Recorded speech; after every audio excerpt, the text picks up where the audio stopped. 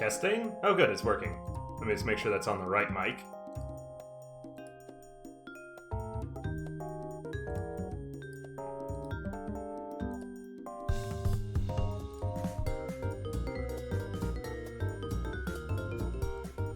One sec, looks like my mic is not picking up the correct one. Give me a moment, chat.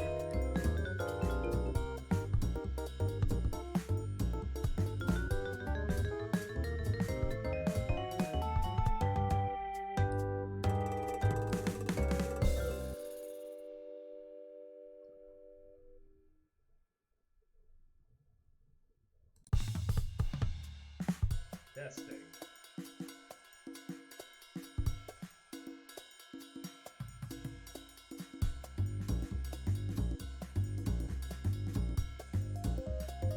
Finally, don't know why my mic was doing that, but good to see everybody. Hello, hello, hello! Hi! Hi, everybody! So just getting a little set up here.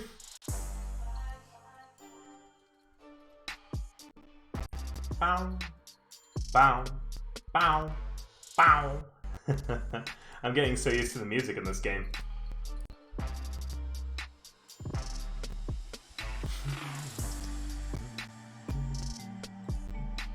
Yo, yo, hi Geode, hi Saf, hi everybody. I hope everyone's having an excellent day, and thank you guys so much for coming out today. We're going to be doing more Path to Nowhere, and then afterwards is our weekly Wednesday D&D game, Blood on the Sand. I've been told Undyne can't make it tonight, but we have a new cast member joining us, another amazing VTuber. She's really, really cool. I'm very excited to have her join us. So tune in to Blood on the Sand tonight to see the new VTuber and who's joining. And yeah, that's gonna be super fun. Bum, bum, bum. I'm a little tired. I was out late last night. I took the girlfriend on a date. We went to a barcade. And we played arcade games because Tuesday nights, if you make a donation to charity, you get to game all the arcade games for free. And tacos and tequila were half off, so there was some drinking involved. But that's what I was doing last night. I thought I was going to stream, but I wanted some quality time with the girlfriend, so that's what I did instead. If you were wondering why you didn't see me. Now, we are still playing Path to Nowhere. That's my user ID if you want to add me as a friend. Make sure that if you do, that, you know, you're in my Discord.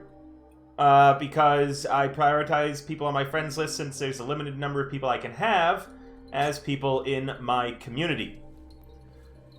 What else is there to say? Well, for those who are tuning in or new, my name is River. I'm a dancer. I'm a bardic VTuber. I do a lot of D&D content. Other TTRPGs like Cyberpunk Red as well. And I'm waiting to see if Saf is going to put in through the commands or if I'm going to do them myself today. I think I'm doing them myself today. I think that she's here, but she's likely not expecting me to go through the commands so early. Well, first off, if you want to support, that's the best way to do so. I very recently updated my throne. If you want to suggest stuff, make sure to use amazon.ca, not amazon.com. There's my social. Thank you so much, Saf. And if you want to join in on our secret society in Path to Nowhere, you need to join my Discord. That's also the best place if you want to join in any of my D&D games. We have a new campaign starting up this Sunday. It's going to be weekly Sunday nights. It's going to be Tomb of Annihilation. And for those of you who've been watching Blood on the Sand, Valentin, the player of, well, Valentin, is going to be playing in that. So if you want to play with a really cool D&D player, that's where you're going to be able to do so. All right. That said, we're no longer arresting waifus because tomorrow, or later today, I'm not certain the timing on it, the new character comes out, Stargazer. So we're saving up our hypercubes, we're saving up all of our arrest warrants for when Stargazer comes out.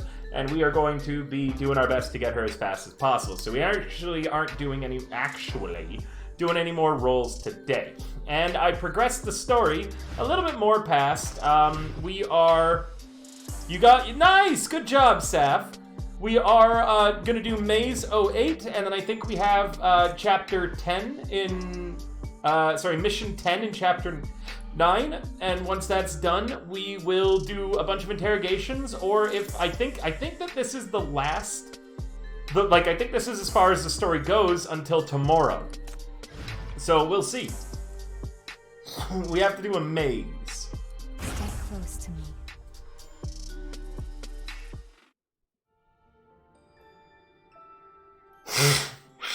Even though you've left the illusory lake, its eerie blue glow still comes up in your dreams from time to time, like an eternally whirling vortex that tears at your consciousness and wants to devour you. Glug glug. The sound of bubbles emanates from the water. Oh, as a note, too, for those of you who are playing Path to Nowhere, don't roll on anything right now. Unless you are about to get a guaranteed S rank, stop doing arrests, because they will not carry over to the new event coming out. So if you do a bunch of the regular, rolls, they won't count towards getting Stargazer. Also, Stargazer is not going to be time limited. When her event is done, she's going to get added to the regular draw, meaning that she's not time limited. Nor is Kawakawa. Before you realize what's going on, a terrifying howl rings in your ears. When you open your eyes, you see one blurry figure after another, surrounding you like statues, but also roaring hysterically.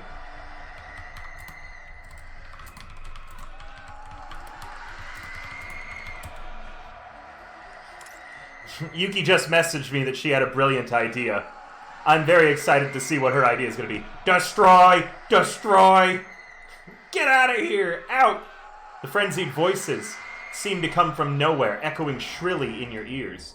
In the midst of the whirring murmurs, you suddenly hear a soft hum, somewhat like a human voice, but also like the lapping rhythm of waves. The water flows softly, and all sounds fall to silence. Hey, Donnie, good morning, good morning, good morning.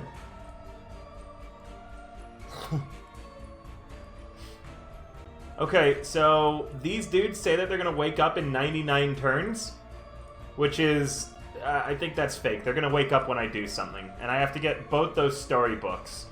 I don't know what these guys do yet, so we're just going to go past them. You see a teeming mass of monsters packed together in the dark body of water. They are all sleeping quietly, facing the same direction. Alright. It'd be nice to watch this dance all the time. Money is no issue. I'd gladly die here if I could keep watching. Ah, damn it! Damn it, yeah, we're in a mindscape. We're not doing a mirage. This is one of the story mazes. We found the real Hamel. She was at the bottom of the lake, but we're unable to save her because her being down there, she's essentially all alone, psychologically resisting all the corruptors and preventing them from waking up and just coming out. Mournful and so we have to leave her down there, sadly. But there's one more mission in this chapter. You'll have to forgive me. I'm gonna be really, really phlegmy today. My allergy meds. I'm out.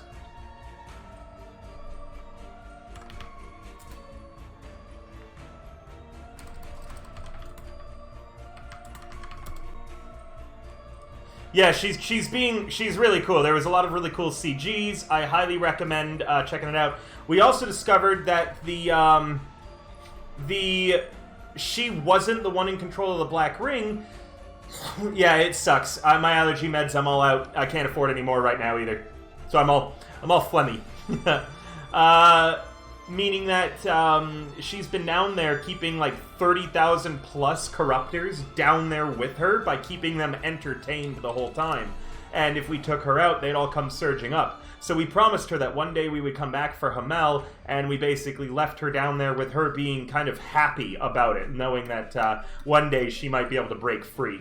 But we found out that the reason the Black Ring was created was it doesn't take a sinner. A sinner's just an easier catalyst. It just takes like a shit ton of people going crazy in an area to create a black ring. Just a sinner means that you can do it with one person to kick it off. Mournful and fierce roars echo over and over again from the bottom of the lake, stirring up frothing ripples.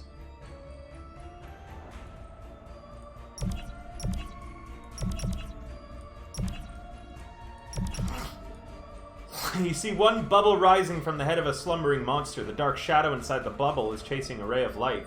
You hear muffled murmurs from that direction. Who am I? No!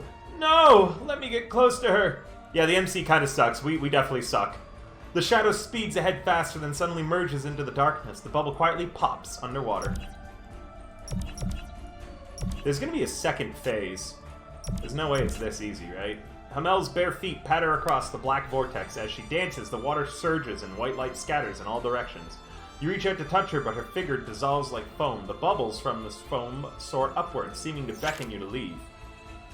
Hamel has opened, so we could choose to leave, but let's dive deeper into the abyss.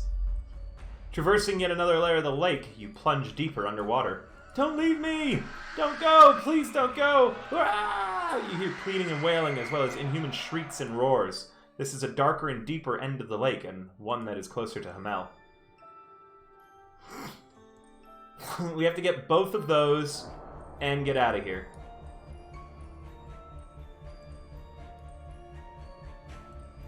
Oh, that's annoying.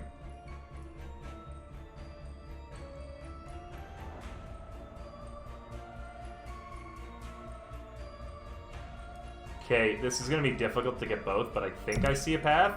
The number of monsters around has not decreased. Hamel's underwater stage is more like a cage of despair, formed together with countless corruptors. The music never stops. No one can ever escape from this place.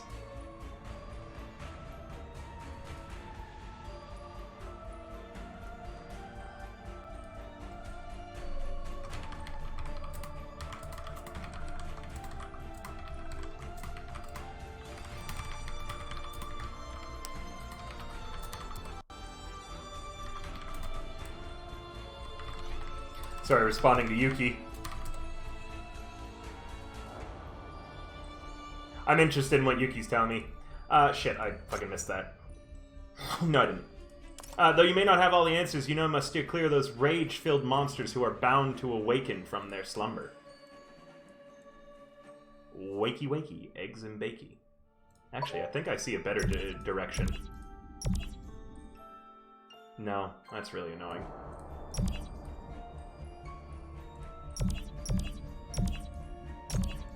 Your shackles begin to twitch on their own. Under the red light, you see many strands of blue threads linking numerous monsters to the center. When the shackles get close to the threads, you feel a pulsing force that is even heavier than the surrounding water pressure.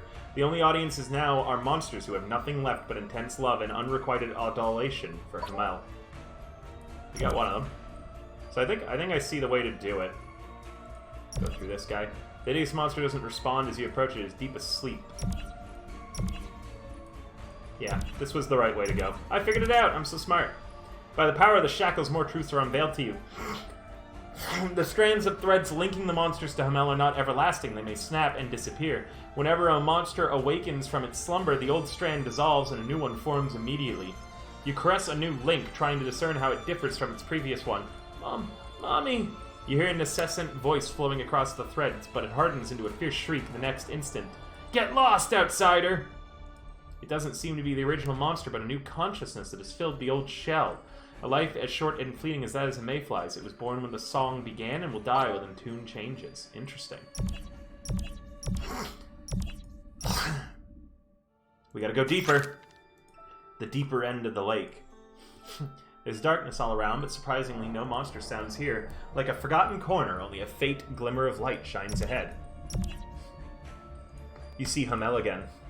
She treks here alone, inside a world of her own.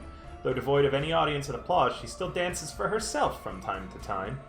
Without pressure from others or the need to activate her powers, her dancing is relaxed and effortless.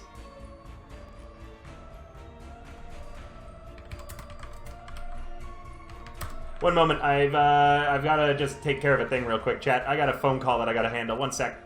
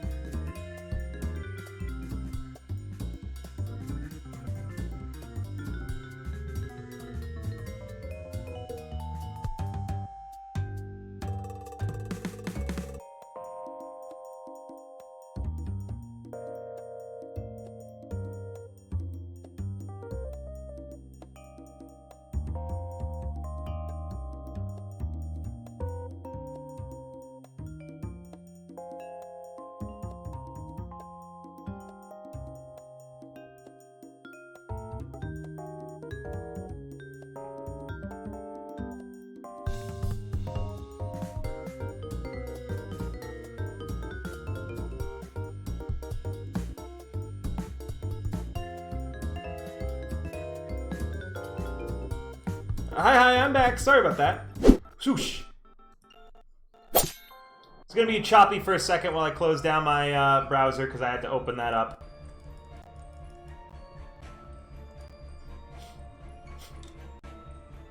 Lonely but joyously self-indulgent. As if aware of your intrusion, the white light spreads outward from her gentle dance steps, gradually dispelling the darkness. Please come with me. Hamel did not utter a word, but you get the message from her body language. To put it more accurately, she sent a silent invitation to dance in the depths of your hearts. Yeah, man, my allergies are nuts today. I gotta figure out money for allergy meds. Oh my god. I get really bad allergies because I got a deviated septum from my nose getting busted when I was a kid. And ever since then I haven't been able to breathe right. So when I get allergies, I can't like breathe at all.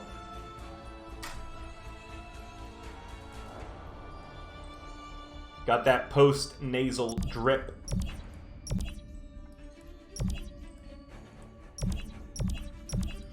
Uh-oh, we're starting to go crazy. The waves dance gently as if serenading you. Hamel remains silent. Yeah, I.O. with that post-nasal drip. Ha! The waves dance gently as if serenading you. Hamel remains silent. She has woven an exclusive illusory realm just for me. At the moment of the explosion, the whole world seems to fall into silence. Countless people gaze up at the miraculous scene in the sky before hearing the thundering I can't pronounce that. Collapsing buildings. Beneath the red moon, Hamel gently lifts her hand. The scarlet light seems to float like a ribbon. The entire illusory realm trembles on the verge of collapse. You hear endless screams and see countless apparitions scattering in all directions to Hamel's gestures as if they're substantial beings. The illusory realm is torn apart, but the apocalyptic scenes stay in your mind for a long time. Oh, that's it? Messed with the wrong. Okay.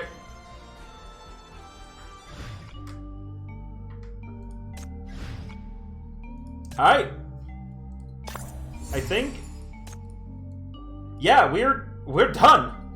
There's nothing more of the story yet. So we have completed all of the story. Meaning the only thing left to spend stamina on is promotion material.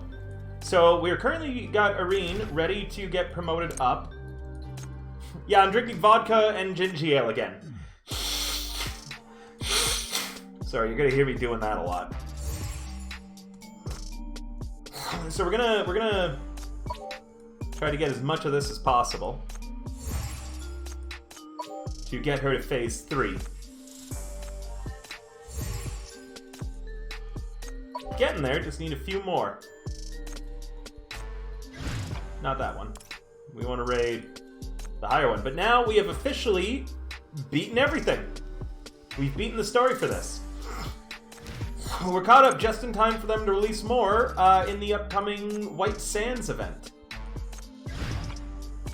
Raid this a bunch, because we need 12 of those.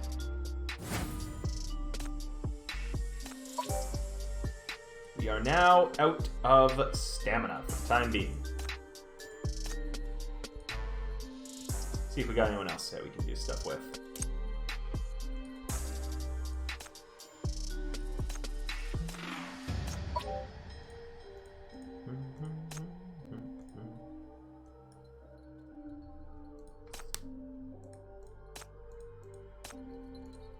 Here comes the hero.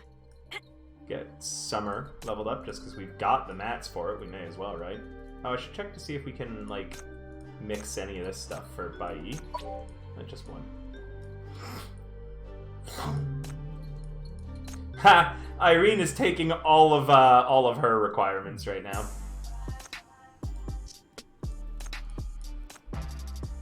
The stronger a sinner, the stronger a sinner, the closer they are to destruction. Get Nox some of that.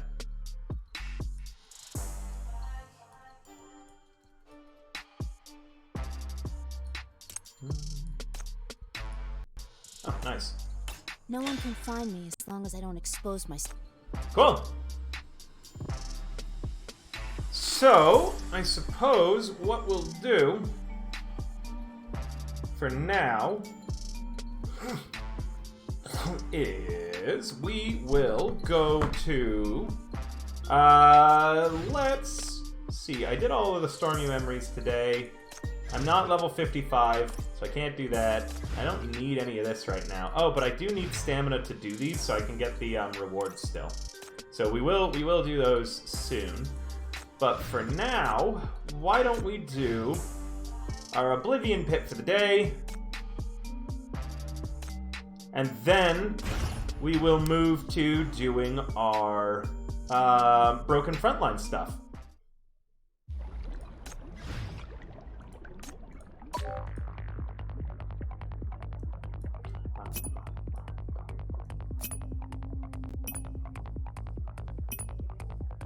Oh, I remember why this one's really annoying. I can hear it.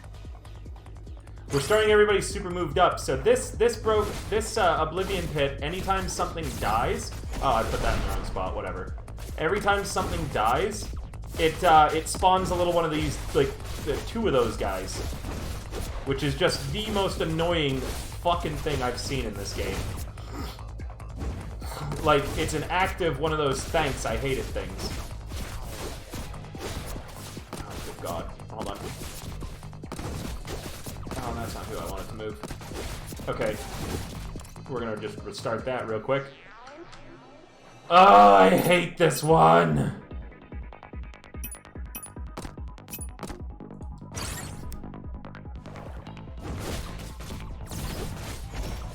Oh yeah, and I fucked that up because I forgot they're just gonna teleport back. Yeah, these things suck.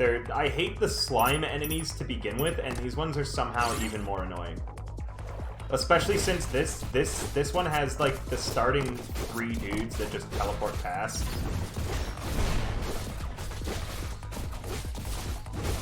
And it's just a bunch of waves of that, so I have to constantly be moving everybody back a bit.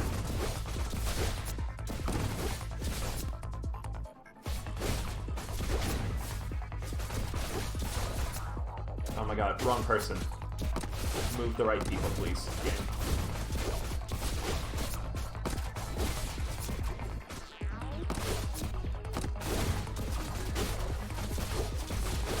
Ah, fuck. Where did you come from? Get out of there. One hit me? For fuck's sake. I can't keep track of the damn things, because they're so small, and there's so much going on this level.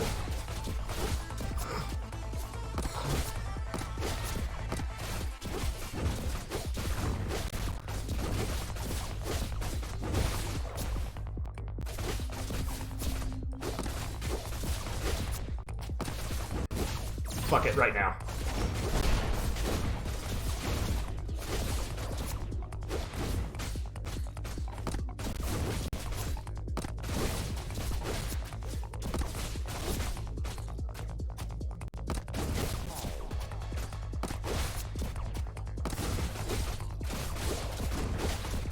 That guy better not make it to me. But... I don't think anyone's hit me yet, which is good. And I'm gonna do that there. Full system locked on. You are all done. Oop, shit. Let the dance begin. There's so much shit going on this one. Like, this is probably out of all of the Oblivion Pits I've done, this stage is the most annoying to me. Is your only destination. I think we're clearing it, though. Like, there's so many things that just get released on this stage in particular. But I think we're mostly clear of it. Let's get everybody moved back up into the original rows that we were in.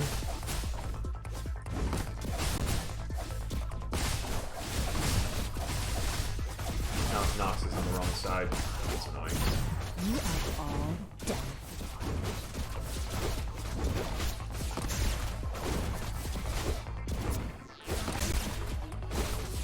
We're gonna save everybody's ults now. Oh, we're out of moves. Never mind. Vanish.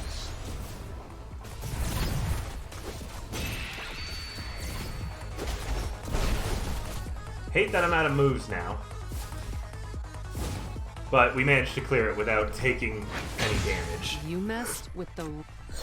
Ugh, just such an annoying set of Oblivion Pits. There's just so many that come through there. I think this was kind of the same, where I really hated this one too, because it's the same mechanic the whole way through.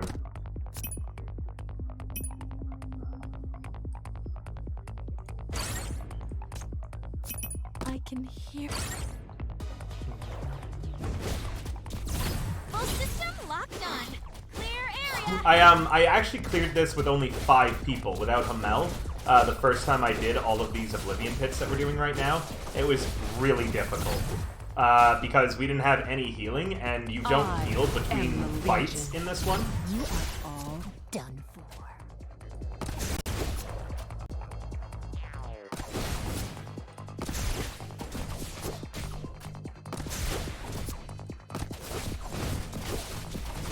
So originally, we only did this with the guys that... Hold on. Stupid fucking bugs. Is your own destiny. Vanish.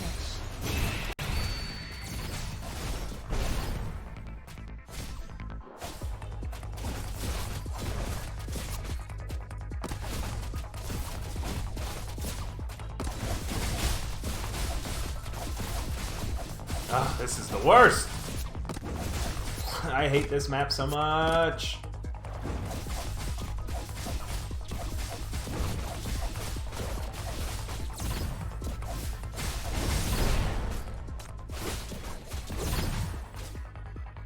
You are all done.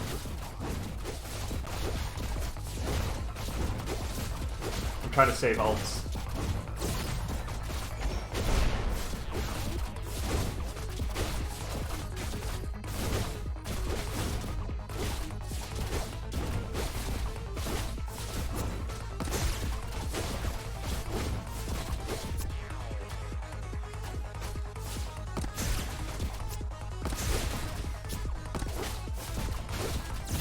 Not that one, though. Need Hamels, because there's a lot of damage coming onto Bai here. But I want to save everybody else's.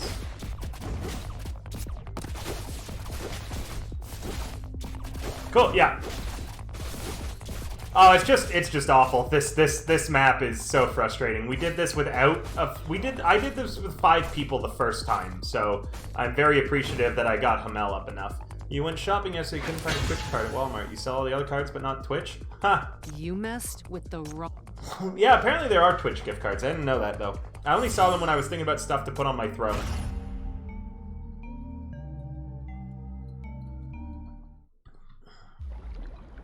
Okay, this is another one we didn't have Hamel for, but we do now.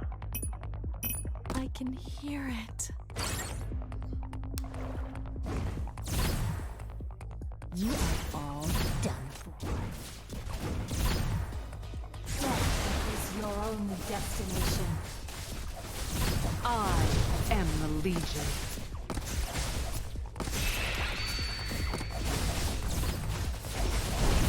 Vanish. Fuck all of that stuff. I just wanted that one cleared so quick. I didn't want to deal with that shit that way. Full system locked on. Clear area. Fucking teddy bears again. Aww, you can't sub because you didn't get a Twitch card? I'm so sorry. I really wish that I wish that there was a better way that I could help with that.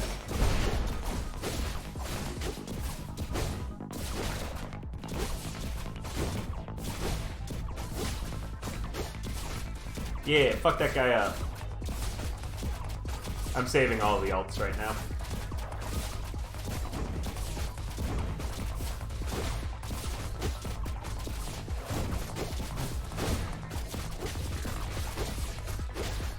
Just saving everybody's ult.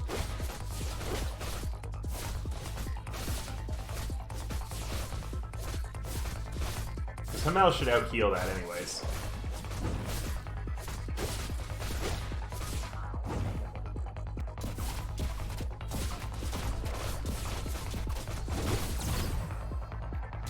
Everyone to get hit by the the both hits of this, so I'm just waiting for them to get into range for it.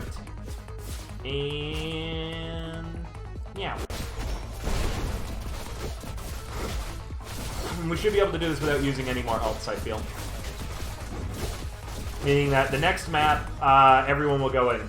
It's the first two that were the worst. Everything is as a... I feel that, Donnie. ID was a nightmare. Getting my ID redone was awful here in Canada. This one was an easy one. I remember this, I thought that it was going to be harder than it was, but it turned out to be real fucking easy. I can hear it. Fuck you, too low in level. You're too low in level. You are all done for. Come on, hurry up. There we go. Vanish. I am the... Full system locked on. Clear area.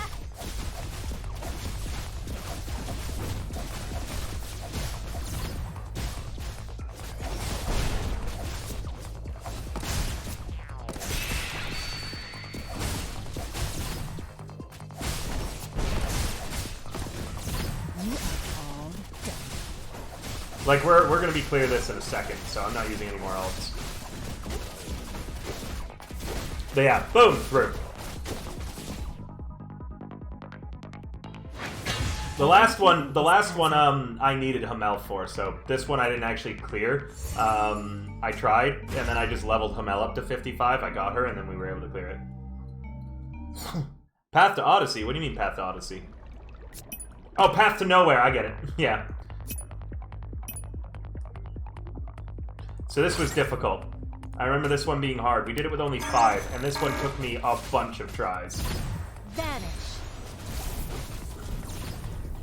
But now we have Hamel, so this shouldn't be so hard Full again. system locked on. You are all done.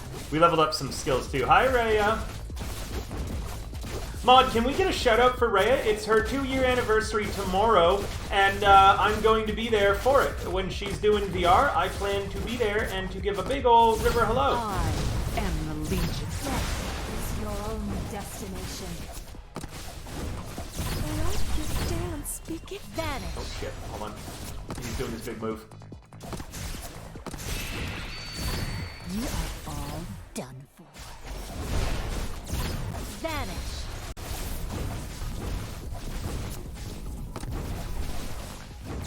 Full system locked on.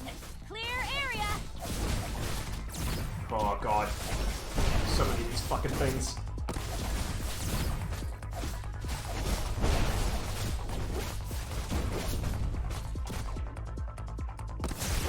No! Fucking... Ah, someone died. God, this is difficult. This one's a tough one. But yeah, give Rhea a shout out if you can. She'll be doing VR chat. Anyone from my community is more than welcome to join. She'll be going all day, starting at noon Eastern, so 10 Mountain. I intend to be there. You guys should too. She's really, really cool. She also has a lot of merch. I actually ordered her notebook. I'm gonna write all of Chisana's D&D game in the Rhea notebook, and it's pretty cute. I like the design on it. I don't know if any of my mods are around right now, Rhea, and I'm trying to, you know, not die. Vanish. But when someone's around, I hope that they'll get to giving you the shout out that you deserve. Full system locked. You are all done for.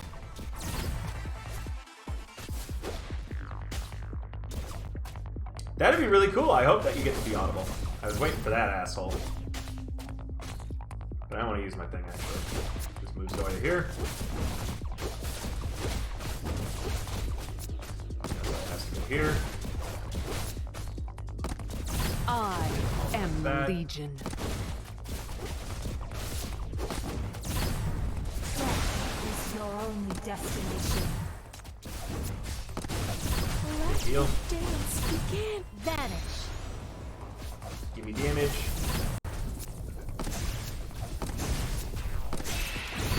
You are all done. Full system locked on. Clear area.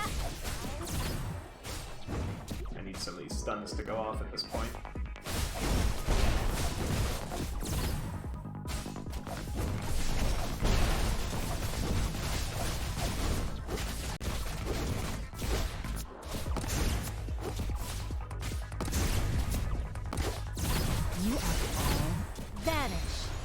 Yeah, okay. We're clearing this better this time already. Let the dance begin.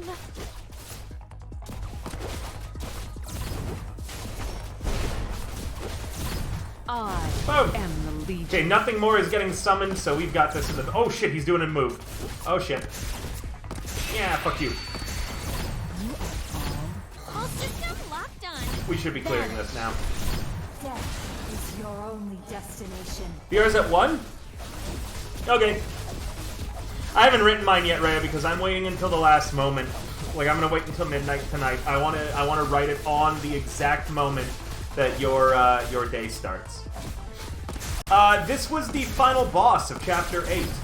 It's a different version of it, but it had a really annoying thing. You actually watched me beat this one, chat. Vanish.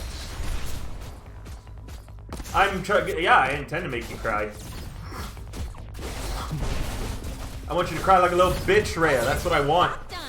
Clear area. But I'm excited to be there for your anniversary. It's gonna be really fun.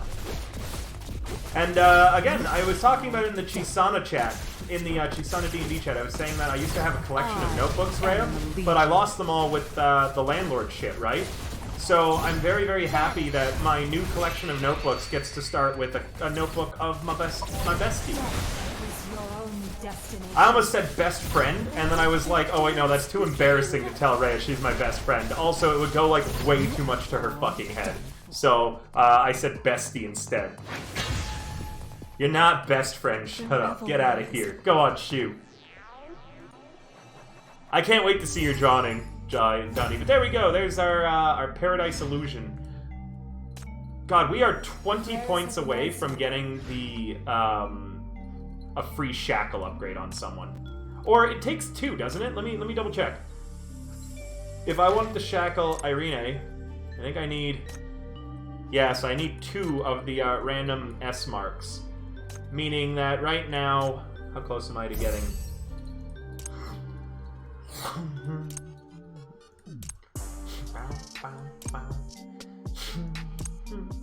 Yeah, I need a little bit more to get that.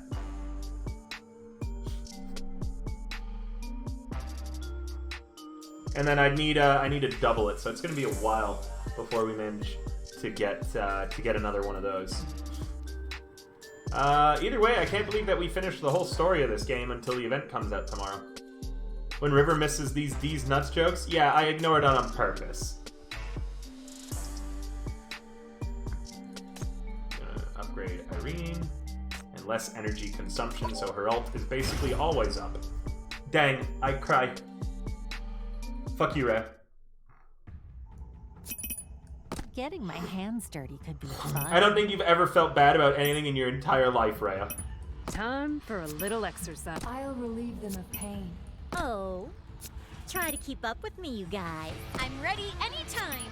I can hear it. The prelude of the dance.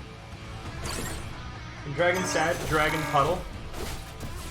You deserve to be a puddle.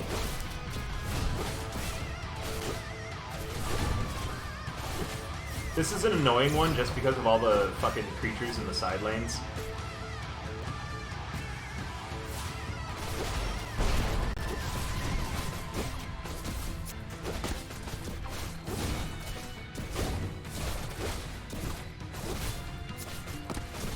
Oh shit. I gotta use this. Use it or I'll lose it. Full system locked on. Clear. Let the dance begin. Time to break. Broken! Zoya's stunned right now, or else I use her ability. Wow, Irene's ult's already back up. That's gonna be nuts, keeping that active this whole time. Your only destination. In fact, we're gonna move Zoya here, get Zoya ult off. We're just gonna ult anytime Irene's up, which isn't normally the greatest idea, but because of the buffs we picked, I think that we can finish this really quickly like that. Oh fuck, I forgot to put by E somewhere. She could actually be dealing damage. That's fine, we'll move her in a second. She's gonna be able to deal a lot of health here. Vanish. Break him. Oh, we're done! Best friendship for a slice of pizza? If you send me a pizza, Rhea, I will admit best friends. I'm a slut for pizza. Bet, she says. You won't.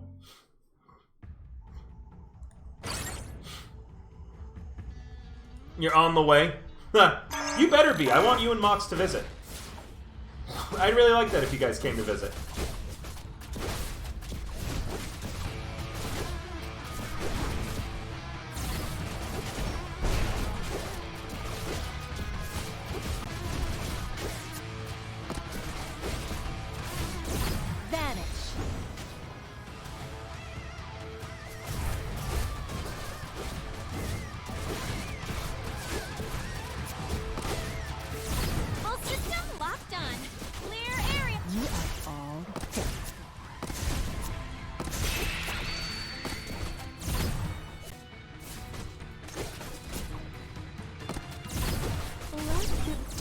Begin.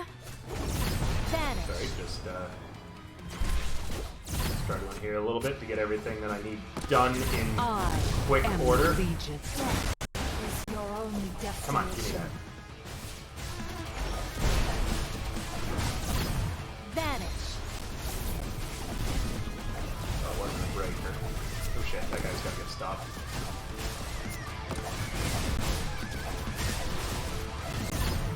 He's going to be able to do a bunch of breaking. All done.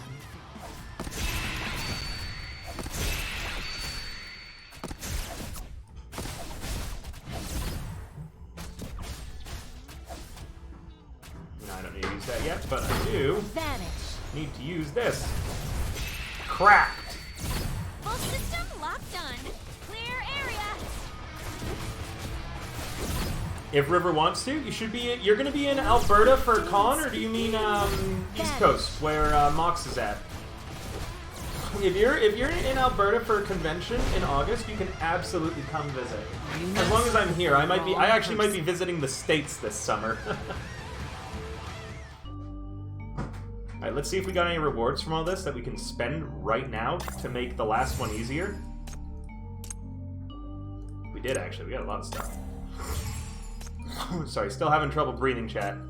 You'll be on the East Coast for Otaku? Well, you'd have to then come out here, which will be a little expensive to do, but we'd love to have you.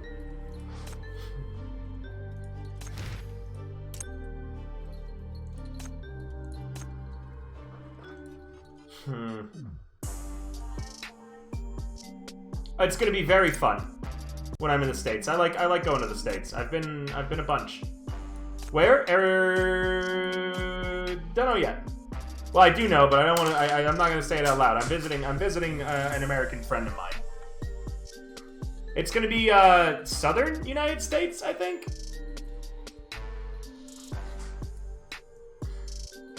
I hope I didn't reveal too much by like me stammering there. Trying to just see if we got anything valuable. I'll tell you what, it's not Texas, it is somewhere near Texas.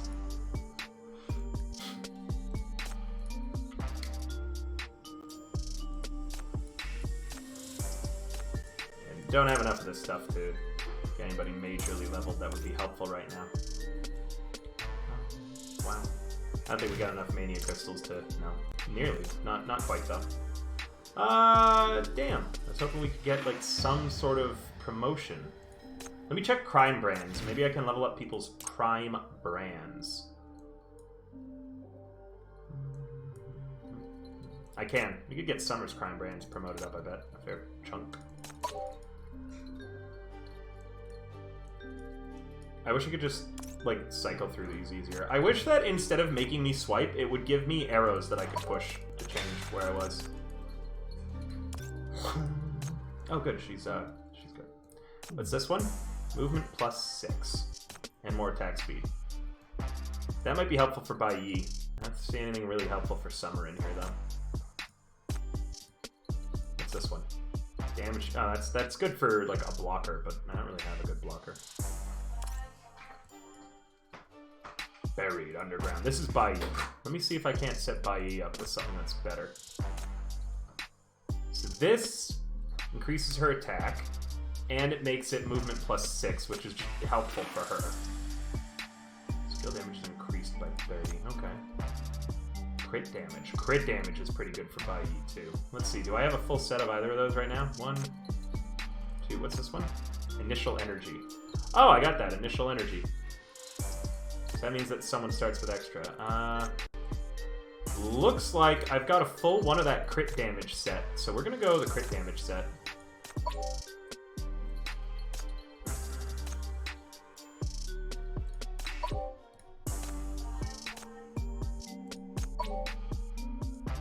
Because Bai Yi does crits. She gets, the more crits she does, the more energy she gets. Oh, we're actually out. That's the first time I've ever seen us out of that that currency.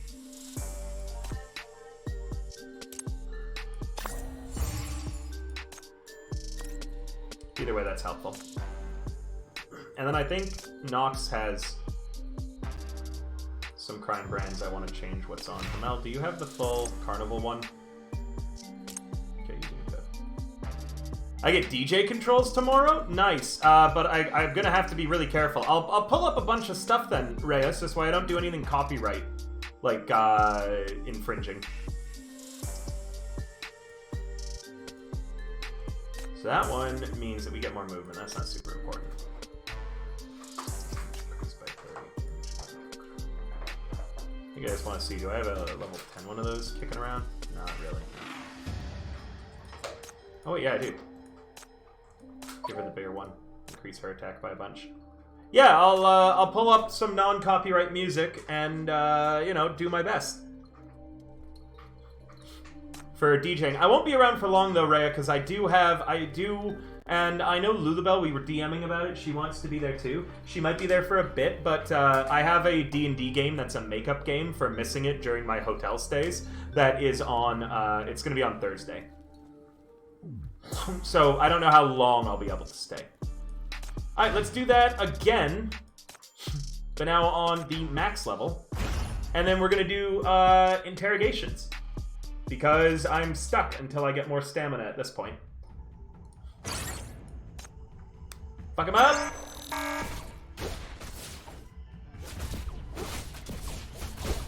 I really wish that there was a way to go half speed. I think that the speed in this game is generally too fast. Even with my ADHD brain, I think it's a little quick. Whoa, what the hell? I didn't do that. Fuck, and because I'm gonna restart, because I accidentally changed the window size rather than, like, clicking this thing, I got off to a bad start.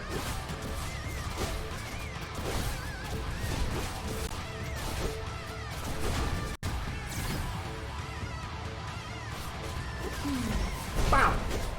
That guy's really stunned, so I'm not gonna deal with his horse shit.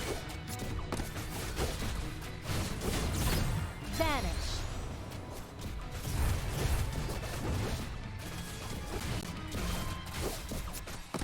God, they're running faster, it feels like. Holy shit. Full system locked on. Clear area. Okay, hold on. Begin. You are There is all some done. illegal things happening here that I'm not a fan of. Vanish. These guys are too fast! Going this fast is illegal. I am the leader. Is your only destination.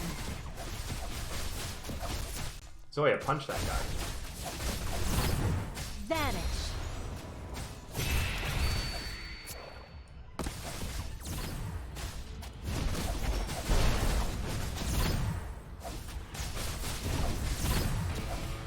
You are all done. Wait, I need her to hold still. I didn't realize that we didn't have enough to break him yet. Oh, is she gonna die here? I haven't even. Summer did. Oh, that's less than I did. Vanish. Go down like Zoya's dead too. Okay, hold on. This is a problem. We actually just might not be able to clear this yet because these things, these level 3 in the mid-risk areas have been decimating me. Like, I've been having such a hard time against them.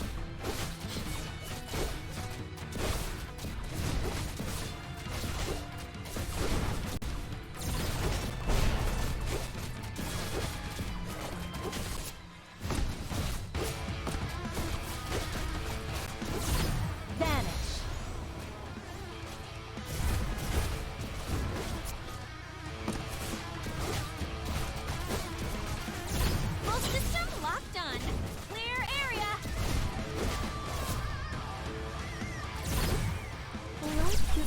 dance begin. I am the Legion. Go over there. Vanish.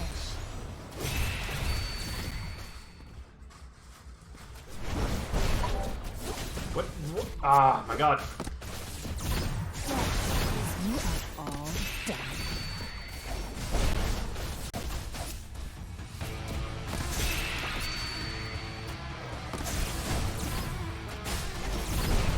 Vanish.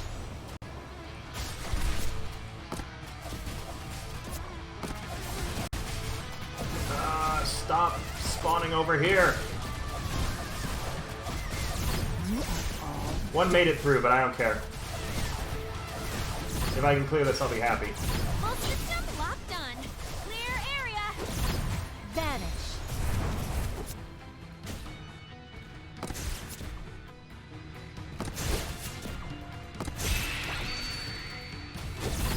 Let the dance begin.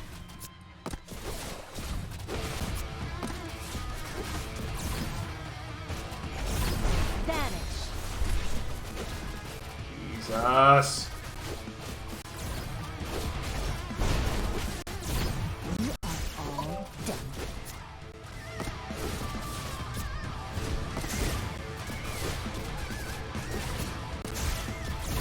Vanish.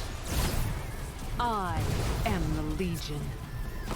Not who I wanted. I was trying to move Summer to save her, but it moved the wrong person. Is your only destination. Go away, dude. That's not who I wanted again. Vanish. Take care of them. Yep, and I lost Bai Yi again because earlier it wouldn't let me move the right person. I get really frustrated because I'm playing on an emulator and sometimes it doesn't work good. Oh, I can't move anymore. Let the dance begin. Less than ideal. Because pretty sure that she just can't attack him from that distance, and Nox can't either. So, as long as we out-survive it, though, we'll at least earn some points, I guess. Like, that we hit the time limit. Just kind of annoying. Vanish.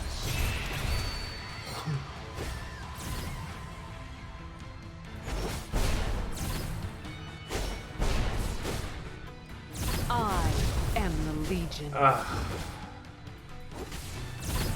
Vanish.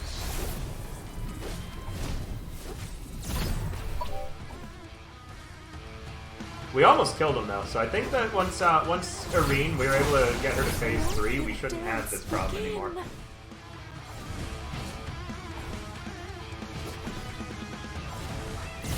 Vanish. Actually, if I had used the Irene's ult before on this, we might have been able to kill him too. Well, whatever. I don't really care. Like again, we're not ready. Wow, we actually didn't get any points. That's annoying. Well, whatever. Whatever. We're just not ready for that. Just barely not. Prayers All right, have been I answered. guess because I'm out of everything, it's interrogation time. It's really hot in here though, so I'm just gonna take a break while I go turn off the heat in here. So I'll be right back.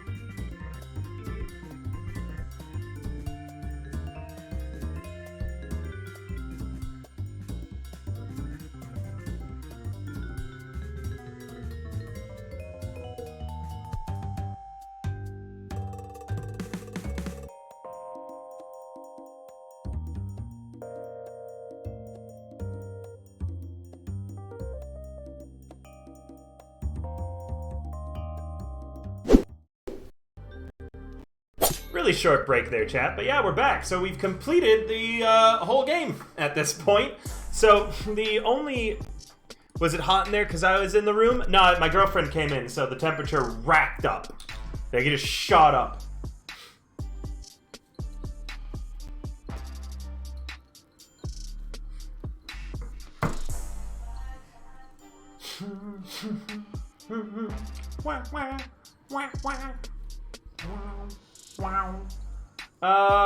Let's see.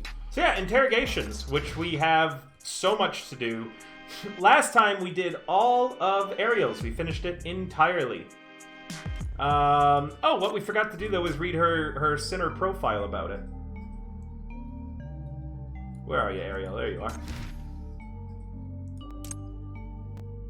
Because when you do them, you can see their performance, not their performance, sorry, their arrest records. The subject has hosted or taken part in over 100 charity events since childhood and has become a good reputation East Side. Many used to come specifically to claim relief materials after hearing about the beauty and kindness of the young Miss Spencer. The youngest daughter of the prestigious Spencer family, the subject has many elder siblings. She has received aristocratic private education since childhood and has dipped into the piano, dance, and painting, yet is versed in none. The subject, therefore, had a low status in the family and was often neglected. The subject doesn't wish to affect the family with her Sinner identity and has forsaken the family name, merely joining the MBCC as the chief's assistant. Kept in the dark, the Spencer family mistook that the subject has died and held a grand funeral, which many of the East Side's rich and powerful attended to mourn her passing. So who do we want to interrogate now, chat? Let's pick a waifu to put in the interrogation seat. The options are starting Countess Chelsea, Phase 2 of Wendy, Phase 3 of 99, starting Ruleka, Phase 2 of Iron, starting Horo, starting Sumire, starting Anne, and I just don't think that they've released a Phase 2 for Hellas. Oh, there is. I have to do Phase 3 of 99, and then I get to do Phase 2 of Hellas. So, which waifu do we want to interrogate? Anne or 99? Let's finish 99s and then we'll do Anne's. So our evidence is that Hella's coordinates, yeah, because Hella's trying to go and break out 99.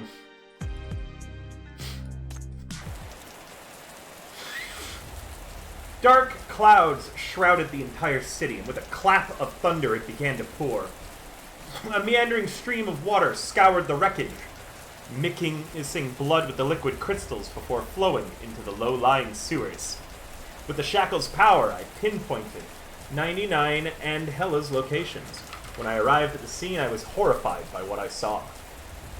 The transport vehicle was overturned on one side, half shredded to pieces.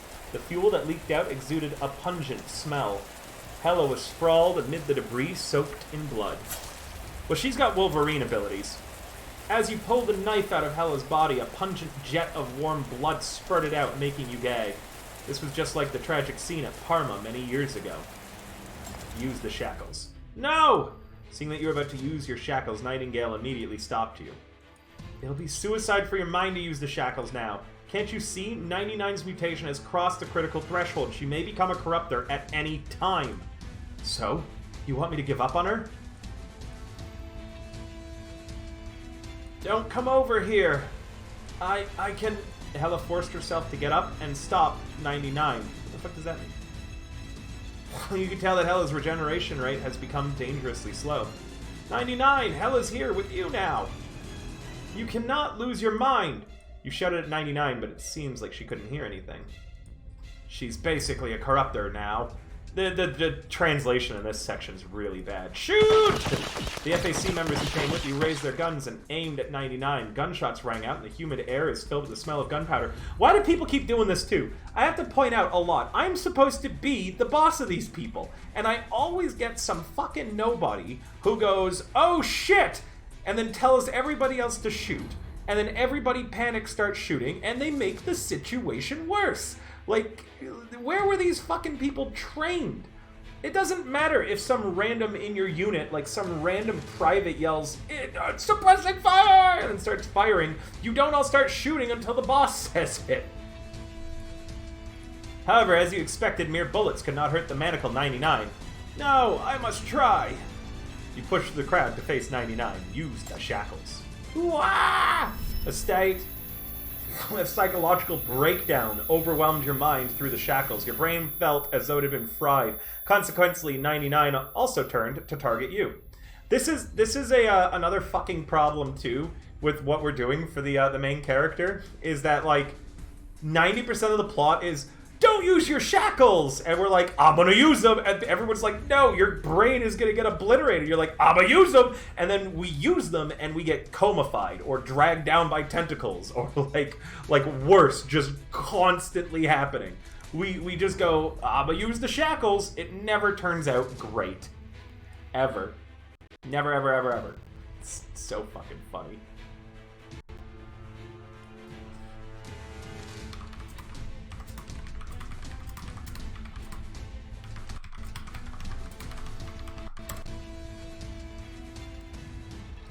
She lumbered towards you.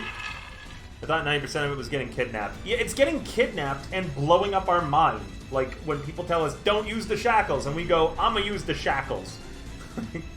She lumbered towards you with a metal rod from the debris, while ghostly corruptor shadows behind her tried to drag you into the abyss.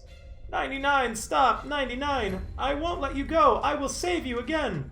Roar! Hold on, I'm gonna do... Roar. That's how 99 roars. Every time 99 tried to run towards you, Hella crawled up to hug her to stop her from advancing. Even though 99 attacked Hella with all her rage, the girl refused to let go. Let go! 99's, like, beginning of her interrogation was really good. This part is just written or translated very poorly. I must save you both! Yeah, right, your shackles are useless. I'm not in pain. Back at Parma, this is what I and... Ah! This was how we got along! I will let her, ah! 99 slammed the metal rod on Hella, splitting open her flesh. Idiot, go now! I can do it, I can make her control herself. Yeah, I figured that this is like a Hulk and Wolverine situation, where like, Hella just lets 99 beat the shit out of her, until like she, like, her powers regenerate. This is like super toxic and abusive, though. I hate this. Hella's voice trembled as she held 99 tightly. You couldn't sit back anymore. You went around the crowd and headed towards 99. 99, you really want to kill Hella? Have you really forgotten all of your memories together? Let go. 99, no! Hella was knocked out again. The slow regeneration rate prevented her from grabbing 99 in time. Yet in the storm, you suddenly understood the meaning of 99's words, as well as the expectations in her bloodshot eyes. Save her. Kill me. Use the shackles. The shackles quickly ensnared 99's mind. Before she could bring down the knife, you ran to hug her. The spirit of chaos plagued you, and your mind filled with otherworldly shrieks. Yet deep in the abyss, you heard 99's voice. No, I'm sorry, it's my fault. I'm too weak. I don't like this one. You must still yearn for this world. Break down. I'm sorry I let you down at first. So much pain. I need to become stronger. Fall. I promised to save you all. I thought I could do it because I have the shackles. But I underestimated the power of the void. I had been arrogant. But we just used the shackles again. We literally change up nothing of what we do. Like, we don't... Our character relies on the shackles so fucking much and doesn't learn to do anything. Like, at this point, why don't we carry a fucking gun? Like, I know that with us, a regular gun is basically useless against sinners. We've seen that time and time again. But I really feel like at some point, my character should have been like, I'm gonna learn jujitsu or aikido or like any martial art about putting a hand on someone so we can shackle them, which would have helped us with when we were fighting Iron, or learned anything. Like, I feel like our main character should have, at some point throughout the story, picked up something, a new skill to try to make this better, or like at the very least have gotten good at like talking to people. Yeah, we are dumber than a sack of bricks with a hole in it. No matter what, I'll rescue and return you to Hela. I will make the shackles stronger, but you must tell me clearly. Do you yearn for death or the sun? Then do you want to go outside with me to see the sun? No, no, my son. I want to live! Great, I think so too!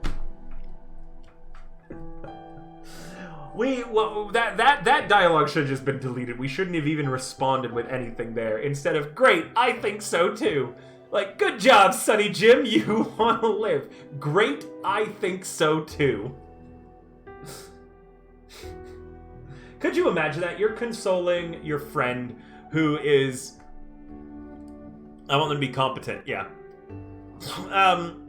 It's I don't know who wrote this part, but the quality of writing dipped heavily here. So imagine you're consoling your friend. You're like they're like, hey man, I've kind of given up. I'm tired of everything. And you go, I'll make myself stronger to save you. And they go, you know what? I do want to live. I want to live. And then you respond with, great, I think so too. Ha-ha!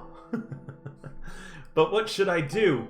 I hurt Hela, and I hurt you. The shackles can't save me. I'm destined to be a monster. I swear I'll save you. You're not destined to become a monster or be destroyed, but I hope that you understand that the shackles are not meant to manipulate your destiny or label you as a monster. Besides, you can resist the shackles, which means you can also resist the monsters that control you. Us? 99 stared at you blankly, but you think you hear something shattering. The hell surrounding her was crumbling away. Release the shackles. Come back, 99. Your Hela, your son, awaits you. Dude, this is so stupid.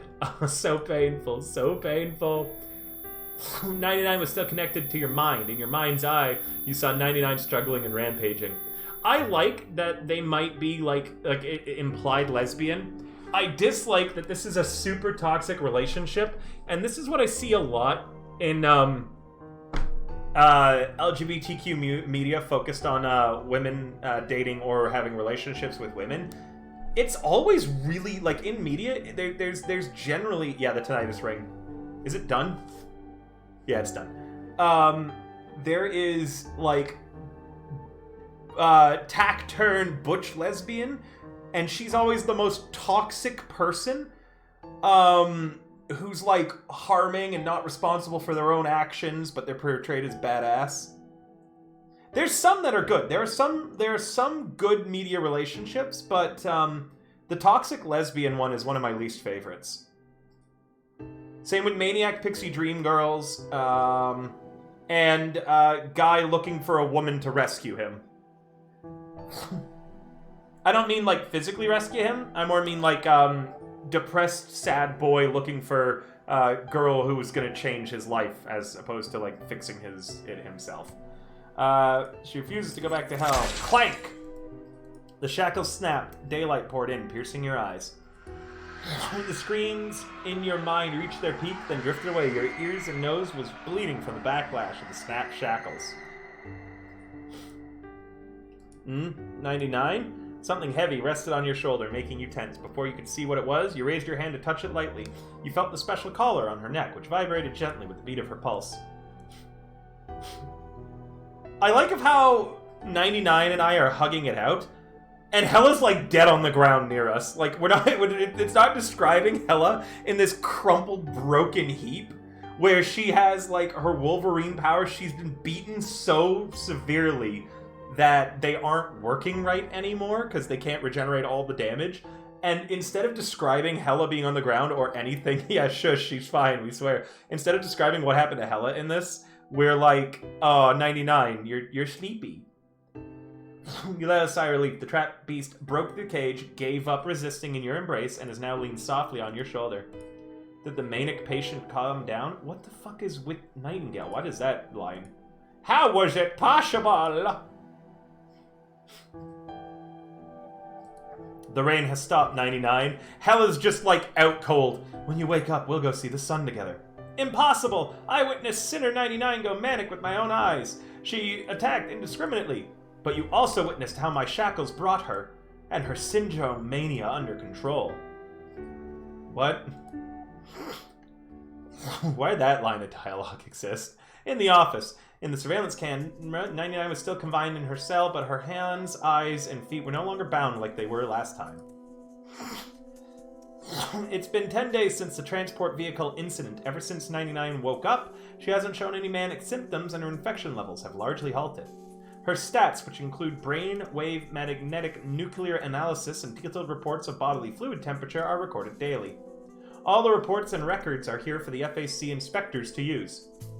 If you have any other questions, you can go directly to the Bureau for a site visit. We set up an observation room across from Sinner 99's cell. Enough, let this be the end of it. We will allow this sinner to stay at the MBCC. But this does not mean that we completely trust this sinner. We will conduct random checks unannounced. If she shows any abnormalities during this period, we will execute her immediately, along with that monkey-like sinner by herself. What? The FAC has worked with me on, like, every other interrogation, letting me do all sorts of stuff. And this dude's like, yeah, we're gonna just... Hella, she's monkey-like. We're just gonna kill Hella and 99. I get 99, but why would they just go out of their way to execute Hella? Don't worry, with Hella and I here, that would never happen again. Why is the FAC... They keep waffling between. Like, the FAC, it really depends on who we're talking to from it. Sometimes we'll get someone who's like, yeah, okay, your decisions make sense, like with Iron Part 1's interrogation, with all of Ariel's interrogation. Yeah, package deal. They want a 2-for-1 execute Hella, who, by the way, has been, like, my most valuable sinner, because she's in the main story. And they're like, yeah, we'll just fucking kill her, I guess. The meeting ended. You and Nightingale watched as the FAC investigators left, then headed to the cell where 99 and Hella were being held. Chief, can you really guarantee that 99 won't go manic again? Though you managed to bring her under control, we still haven't figured out why the mental infection rate dropped rapidly after she crossed her critical threshold. It's as if it disappeared into thin air. I cannot guarantee, but I'm not scared either. After all, this isn't proved that my power got stronger. Why are we such a dick? We're not concerned about anything. We're just like, yeah, I got stronger. Like, 99 going crazy was a day at the gym. At least I can control mental infections as severe as 99's. I hope this is the case. All right, Chief. Nightingale opened a report in exasperation. Chief, 85% of the staff believe that 99 and Hella should not be confined together. Why? It's too dangerous for them to be together. They might escape again at any time. Are we really going to just, like, ignore 85% of our... 9 doesn't understand anything and obeys whatever Hella says. They almost died. Can't we make it up to them by letting them stay together? Moreover, I believe that Hella is beneficial to controlling 99's mania. Hey, 99, pay attention to me, 99. Okay, I will pay attention to you. Ah, not like this. You should say something like, what do you want to play? Okay, what do you want to play? If possible, anything but the game where I throw you into the air and then catch you. Oh my lord. Why? She said it'd be hard to fix the ceiling if we dent it. What the... I hate this dialogue. I hate this relationship now. This last interrogation ruined her character for me. And it's, like, lowering Hella's too.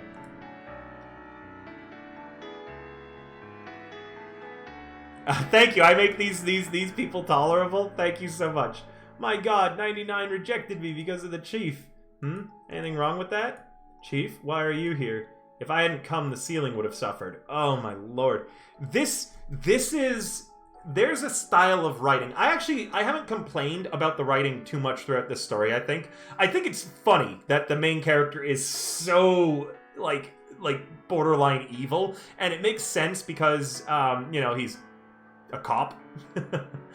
But, it's so fucking bad, this section, because this is like neckbeard anime writing. This is like the someone who doesn't have social interaction, imagining how two women interact with each other. This does not pass the Bechdel test. It seems that, like, aside from stopping you from escaping, I also have to stop you from demolishing the place. Yeah, right, I won't do anything 99 doesn't want. I'm happy just to be my 99's side. But today, 99 rejected me. I'm so sad. I will give her the silent treatment for 5 minutes.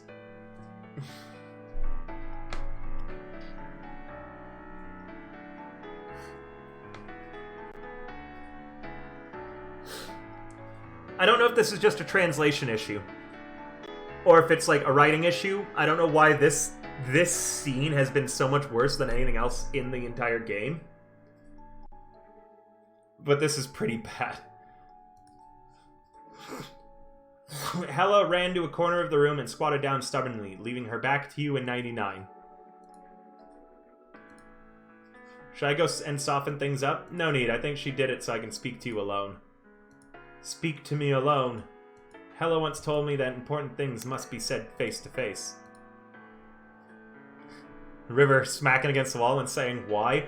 If you do that, instead of why, have me saying, this is why you hire writers.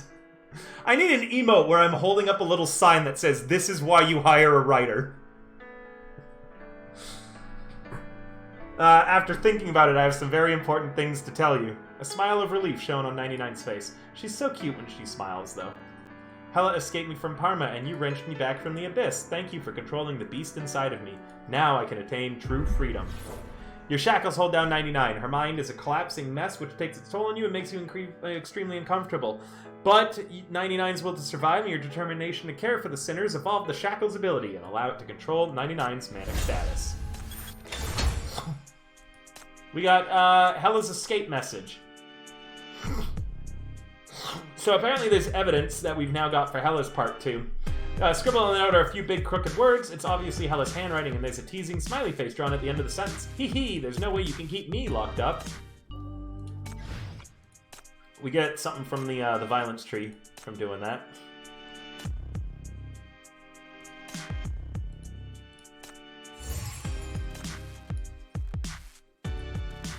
Alright. My determination to care. Interrogation time. Oh wait, no, sorry. Let's read 99's Sinner profile because it'll have updated. These gaslighting piece of shit writers. I'm not gonna come down too hard on them. The story's not bad. Like I'm actually like I'm harsh on it, but I'm not. I don't want to like. I'm not like losing my mind over it. That's a really cool live titty that she has when we phase her to 3. Profile. Like, the writing hasn't been bad, that one does, and I wouldn't even call them piece of shit writers or anything like that. I've known some piece of shit writers, and it's okay to be a fan of, like, their creations, but, like, I really hate Anthony Birch. The guy who wrote, Dungeons and Daddies, he did Borderlands 2, he did, Hey Ash, What You're Playing, he does a lot of stuff. The subject's early records have been purposely erased and are almost impossible to obtain. So both the subject's real name and origins are unknown. There are no social activity records of the subject in her early years. The subject was detained by the laboratory of Parma for years and used in human experiments in which the subject's blood was taken to enhance mania weapons. Experimental of subject number 99 in the laboratory of Parma. The subject escaped the lab with Hella's help and severely damaged the lab during the process. After gaining freedom, the subject lived with Hella in Syndicate. Having been separated from Hella, the subject was hired by the Legion in West District and made a living by engaging in various illegal violent activities. Later, in hopes of finding her best friend, the subject actively took part in all sorts of revenge missions in Syndicate, targeting the power behind Parma.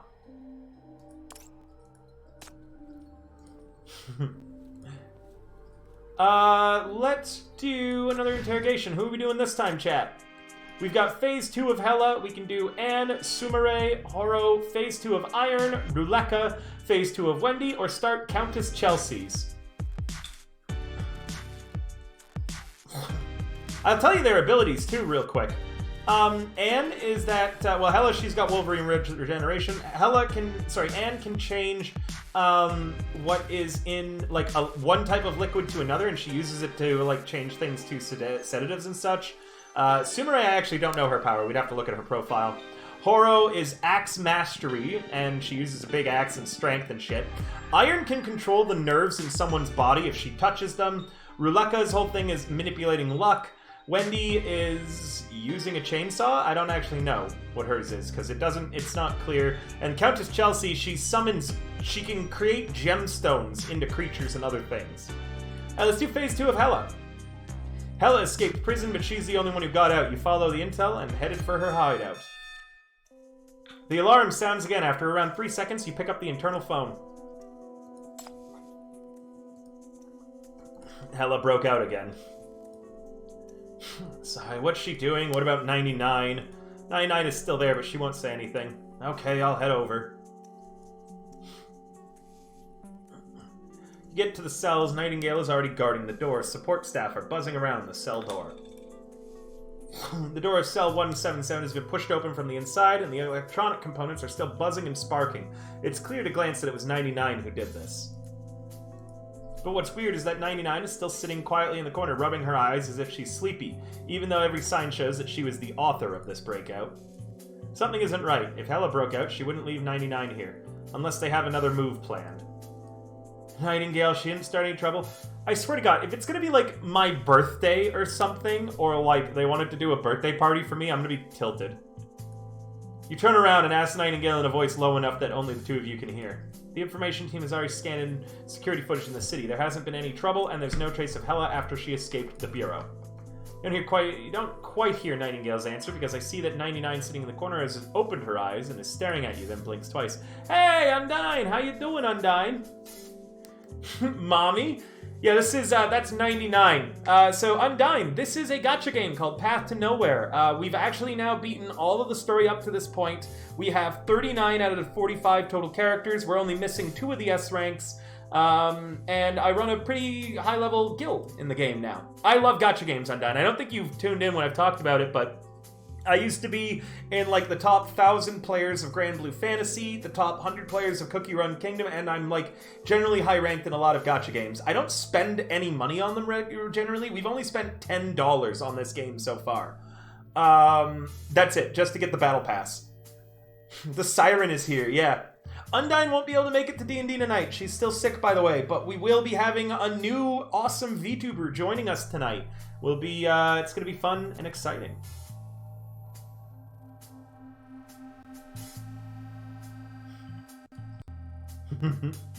Oh, here, Undyne. I'll give you the 18+ role in my server. Just saw your thing. There you go. You should see all the 18+ sections now.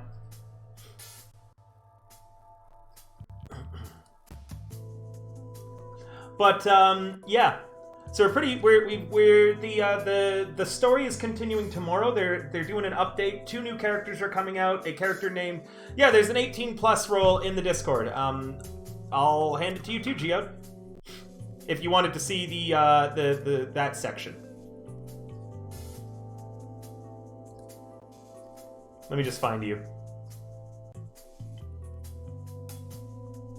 There you are.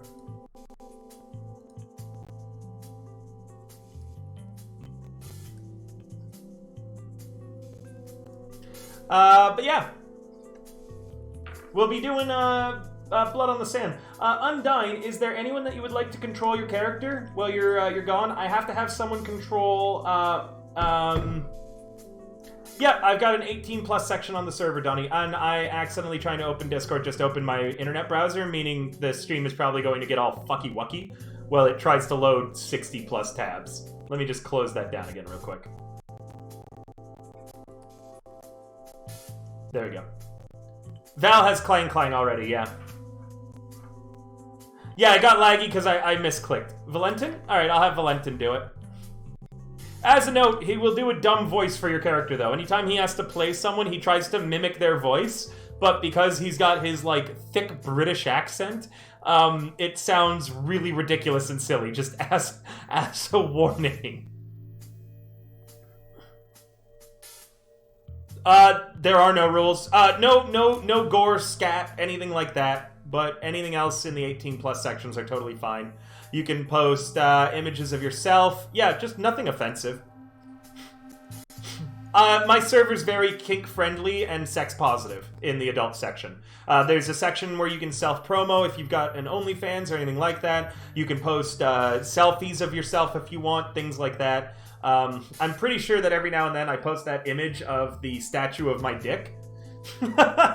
This is stuff I don't want to talk anymore about on stream, but right now, unless there's people throwing tips at it for that. But the 18+ section, Donnie, let me give it to you too.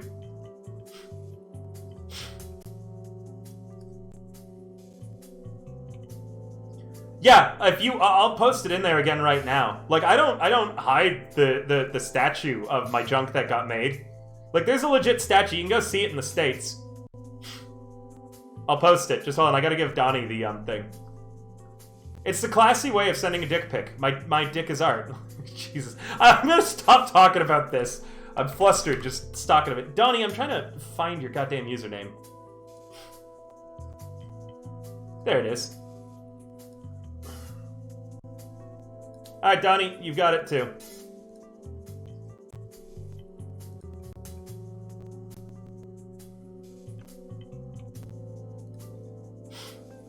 Let me, I'm gonna go on a short break while I get this image and put it onto the Discord.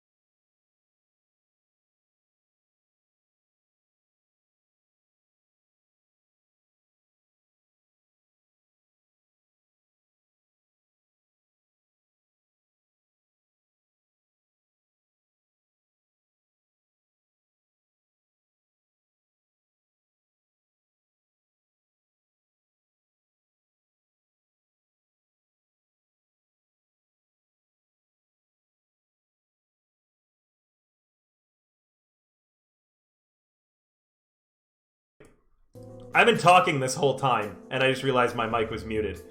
I am back. Hi, Shinsake. Thank you for coming by. Undyne, I was saying that I'm quite proud of what I've been gifted, and Chat and I have discussed this before, Undyne, but I won the genetic lottery. Let's put it like that.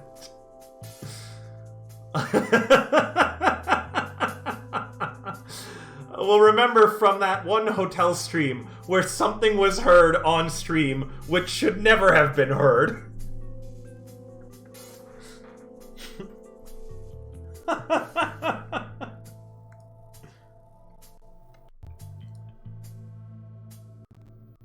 I'm blushing now a little bit. But, yeah, how many hours till maintenance? I'm actually not certain, but I think that they're doing it in the AM. Anyways, romance my fucking waifus, goddamn. Yeah, we're doing Hella's Interrogation right now, is what we're doing right now, Shinsaki. I've now completed the story. 8-9 is as far as it goes, and then it ends. So yeah, just cover it in baubles and glitters. There was. Yeah, but Undyne, I bet you're blushing for a different reason than I am. Oh, Undyne, have you not heard this story? You know what? I will tell this story just for Undyne. This is an 18+ story, but I will tell this story, in fact, real quick for you. So, when I was hitchhiking through the States,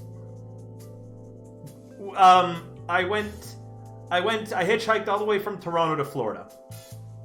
I stayed at random people's houses the whole time. I there was a website that was used back in the day called couchsurfing.org.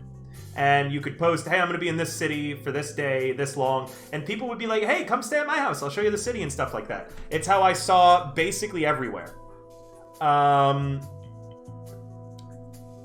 trying to think of like the most safe for work way of telling this story, because I like telling it, but it's a dirty story. It's a fresh river smell.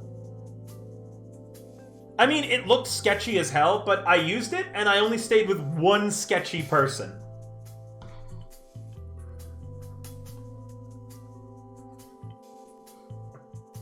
I have more stories from this time, too, but 90% of the stories from my hitchhiking trip, I can tell 0 of them.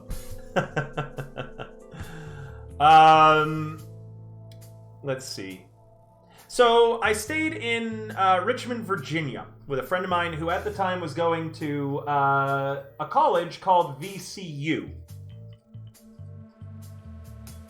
And it was an art college. He needed help on a construction project that he was doing for art. It was like a complex bunch of wood that he needed help like piecing together. So I offered to help him because I'm pretty good with my hands. I like fixing stuff and such. So I go, I help him. He sneaks me into the university, and I knew that'd get you, Undyne. Maybe it's my turn to make you a little flustered, Undyne. So, while I'm there, and I'm in this art room helping him fix stuff, 2 girls come in, and one of them is like, I really need to see a guy's penis for my next art project, but it's weird going up to guys and asking, hey, can I see your cock? I overhear them talking to each other, the 2 girls that come in. Overhearing this, and being willing to help out, I say, I volunteer. I'm a Canadian, you know, we have to, we're very polite, and if you need help with anything, we'll help out, even, you know, needing to see our dick. I swear to God, this is a real story, and that picture is, like, the only proof of it I have. But, so, I tell my friend, I'm like, hey, dude, you're kind of on your own for the rest of this. And I go with this girl. She takes me to her dorm room. And, like, the safe for work version of the story is that, like, she filled up this 7-Eleven big gulp cup, which, by the way, holy shit are those things big. Like, can we just pause for a moment and go, man, Jesus Christ, 7-Eleven serving size for the big gulp cup is nutty. So anyway, she fills it with this like pink slime that she tells me is a mold, and she's like, all right, get yourself ready and then put it in there. I'm like, okay. So I do so, and it's so cold. It feels like I'm getting a blowjob from a fucking polar bear. I don't know why it was the first thing to come. An iceberg would have been better, yeah. But it's so cold that I immediately, Little River goes, oh, nope, not out to play. And it's so cold. It's awful. So she says, okay, what if I put on a... big gulps are awesome. Hey, listen, I like it when there's a big gulp taken. That's bad. So Little River turned into an icicle, yeah. So she's like, well, what if I put on one of these kinds of videos in the background? And I'm sure that we all know what kind of video I'm talking about. You know, the one that starts out with boom, ba-dum, ba-dum. That was a terrible sound effect of me trying to do the Pornhub thing. Oh shit, I'm not supposed to say its name. But, so she puts a video on. Why was it awkward? Nah, she was cute, and I know that I'm hot as hell, so I was about it. Like, it was a good time. It was just awkward. So, just name it Creek. I mean, I think Lake would be a more appropriate Undyne. Ah? Hold on, wait. I'm gonna tell this story with the Smug River expression on. That's Crying River. Look how smug and shit-eating I look. So, that doesn't work either. It's still too cold, and the video's not good enough. So she's like, okay, well, what are your tastes? What do you like in these kinds of videos? And I was like, well, I like this, this, and this. She finds a video of that, and she puts it on, and we go for round 3 of me putting it in the cup, and it still doesn't work. And so she goes, what if I took off my shirt?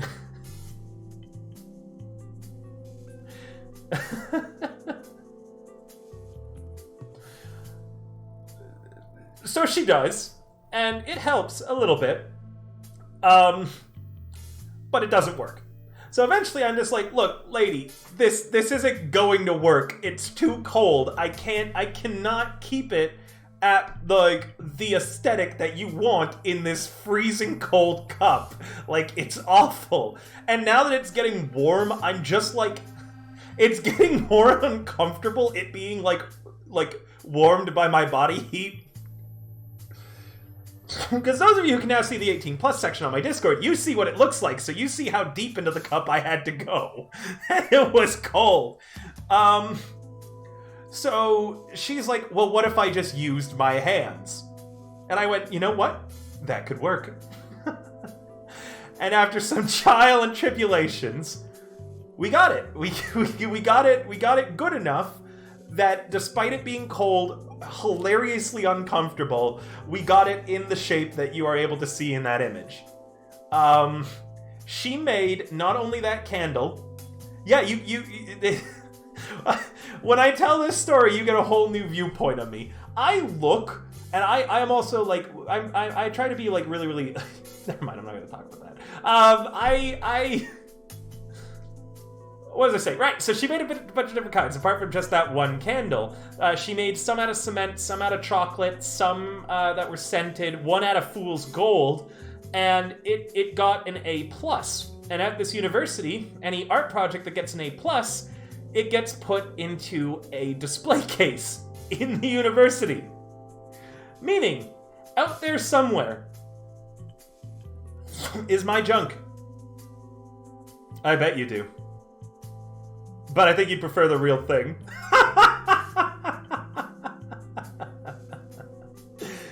But you could go to VCU in Richmond, Virginia, and in one of the display cases, I don't know which one. I deserve that bonk. But in one of the display cases, you could go see my dick, like on display to the whole wide world. And you know what? That's not even the craziest story I've got. I've lived a very strange life. I have been stabbed twice. I've been tased twice. I've been tear-gassed once. I've been arrested twice. One time charged until I was proven not guilty in a court of law. I had to get a lawyer and get proven not guilty. I've ran from the police multiple times. One time even, like, managing to get out of the cuffs doing so. I've lived a very weird life, guys. Very, very strange. It's why when I took the rice purity test, I had like an 84. The only things I didn't select on that rice purity test are the drug-related stuff, because I've never done drugs, any kind. I've never even smoked marijuana, even though it's like not a big deal. Like, I've never had edibles, I've never had that. Like, only things I couldn't check off were the drug-related ones in the rice purity test. I got like 84. Like I got really high. But yeah, I've got a scar from one of my my stab wounds. I want to get a tattoo over it to cover it up, because it's not a very pretty scar. And when I'm like anxious or nervous, I've noticed that I'm doing it right now actually. Just thinking about it, I kind of put my hand over top of the scar and squeeze a little bit. I'd like to get a tattoo over the scar. But yeah.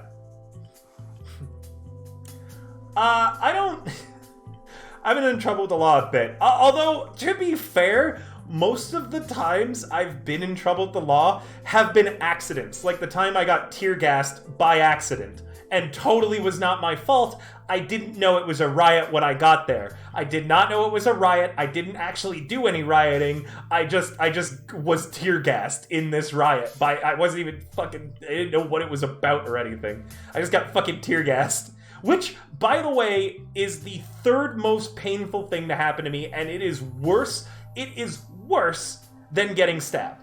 Getting tear gassed was the, like, it's one of the single worst experiences of my entire life. That shit hurts, and it makes you feel like you're gonna die. Absolutely. Getting tear gassed was 100% one of the worst things to happen to me. Like, I still remember how bad it hurt, and I don't breathe well to begin with, so I don't know if it was just that, like, I have breathing issues because of my my broken nose deviated septum. No, it was the worst. Getting tear gassed was terrible. Like it's so bad. The experience of getting tear gassed, it feels like someone shoved a whole live scorpion up your nose in one nostril and then like a beehive of angry bees in the other. It hurts. It hurts so fucking bad. You can't breathe, you collapse to the ground, like it's terrible. I have Alright. Police, if you're watching this, just ignore this next bit. I have a riot helmet from that riot because I grabbed one to try to like resist the tear gas in that event, and I put it on my head. It didn't help at all. It did not help at all. But yeah. Yeah, you remember that story? Yeah, I think I told that story, but like seriously, getting tear gassed, worse than getting stabbed, worse than getting tased, third most painful thing in my entire life. Third, like, hurt so fucking bad.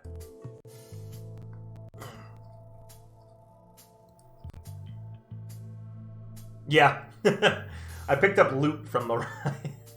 Alright, sorry, back to the game. Enough of my like weird life stories. Because there's a lot of them. There's so many.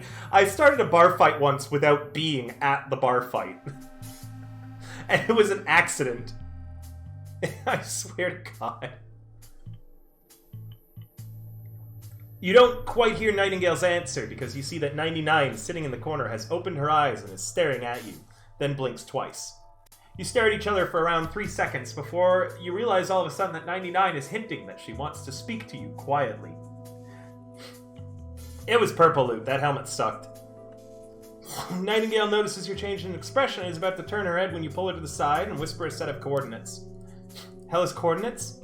Yeah, she stopped. You should hurry and take advantage. By myself? You won't have a hard time bringing Hella in. We should be able to wrap it up this morning. I'll deal with quiet 99. Nightingale nods with no hesitation. Understood. I'll head off. Once Nightingale is gone, you clap your hands to get all of the support staff to leave. So, what's she doing this time? 99 stays silent and slips you a piece of paper. We already got this. You never hold me, you'll never find me. The handwriting is crooked, but the provocation is clear. You sigh. You basically understand the nature of this prison break. This is my first time seeing such a sloppy prison break. Don't worry, I'll break her back. Bring her back. Did we forget her birthday or something? Half an hour later, you arrive in front of a rundown 2-story building in the south part of Syndicate Territory. Hella is inside. The shackles told you that. The coordinates you gave Nightingale were completely in the opposite direction. Don't worry, you'll break her back. I prefer to break the hips.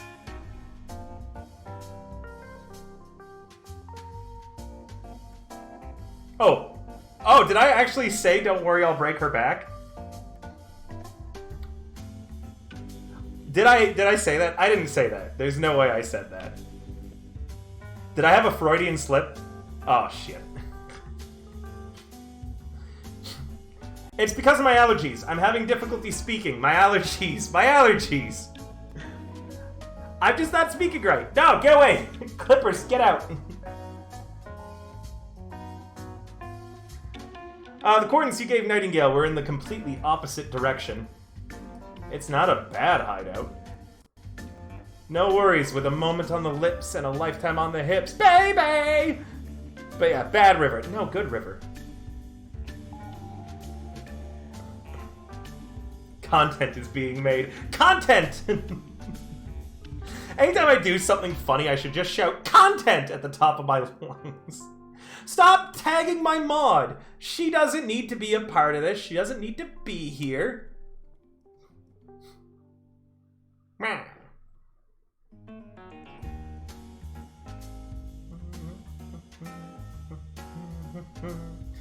Saf, ignore them. You don't need to be here right now. You can go away. I didn't draw your attention. God damn it. Even though the little building is run down, the inside is pretty sturdy. You go upstairs where one door is ajar.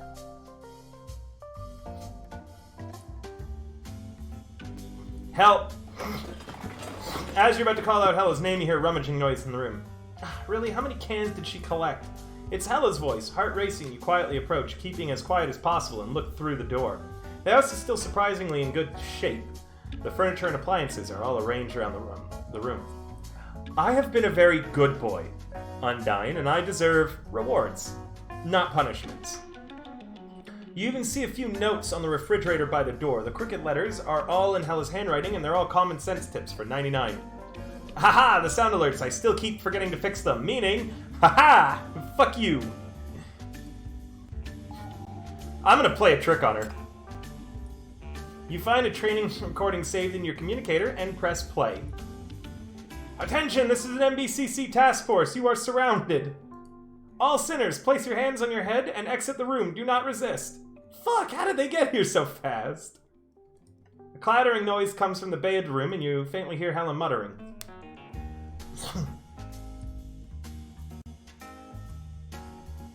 After a couple of minutes, the door to the bedroom... Hold on, Gio, you finished your model that you're working on? Let me see it. Oh, that looks really cool! After a couple minutes, the door to the bedroom is slowly pushed open from the inside. The girl cautiously exits the room. Ellipses, ellipses, ellipses, ellipses. What are you doing here by yourself? Where's the team? You shrug your shoulders. Fuck, you're so mean! When she realizes she's been tricked, Hella becomes hopping mad. No, no, no, no, no! How did you find me? You know about the shackles. Nobody knows that we live here. Wait, did 99 tell you? She can't do anything right. She's even turned into a little snitch. Just wait until I get back, then I'll fix her. When she realizes what she's let slip, Hella slams her mouth shut. You sigh. So what did you come here to do? To pack my bags and get ready to go on a long trip. Go? Where could you go all by yourself? We take a step forward, so Hella looks as panicked as a rabbit about to run. What do you care? Okay, it's none of my business, but I have to think about 99. Are you really going to abandon your family and run away alone? I'm not running away. It's because... Seeing Hella's flushed face, she racks her brain to figure out what she wants to say. You laugh softly. I came early to pack. You know that 99 is too obvious, so I took her into a city. There'd be a whole team after us in a second. She doesn't have any common sense. It would be asking for trouble, and she's pissed off a lot of people. You know better than I do. Yeah, that's right. So, what now? Now that because I've caught you, are going to resist arrest, or are you going to come back to the bureau with me? Hella makes a noise. I, the great Helen, know when I've been beat. I'll go back to the bureau with you. Seeing that Hella's been stopping, you stand by the door and beckon to her. Hella doesn't look at you and then runs back to pile all her luggage into a trunk and then presses it shut with her whole body weight. Oh right, I forgot to stress this. I am just staying there temporarily. Temporarily, got it? You better take good care of me here, or else I could run away, just like I did today. Yeah, I hear you. That's right. What question could you possibly still have? If you've got something to say, then say it while I'm still in a good mood. You straighten your uniform and then clear your throat and then very properly ask Hella. Since you've agreed to come with me to stay temporarily, then may I take that to mean that we're friends now? This time, Hella's face turns red as a beet. She lowers her head and quietly mumbles something. What did you say? I couldn't hear you. Whoops! I clicked off. 1 sec. The girl raises her head, but no sound comes out. Yes? You draw the word out. I said... Go on, I'm listening. Hella can't take your teasing anymore and yells out unhappily, I said thank you for saving us, thank you for curing 99's infection. When she's done, Hella picks up her suitcase and runs out without looking back. She's not even a little bit candid.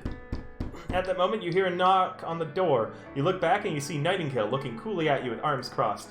Chief, could you give me a reason that you and the target are in a building in the opposite direction of where you said she would be? You curse under your breath and start thinking of an excuse. Maybe it's because since I was still recovering with my fight with 99, I mixed up the directions for a moment. In order to evade capture, the target relocated. The chief was concerned about a delay and acted alone. I will put that in the formal report. Thank you, Nightingale. In the end, this farce of a prison break was resolved in just under half a day. In the final submitted report, you record in detail the process of arresting the escapee Hella, uncovering her nest in the Syndicate's southern district. As for the loot and the evidence, Nightingale and a group of officers packed it all up and carried it back to the Bureau. The fact that 99 didn't escape together shows Hella didn't want to run. She intentionally left a message behind so you'd go after her, probably just trying to show you some parts of her true self. Maybe she has recognized you as one of her friends. Nice. Alright, let's check out her profile. I think we get something else unlocked in the violence category.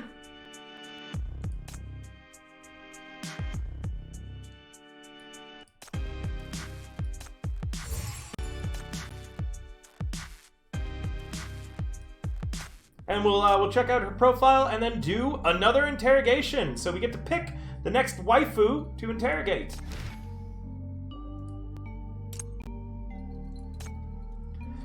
So she was defeated during a gang syndicate shootout on the streets of Syndicate and separated from her companion. She was arrested by the Bureau and later transferred to the MBCC when the sinner identity came to light.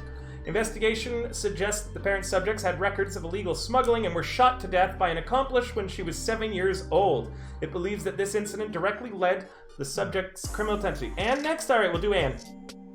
The subject has a complicated and fickle job history that has been involved in a variety of crimes, including theft, scamming, and smuggling. They've also been a member of several gangs, but never lasted any long in any of them. An experimental subject in the laboratory of Parma, she escaped the lab with 99's help and severely damaged the lab in the process. The subject lived with 99 in the Syndicate afterwards and made a living doing illegal deeds. The two of them were later separated during a violent confrontation. Alright, Anne, it's Anne time.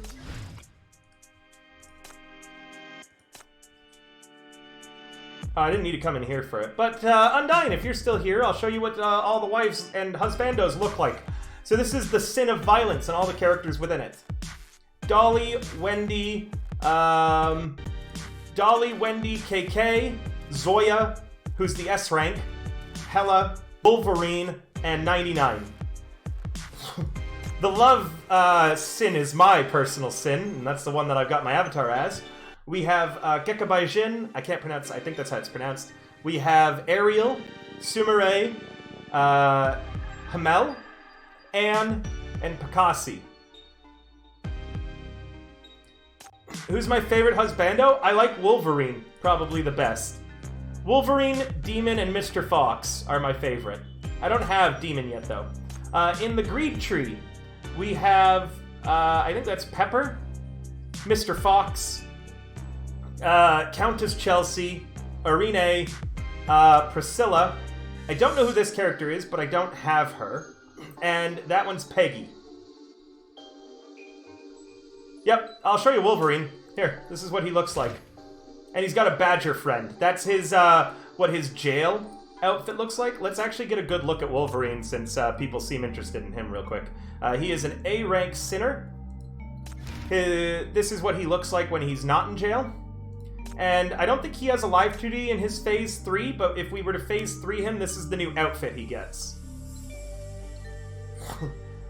His sinner power is Hunting Instinct.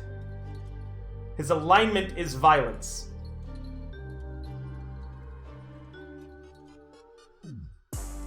But yeah, let me know if you wanted me to give you a good look at any of the characters that I'm going to kind of go over here.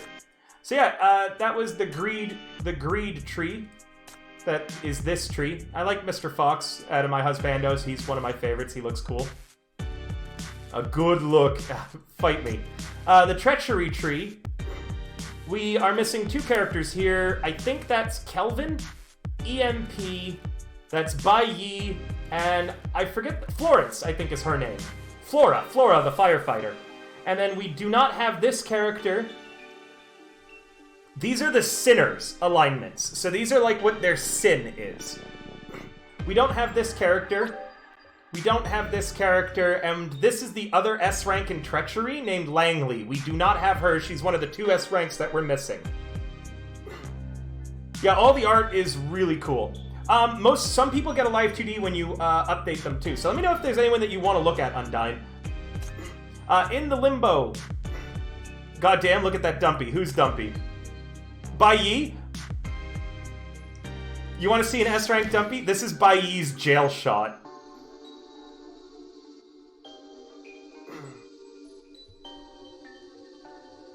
And she actually had a special artwork, too, of her.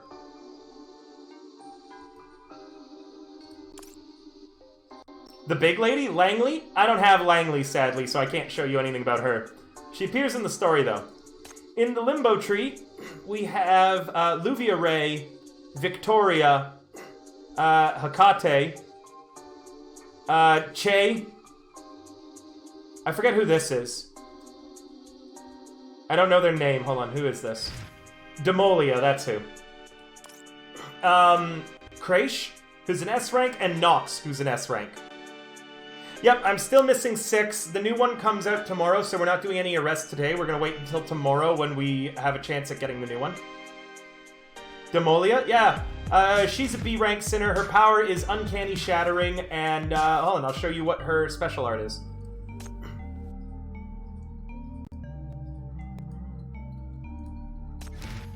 So that's like her regular outfit, and then if we were to phase her up to 3, she gets this art.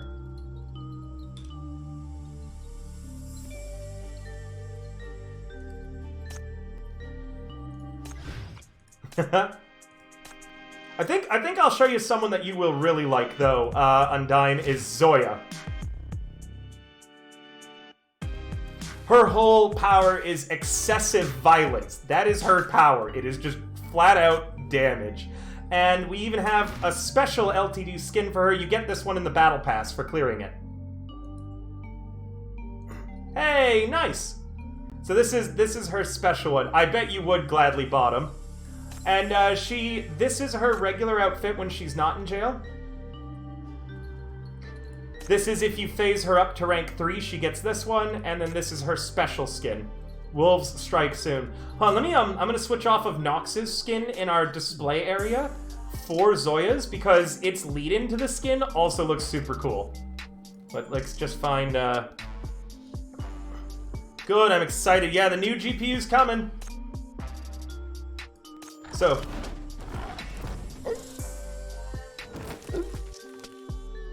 Oh, have you finally decided to join the Legion? Like, that looks so cool. The wolves howling, too. I'm trying to get her to do one of her voice lines. I'll leave the planning to Earl. I just need to open the way ahead, which is what he needs most. Fucking love her. Queen. Scorn. The very first game... Yes, I've decided to join. Yes, I have, yes. The very first game that we're going to be playing is going to be Scorn, because Eldritch bought it for me, and sadly the GPU meant that I haven't been able to play it yet.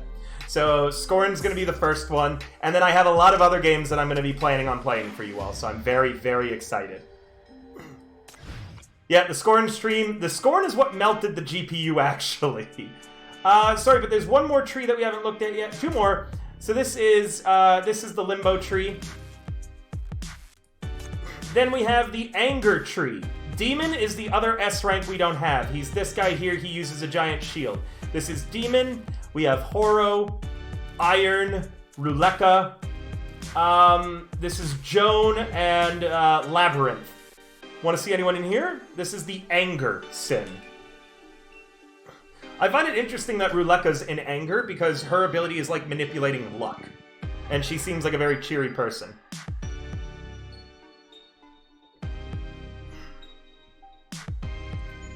The last tree is the Heresy tree. The S rank here is Summer. We have her. This is Ignis, Lisa, and Macchiato over here. We don't have this character, and this character is the next S rank coming out. She is going to be called Stargazer, as well as Kawakawa is the next A rank coming out. Summer is getting a new skin, too. I wonder if they've put it in the game yet. I don't think they have, but Summer's going to be getting a new skin, and I'm probably going to buy it with a $10 gift card that the game is giving me.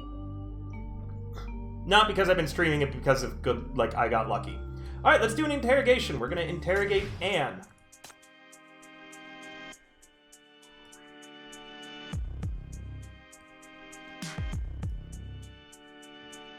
So this is Anne.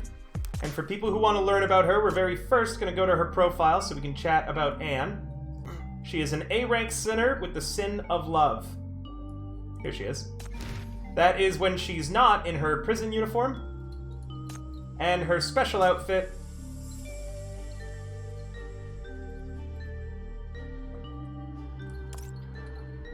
her power is medical care. Her case was in the Salva Hospital illegal experiments.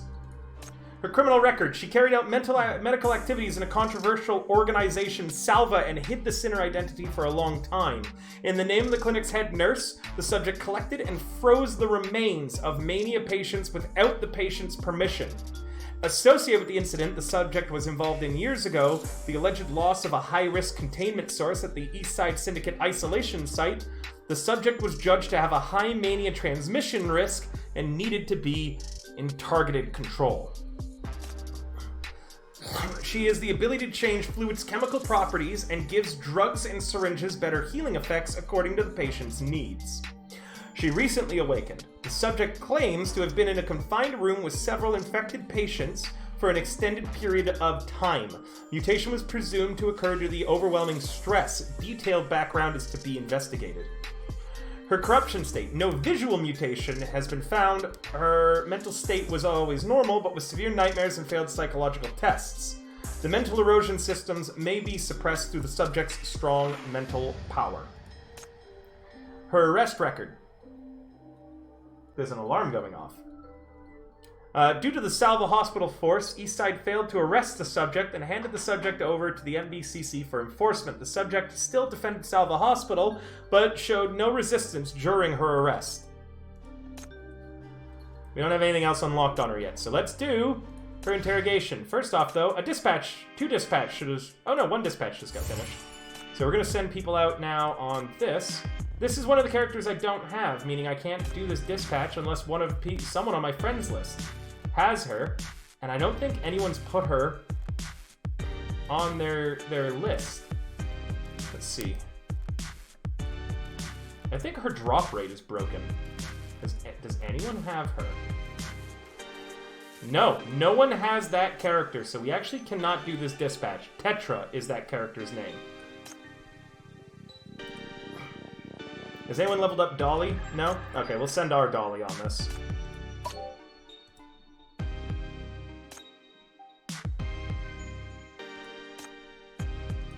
Does this count as a job?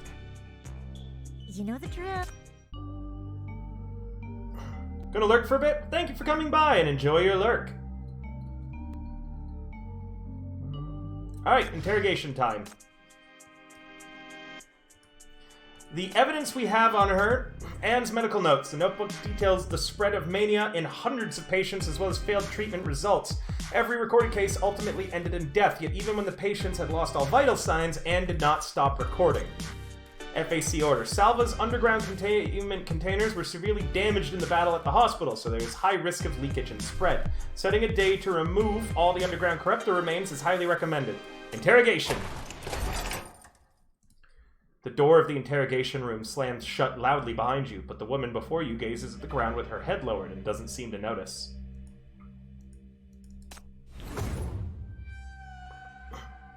Oh, we don't have her voice lines? Okay. They didn't get her voice actress to do this part. Has it begun already? Sorry, I was a bit distracted. You're going to interrogate me, right? I'll answer any question about my crime. Anne tries to force a smile, but the blinding light of the interrogation room still exposes her exhaustion in an instant. You don't look well. Maybe it's because I've had a bit of insomnia recently. Don't worry, it won't affect the interrogation. Where would you like me to begin? How about from my awakening as a sinner? For some reason, she seems eager to tell you the truth about herself. Anne, your behavior is surprising. Why are you so eager to confess? Under the pressure of interrogation, most people would subconsciously try to conceal themselves in self-defense. That would be the most typical response. I'm a sinner who gained my power from syndrome mania. I can no longer be counted as most people. Her reason is so unconvincing that she avoids your gaze. You don't trust me. Chief, you don't trust me either. No, we're no longer in Salva. Here, you're not my patient, and I'm no longer the nurse that you can trust. We can become trusted partners in a common battle. Really? Sounds pretty great. She's still on guard against you. Maybe she hasn't fully recovered since the changes in Salva. Even if you know I won't believe anything you say, please say what you must. Okay. My awakening happened just before I joined Salva. I'm not sure if you heard of the strange disease that went around Syndicate a few years ago. Yeah, probably. The game only came out, it came out on the 27th, which is, 12 days ago? Not very long. The game's still pretty new, and they're already preparing a content update to come out tomorrow with a new character, continuing on the story. As a note, too, hey, thank you for the follow, FN Colt. Welcome to my stream. We've completed all of the story missions in Path to Nowhere, so we're just doing all the interrogations of characters now. Thank you for coming. I hope that you enjoy my content. In an hour, we'll be doing some D&D stuff, which is going to be fun. Give me a sec. Oh, that's not what I wanted. Oh god, I'm about to get copyright struck. Okay, we fixed it.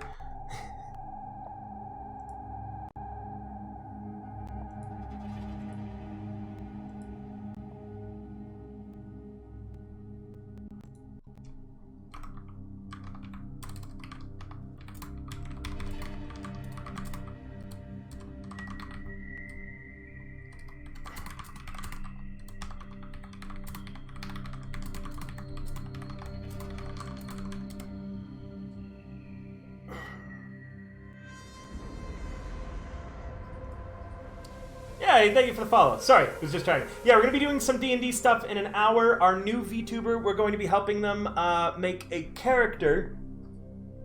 Weird. We're going to be helping them make their character live, and then we'll be playing Blood on the Sand, the continuation of the D&D campaign.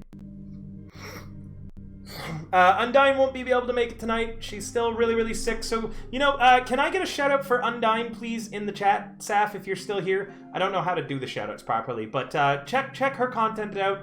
Although she's a sick fish right now, she's absolutely wonderful. I love streaming with her, and she's really fun. So check out her channel, too.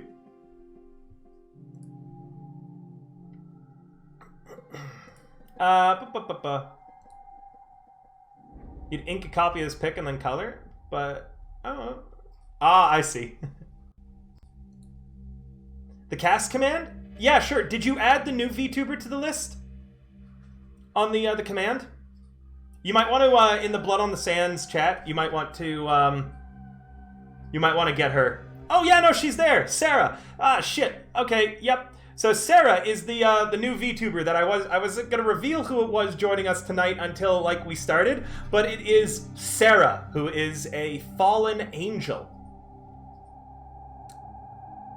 So yeah, we've got two angels on the cast now. We have Valtria and Sarah.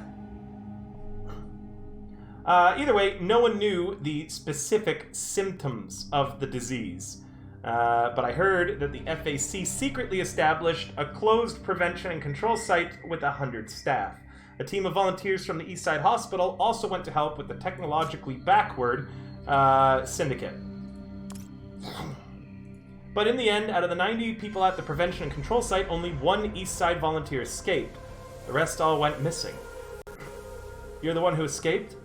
Yes, and the rumors didn't stop there. Some people said that the escaped nurse killed all the volunteer doctors and patients. Others said that the nurse contracted the mysterious disease herself.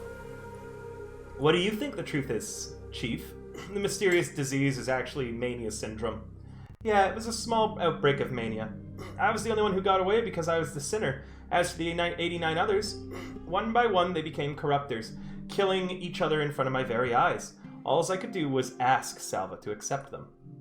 Hey, you're a Canadian bro too? Thanks for coming by, dude! Welcome, welcome, welcome! That's awesome! I will have a great rest of the stream, and thank you so much. I hope to see you around more often, Colt. And if you ever want to hang out on my Discord server or anywhere like that, my mod can go through all the commands. Same if you ever want to play in one of my D&D games. Welcome, welcome, welcome. I love Canadian friends. That's why I put the Canadian tag in. Yes, sir. Yes, sir.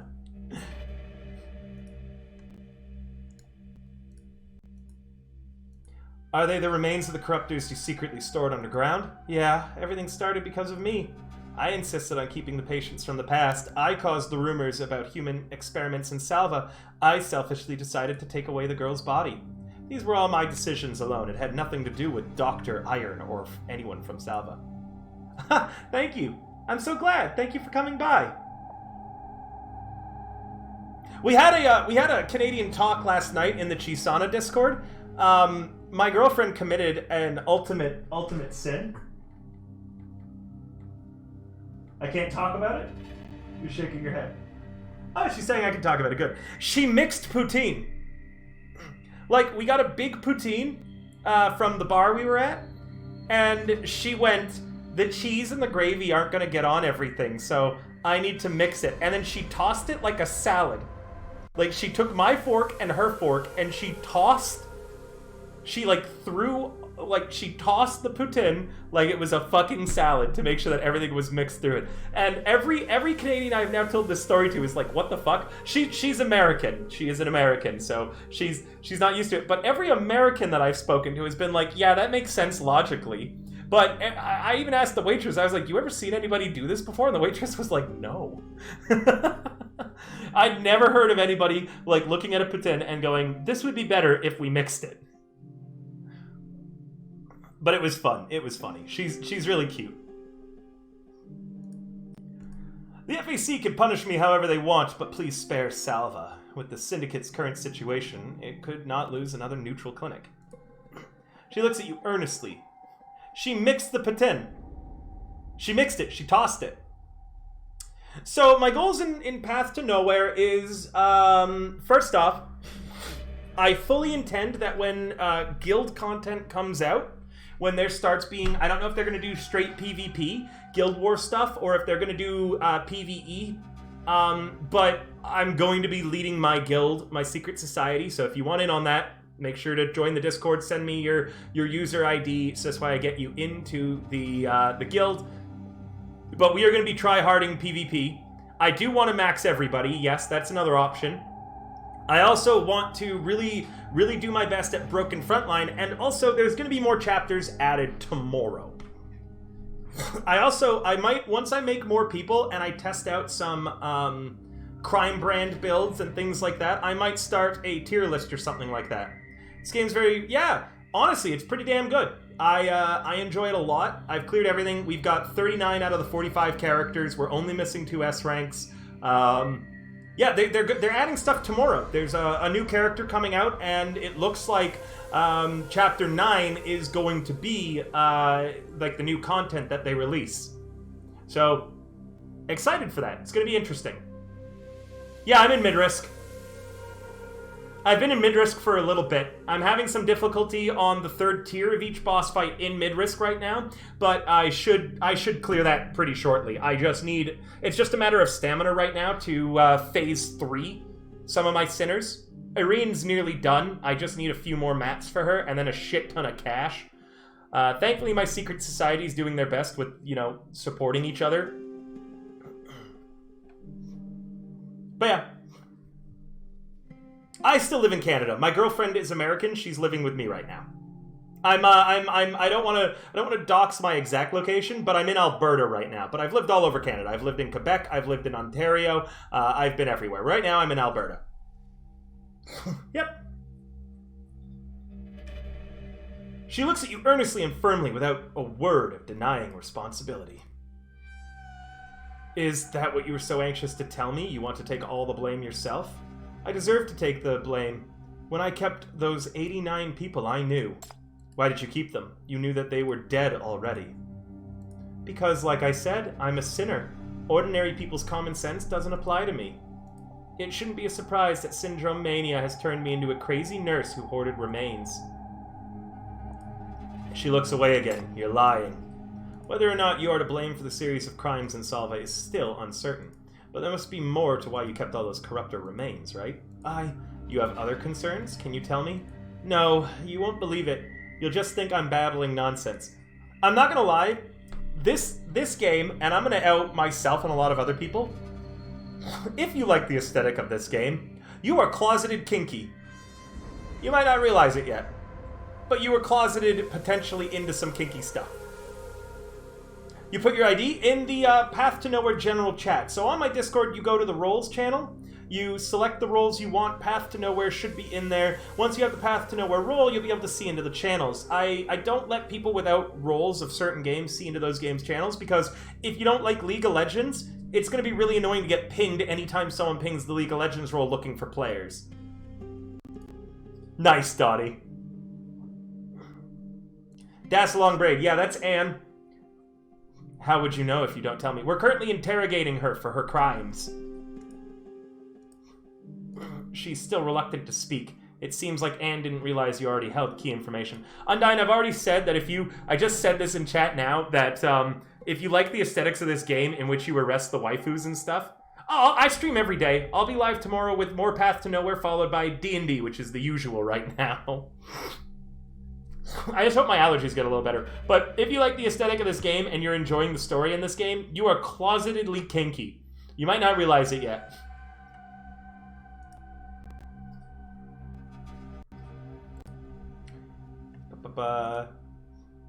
Anne's medical notes. Let's submit the evidence before her. No closet. Yeah. I mean, it's obvious. I've already had to out my test results. And Undyne, I already know what you're into. Agreed. That hair must be a pain in the ass to manage. Chat's just odd about her hair. Bi, horny, and sex positive. As someone who is polypan, I agree. You're excused.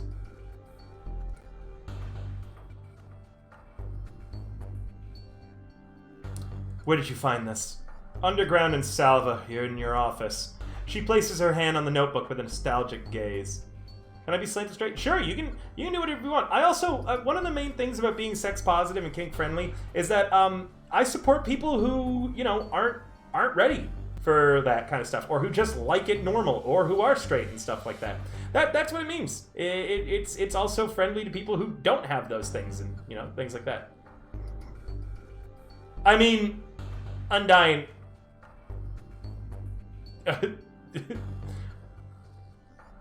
Undyne. I won't assume, but I have speculations that are,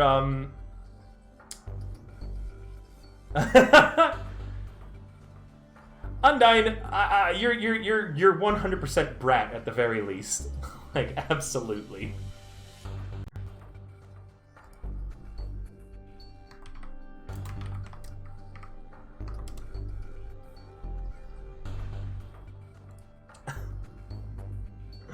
I'm sorry. Now I'm all red again. Let me, I want to fucking read this shit, chat. You're so distracting. She places her hand on the notebook with a nostalgic gaze. One can tell she's intimately familiar with it. I thought that got lost in the chaos. You flip open the notebook and show its contents to Anne. Honestly, Donnie, if you're comfortable exploring it, you should. Try it out sometime.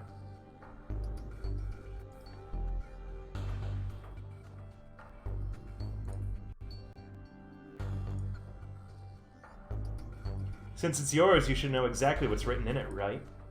You checked and recorded the conditions of the corruptors in the immersion tank every day. These numbers haven't changed over the years.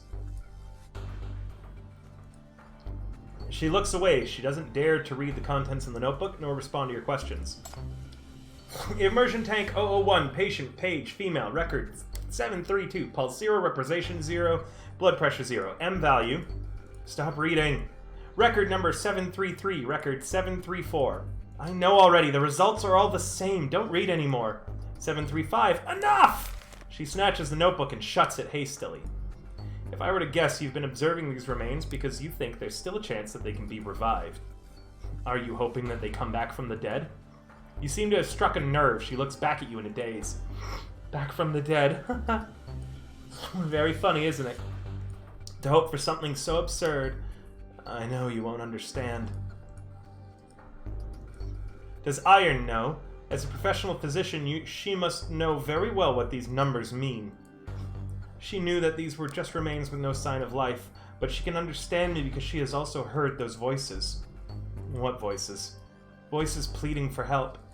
Anne's fingertips land softly on the notebook's pages, highlighting each name that once belonged to someone alive and well. Paige, this was the youngest patient in the closed prevention and control site that year. She was about the same age as Ted Sinner. She was suffering from mania at the time and had almost completely lost her mind. With her last trace of consciousness, she grabbed my hand and begged, "Save me. Help me, help me, help me, help me!" Gradually, there were more and more such voices. Without warning, she takes the notebooks into her arms. Finally, I heard each of their voices clearly. In my dream, in my spiritual world, 89 living faces. They are still alive. Could it be a hallucination caused by mania syndrome? No, I can feel it. It's a spiritual connection. Their spirits are alive. Their will to live is alive. None of it's real. Absolutely. That's another thing, too. I actually, although I've known I'm poly for like several years, I only recently came into understanding that I'm also pan.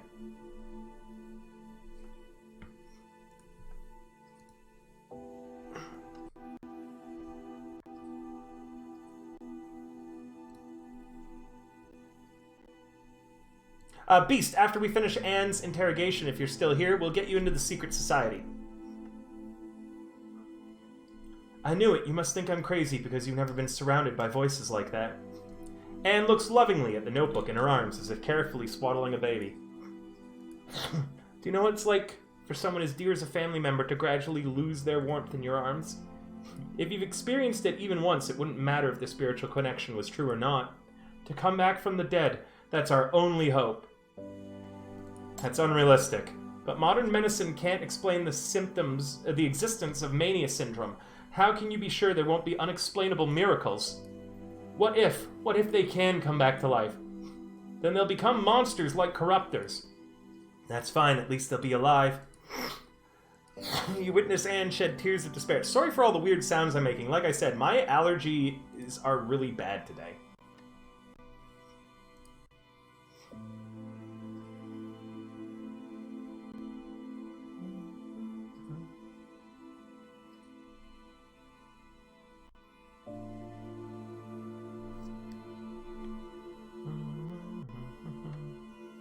She's so desperate to want these people to survive. Yeah, another thing is that all of the characters in this game are suffering from mental illnesses because of this. Sadly, I don't like the bonitis description of mania, is what I'm starting to understand is what it is, because it's just kind of like this plot point that anytime they need something like a boogeyman, they go, mania. But essentially, they are all people who was pushed past the breaking limit of sanity. You witness Anne shed tears of despair for the first time. Everything will be fine in 7 days. Everything will be fine in 3 days. Just hold on and get through tonight. I gave them too many promises, none of which could be fulfilled. To live was their last hope. I can't let them down again. With the FAC's merciless instructions in hand, you don't know how to break the news to her. Oh, right! We're disposing of all of the dead people there. And today's interrogation actually has another purpose. The FAC wants to dispose of the corruptor remains so as to eliminate the risk of contamination. Dispose of? She raises her head and looks at you with disbelief, her voice cracking a little. Yes, they're to be disposed of as soon as possible. I know, right? Or Zoya's case, where it was just flat violence and anger. I'm interested to see. I suspect that the next character they release, Stargazer, is going to be the one behind a black ring in the White Sands, or is going to be like borderline about to cause one. So it's going to be interesting to see Stargazer stuff, because it looks like Stargazer is all about fate and tarot cards and astrology and stuff like that, which is going to be kind of cool, because I'm also into those things. Yes, they're to be disposed of as soon as possible. She leans against the chair, speechless. I didn't tell you at first, because even back at Salva, I could tell that these corruptor remains meant a lot to you. Oh, I clicked off. I was going to investigate your connection to them through this interrogation, but I didn't realize... I'm sorry. Do you also support the disposal? She trembles as she breathes, struggling to resist the urge to sob. The Salva isolation zone is damaged. The contamination has been exposed, and it must be controlled. And they may be alive to you, but to everyone else, they're a potential threat. When my patients and colleagues was suffering from syndrome mania, it was the FAC who took up arms and sealed off the control site, severing our path to survival. Now, for the same reason, you want me to abandon these patients again? How is this abandoning? Yes, I forgot. You're no longer of my patient, but a subordinate to the FAC. The chief of the MBCC. You are the same as the FAC. She holds the notebook full of cold data in her arms as cautiously as if she was carrying a baby. Don't worry, Paige. I won't hand you over. I haven't finished reading you the last fairy tale yet. Ignoring your obstruction, she rises and leaves the interrogation room with her footsteps somewhat aloof. Your spirits are still alive. I can hear you. It must be so. It must be. Her muttering fades into the distance. You are left alone in the interrogation room.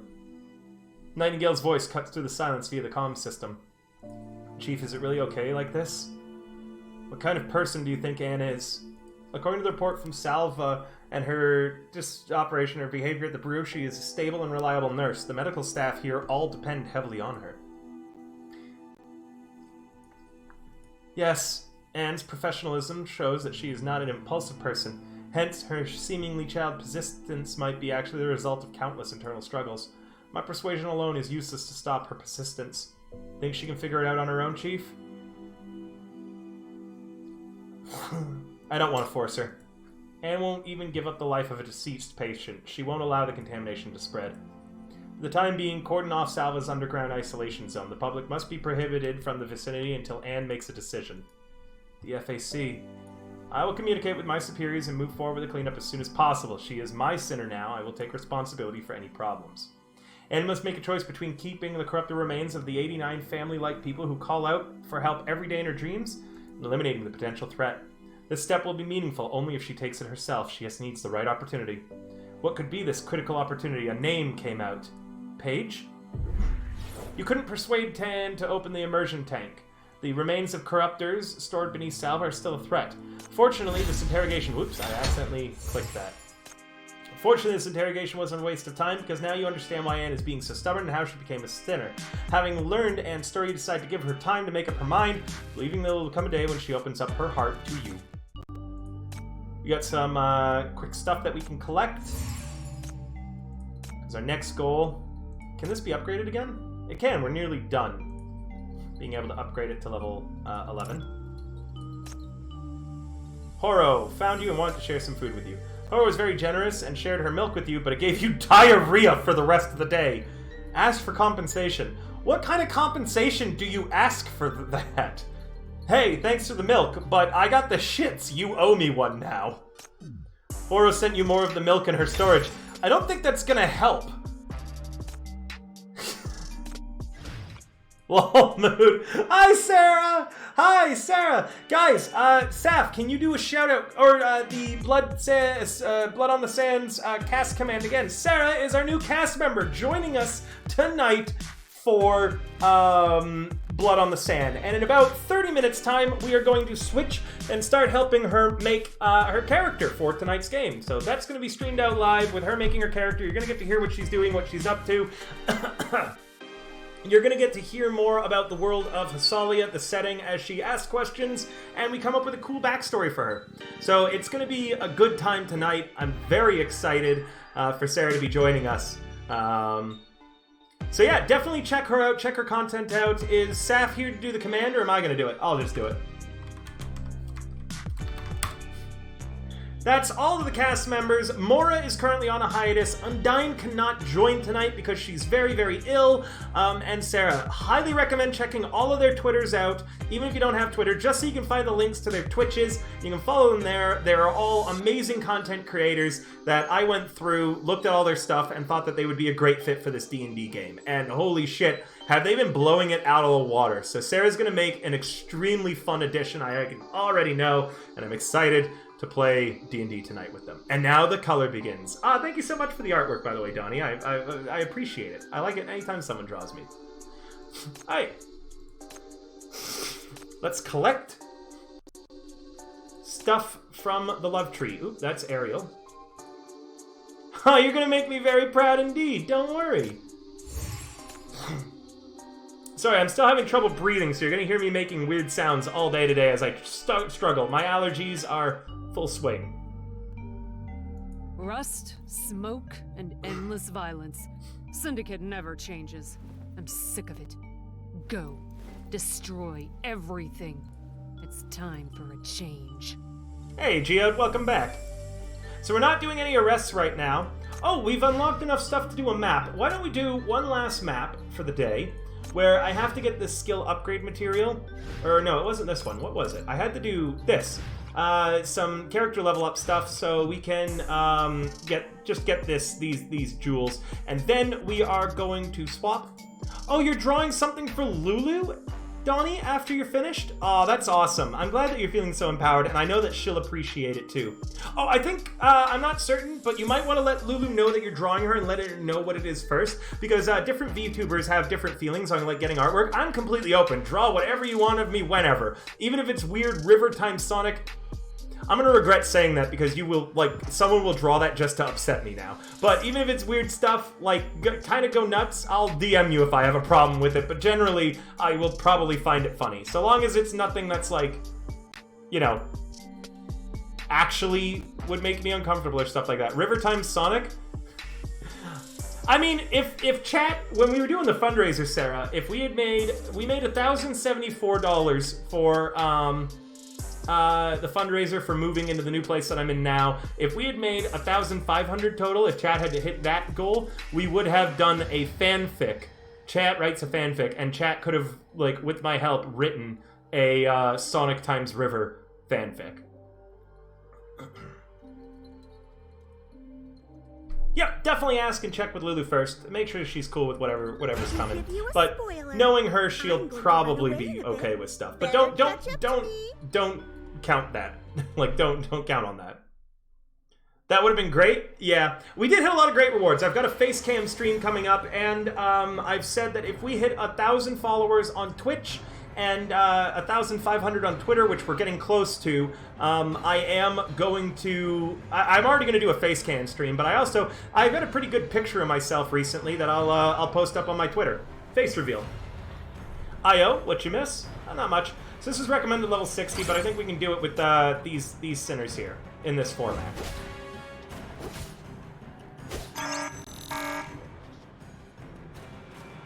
Poggies. That's Demon, by the way. That's what his model looks like, and now you see why I want to unlock him. He looks cool. Now, I didn't bring a healer.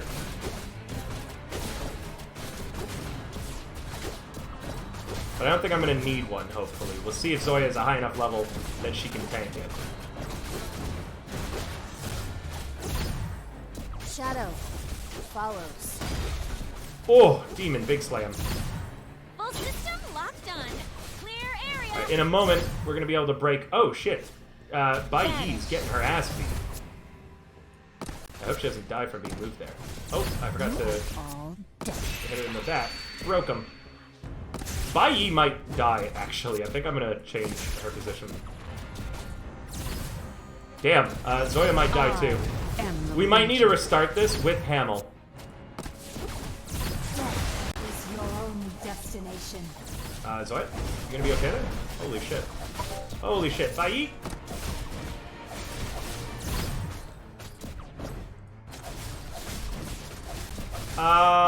Yeah, this is kind of an issue. Wow. Yeah, I think that we're gonna need to bring Hamel. We're not doing. What color are my eyes? They're cloudy gray. Here, look. I'll look at you. That's what color my eyes are. Cloudy gray. Chat, you want me to? Hold on. You want to look at my eyes, chat? You want to look at my eyes? You want to see me? You wish to perceive? You want? Am I close enough now for you, chat? Am I close enough? Here, I'll open my eyes super wide. Wow.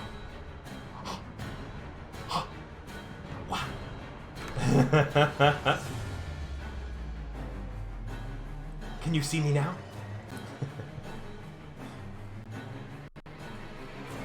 There you go. There's the eye reference for you.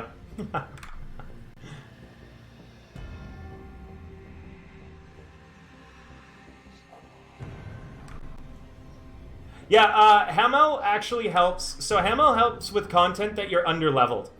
Like, content that you're under-leveled, she helps a lot with. Watch. So we're going to get rid of Crash, or however you pronounce it, because I haven't really leveled them at all.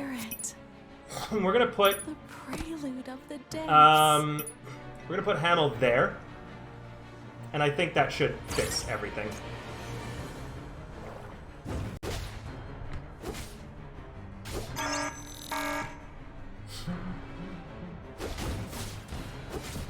We'll probably move her around based on, like, who's getting hurt, too. I definitely am just gonna spam stuns on Demon, though, because he hurts bad. So, see, Bai's taking, like, no damage. Now we're gonna move Hamel over here to heal the two of them. Bai will take some damage here, but, like, we'll just move Hamel back. Doink. Yep, so they've got enough health, so over here now. Stun on Demon. Full system locked on. Clear area. And then Bai is going to give him the break. We'll actually keep her there during it. Vanish. Big damage there. Big damage there. I Big am damage the there.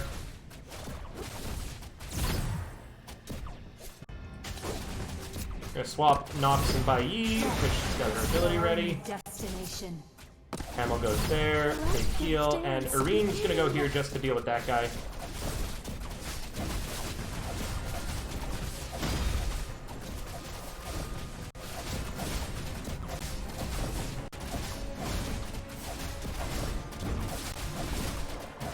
Nox is getting hurt, so we're gonna swap those two. Bai's not really good at keeping herself alive, so just that for the brief moment to do all this. I wish that it was easier to move people, but the emulator I'm using is kind of rough. Cool, and he's dead. Just gotta kill out the last ones. But see, you can see how much she heals so much. Yeah, Hamel and healing actually helps you get through when you're underneath the recommended. But for endgame stuff, broken frontline and such, you want to bring more damage. Like once you can clear it without a healer, that's when you want to bring your big damage. We did a daily for spending 300 stamina. Cool. Ha! You're late. Keep up. My GPU is struggling right now, I can tell. Oh, it's because I forgot to turn on performance mode on Streamlabs. New achievement. What do we get? Echoes from the Abyss. Cool.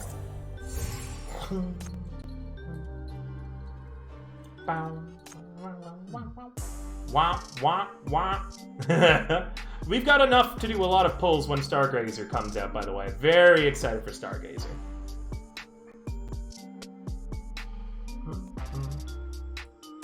But yeah, we've done all the chapters here. What else can we do? I've got a little bit more time. I could do another Oblivion Pit run. I have 3. I don't have anything to rank people up right now is the main problem. So there's no point of doing that. She needs more of those things. Oh, hold on. I can also open some of these right now and use a few more to cut down because we need 17 more of those still. 14 now. Yeah, the Phase 3 upgrades are expensive, but doing so, we get her new attire, she gets a super exclusive crime band slot, and we get 80 hypercubes. Also, look at the new caps. It's gonna be a while before we get her there. 100% gonna take a bit. Oh, I think I do have enough to get one person up, though. A little bit more, hold on.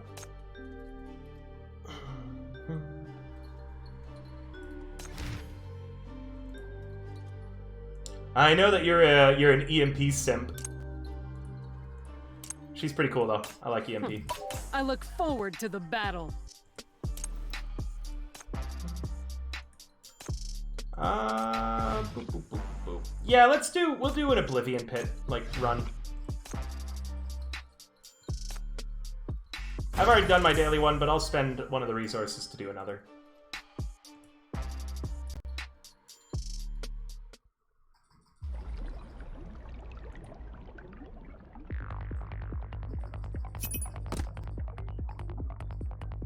Oh, right, I hate this one. I hate this one so much.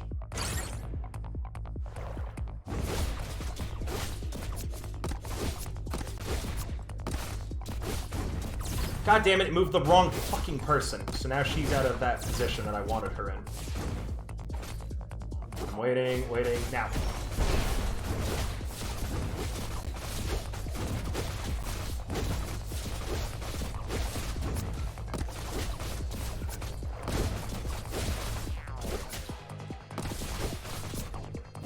Sorry, chat, I'm going to be real quiet on this one because this one is a frustrating fight.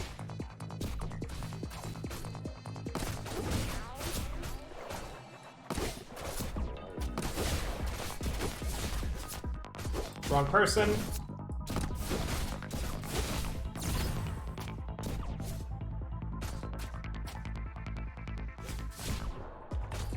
Right there. Full system locked on. You are all done for. Vanish. There we go. Oh boy, I should be clearing out some of them now. I need the big heal. I don't want to deal with these two just yet, so wow! Legion.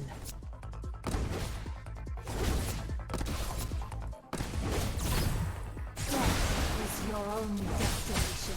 There we go. Nox's ult will clear us through this. Also, we'll have Bayi.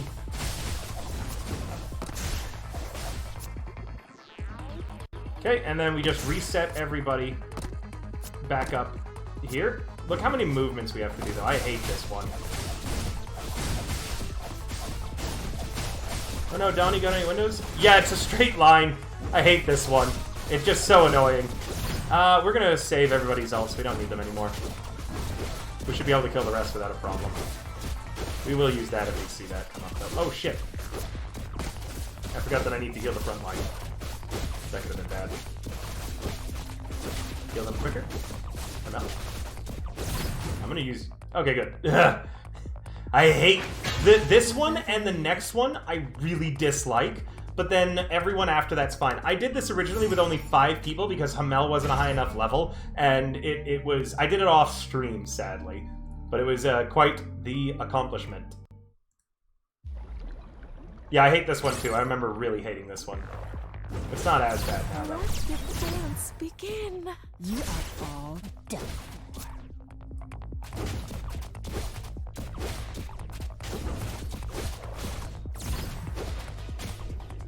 Need them both to get onto the... There we go.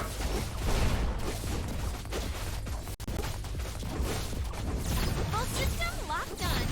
Vanish.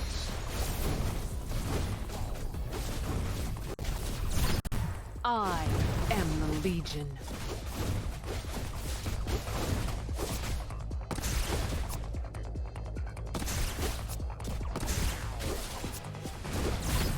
I tried moving you, actually. I don't know why you stayed in the same spot. It's There we your go. only destination. Fourth one, yeah, this one gets easier and easier and easier. But yeah, the fourth one was pathetically easy, considering that it was one of the hardest maps in the game, from what I remember.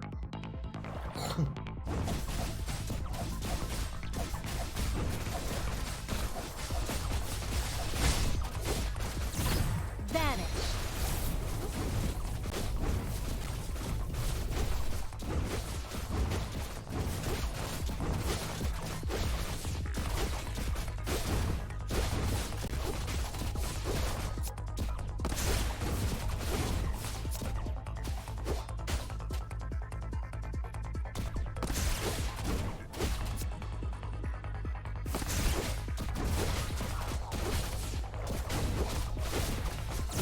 Big deal. The dance begin. There's a lot of damage coming in. Wow, Nox is getting eaten. So is Bai, actually.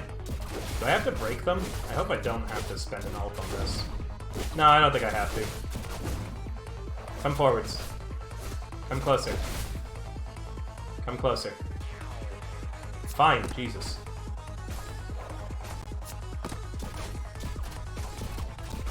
Nox just swings her sword in level 4. Yeah. She's like, yeah. People will eventually be.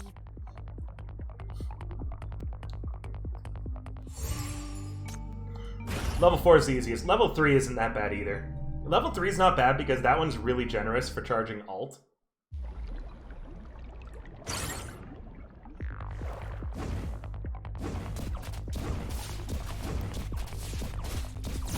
You are all done.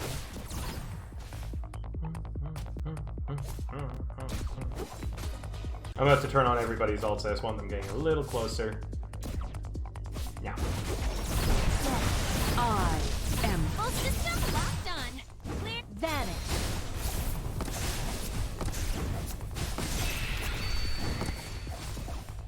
Cleared! Ha!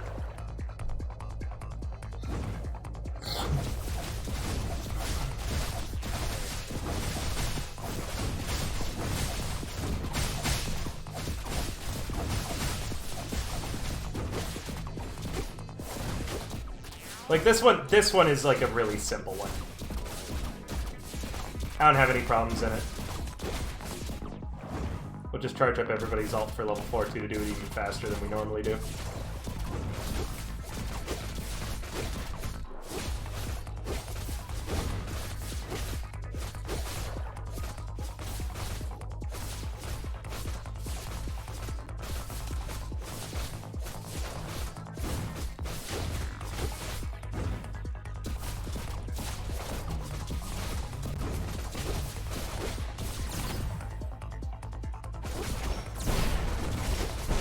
Boom. And this will be done in like a heartbeat. See? Like I said, that one's an easy one.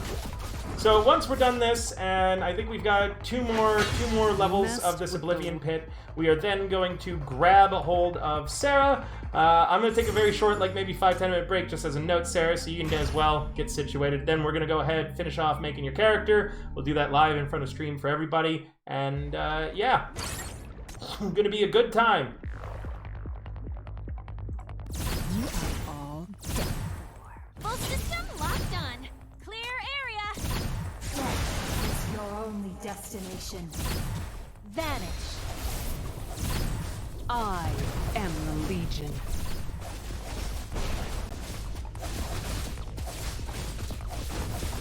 What's my score? I'll check. If I had an aura color, what would it be? Green, probably. Green or red. I have, I love the color green, but I'm also an incredibly, passionate man. So, things that are passionate are things that I like. I'm not even gonna bother breaking this guy.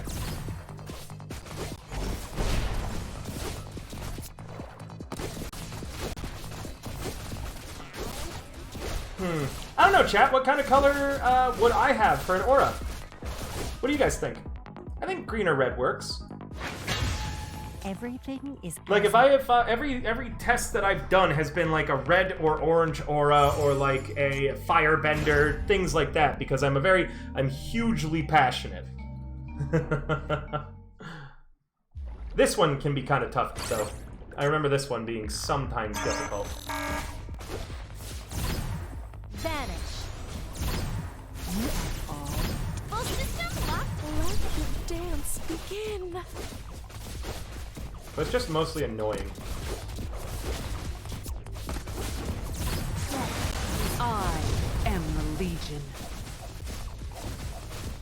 Oh shit, there were two in that group? Uh-oh. Oh, and I might have fucked up a bit. No, we're okay. Oh, fuck. Hold on. I forgot to do the break. Vanish. All that needs to get stunned. Oh, I took damage. Hold on. I just don't like taking damage. I didn't take any. You're gonna throw blue in here, but on fuego. Yeah. Mi nombre es River, del fuego de tu corazón. Any language I speak, I got a terrible, terrible, thick English accent. Yeah, this has worked for me in the past. It's just, I'm having just some slowness right now. Vanish. Like, I had some slow brain moments there. Perfection required, yep. Is your only destination. Oh, hold on, I want this to hit the big guy I too. am the Legion.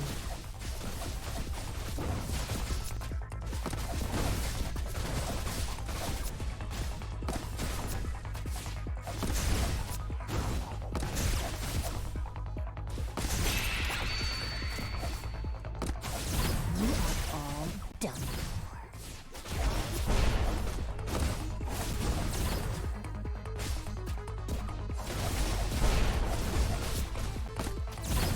Vanish.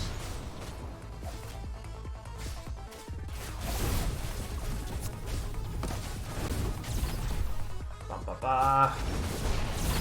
Full system locked on. Clear area. Let the dance begin. I hope I didn't miss a break opportunity. Uh-oh. Hold on.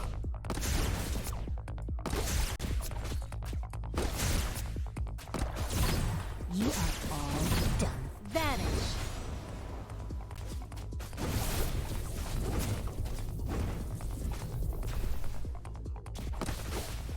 Whoa, whoa, whoa! How did that one guy get through? What? Ah, I thought he was gonna get blocked. Ayo! I'm enjoying it a lot. I recommend it. I also enjoyed Memento Mori until I realized that its auto-battling was pretty annoying. But I've been enjoying it a lot. It's a pretty good game. Like, I like it. I've finished the entire story. I've got 39 out of 45 characters. I'm only missing 2 S ranks. I'm a huge fan of gacha games. I'm top ranked in Grand Blue Fantasy, Cookie Run Kingdom, although I haven't played those games in a really long time. And I love all sorts of gachas. So I like to think my opinion carries a little bit of weight with my community here. But I just fucked that up there again. I just messed up just on how I do some of the movements is all. Full system locked on. Let the dance begin. I haven't tried Nike. I have done Arknights, but I did not enjoy Arknights. This game has a very, very different gameplay loop than Arknights, which is one of the major reasons that I quite enjoy it. Get out of the way. I don't want to see that. Oh, shit. Okay, break time. Some damage there, there, here. Break in, go here.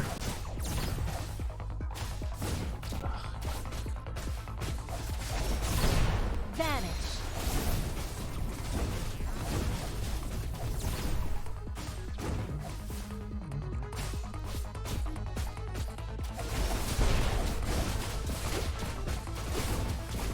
Oh shit. Full system locked on. That isn't who I wanted to fucking move. I hate it when that happens.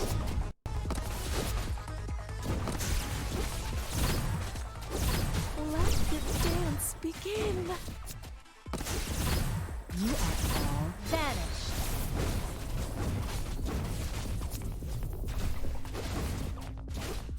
There's too many coming this way. They need to be slowed down. Sorry, it's hard to respond to chat when I'm doing this fight in particular. And I think I just fucked up the break, which could be pretty bad. No, I got it. Okay, good. Nox. Is your only destination. That's not who I'm trying to move, game. I am the Legion. you are Okay, it's done spawning the other creatures now, so now it's just a DPS check, which is good. What do I like better than PDN? I've been thinking about trying Nightgate, but I use an emulator to play phone games because my phone kind of fucking sucks, and I've never done a shooter phone game before, so I was thinking about checking it out. If anyone were to recommend it to me, like anyone on any of my friends list who I know fairly well were like, hey, the game's pretty good actually, I'd probably give it a try, but I've heard bad things about its gameplay loop. Arknights is really passive. Once you set it up, you don't really do anything. But in this game, there's constant movement. Like, you're constantly moving, repositioning characters, activating skills and abilities, timing things perfectly, and I like this game's gameplay loop a lot. Like, it's a very active game. And Arknight I didn't enjoy because it felt more passive, but that's just to me. For other people, it might have felt more active. I didn't give Arknight a fair chance, to be honest. Generally, when I try a gacha game to give it a fair chance, I wait until I'm, like, ranked underneath 10,000. The story... Oh, my burp. The story of Arknights, I didn't get into.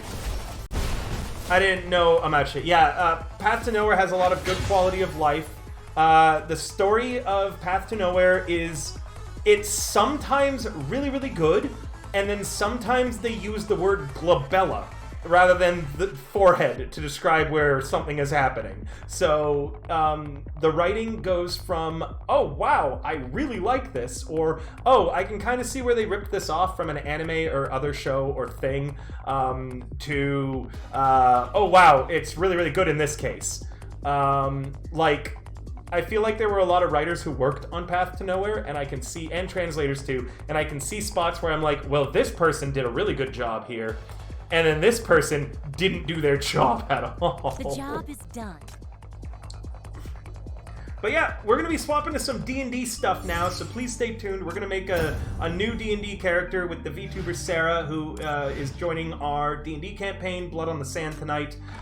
If you want to be part of my Secret Society, when the Secret Society PvE or PvP comes out, whatever Tides of Ashes actually is, I intend to go really, really hard into it with my entire Secret Society. So I do remove people who have been inactive for more than 3 days in exchange for people who are in the Discord. Hey, anytime, Memento, and thank you for coming by. I hope that you come by some of my other streams later on. I'm planning on potentially eventually doing some video games with Path to Nowhere, same as partnering them, meaning that I'm just waiting on them to get back to some of my business emails I've sent them. But we'll see if we partner with Path to Nowhere a little bit further, things like that. Definitely, if you wanted to be part of our Path to Nowhere Secret Society, our guild, that's the Discord where to do so. If you want to join any of my D&D games, you can do so there. To support the channel, there is that. And lastly, I very recently, chat, updated my throne, in case any of you are interested in, picking anything off that list. Alright, so, Beast, we are going to get you in here. Rias hasn't been on for a while. If they message me in the Discord that they want to stay in the Secret Society and things like that, I will absolutely let them. Let's get Beast Hunter into the Secret Society, and we're going to give him a big old welcome. For those of you who want to be my friend, you can find it here. Here is my chief info. You'll have to pause it and copy that down because I'm not going to copy it right now. But if you're there, yeah. Might see if you end up getting dragged into. Super focus on modeling. Well, yeah, the model looks good. That gun looks awesome. I gotta send a few more friendship points. I also have to remove someone off my friends list. She is Shinsaki. Have an excellent day at school. Thank you for coming by.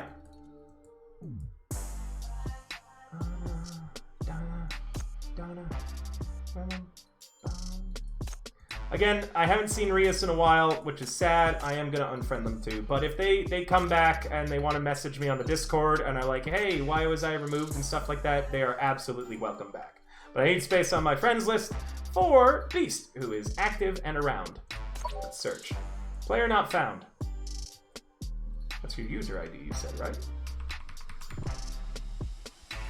Beast, your user ID might be wrong. I copied it. Telling me you don't exist. Let's see. Player not found. Well, you said your Beast Hunter. Let me just see if I can find you like that. You can have 50 friends on your friend list and 30 in your secret society.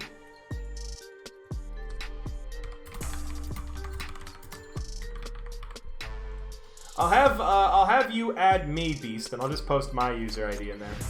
It is pretty small. I think that they're going to increase the caps, maybe.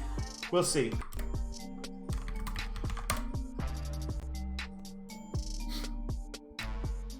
Oh, in the end, Beast 2, we are on the North America server. So if you're on a different server, it might not work. Yep, space savings, second alliances, things like that. All right, chat, we're going to take a very, very short break. And then we will be back with... I'm also going to just spend my stamina real quick. Actually... Yeah, I gotta help Sarah set up her character. So we're gonna take a very, very short break, 5 minutes or so. Then we're gonna help Sarah set up her character. You'll see that all, and then after that, we are gonna do some D&D tonight, which is pretty exciting. For optimization bug issues, probably. It does seem pretty small though, to be honest. So yeah, short break. Back in a bit, chat. Bye for now.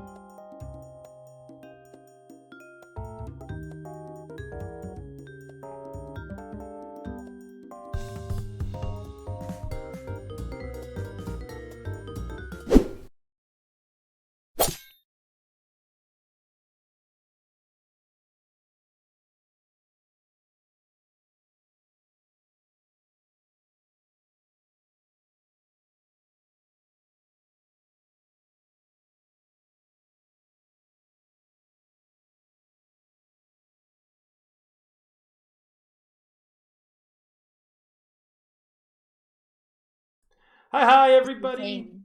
Hi, everybody. I'm back. We're here with Sarah. Hi. She's huge right now. I have to make her icon a little bit smaller to get her sitting at the D&D table. Sarah, I don't know if you've ever seen what my my background looks like. I've watched. There. That way it looks like she's a little gremlin sitting at the table. Chat loves the smug icon. Everyone's saying hello. Yes, this is Sarah. And remember, hold on, I gotta sneeze. Bless God. you. Thank you. For anyone who wants to follow or check her or anyone else in Blood on the Sands, that is our list of all of the players. Please do check them out. Sarah, I'm currently getting everything set up. You're downloading Fantasy Grounds. Why don't you introduce yourself to everybody? Yeah. I'm Pure Sarah. I go by Sarah. I'm a fallen angel VTuber. I'm a variety streamer. I am known for sniffing and pooping. I'm the VPP pooer. Yeah. That's me. That sounded terrible. I was like, I'm a poo peer. You just legitimately came out and honestly went, I am the poo-poo pee-pee player. Why don't you talk about your experience with D&D and what you're excited for and things like that? I need some time to write up an advertisement, let people know that we're currently live with this. I'm still trying to correctly put in this how many eyes question. I'm like, I'm not stupid. Does it 5 times? I'm not stupid. Sarah, just highlight all the eyes. And then you'll see. Okay, never mind, Sarah. You can do this. I believe in you. Sarah is currently having trouble getting through Fantasy Grounds CAPTCHA, which is literally just asking me a question to make sure I'm not a robot and I can't answer it. Sarah is in fact a robot, is what we've learned. Yes. Oh wait, I don't need. Okay. Maybe this is correct. We'll try it again. They keep saying I'm incorrect. Why don't you ask Twitch for help with the question, Sarah? We'll see if someone in Twitch chat can help you. Says, prove you are not a robot spammer. An orc has 2 eyes. A Nothic has 1 eye. A Cyclops has 1 eye. Wait, am I reading that? Yeah. How many eyes does 1 Nothic? Oh, I'm supposed to Have you been adding them all up together when it was just asking how much does 1 Nothic have for eyes? And you were just adding them up together thinking it was some kind of math question? Wait, it is a math question because it says how is it all combined? How many eyes is that combined? But I thought it was just asking how many eyes does 1 Nothic have? And I'm like, what? Oh my god. She thought it was a trick question, but really the trick was herself. I can't do math. Or I can't read, or I finish halfway. Oh, this is not looking good for you. So Sarah's entirely new to D&D. This is going to be her first D&D game. Ever. Meaning, I now know what I have to look forward to for the next 4 hours. He's still saying I'm incorrect. I got this. How are you incorrect? You figured out the problem. Right. 3 + 2 is 5. I'm not that dumb, right? What's 3? Which 3. of those creatures has 3 eyes? Oh wait, oh my god, this is a bigger math question than I thought. I might need some assistance. Oh my god, read out the math question again, Sarah. Okay. How many eyes does 1 Nothic, 3 Cyclops, and 1 orc have combined together? 1 Nothic, 3 Cyclops, so that correct? has 1 eye. Yep, and then so 3 Cyclops, so that's 4 together. Uh-huh, and then how many eyes does an orc have? 6. Yes. Right? Oh my gosh. I'm jumping out my window. No one let me touch a number ever again. This game is like, she's stupid. Do not let her in here. This is the song I want. Oh, I did it. She did it, guys. Thank you. That's too short of a loop. Let's put on... Nah, sorry, I'm trying to find a decent one of my the music that I own for when we're setting this up. Ooh. And see. Let's see. This one? Nah, too intense.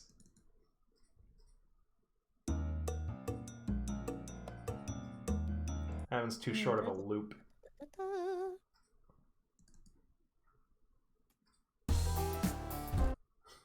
Too goofy.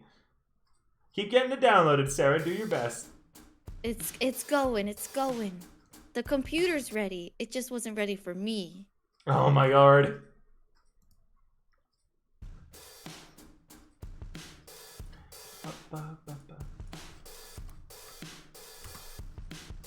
I was like sitting here with my pretzels and Nutella, and I was like, River's not ready for this. I'm not ready for anything.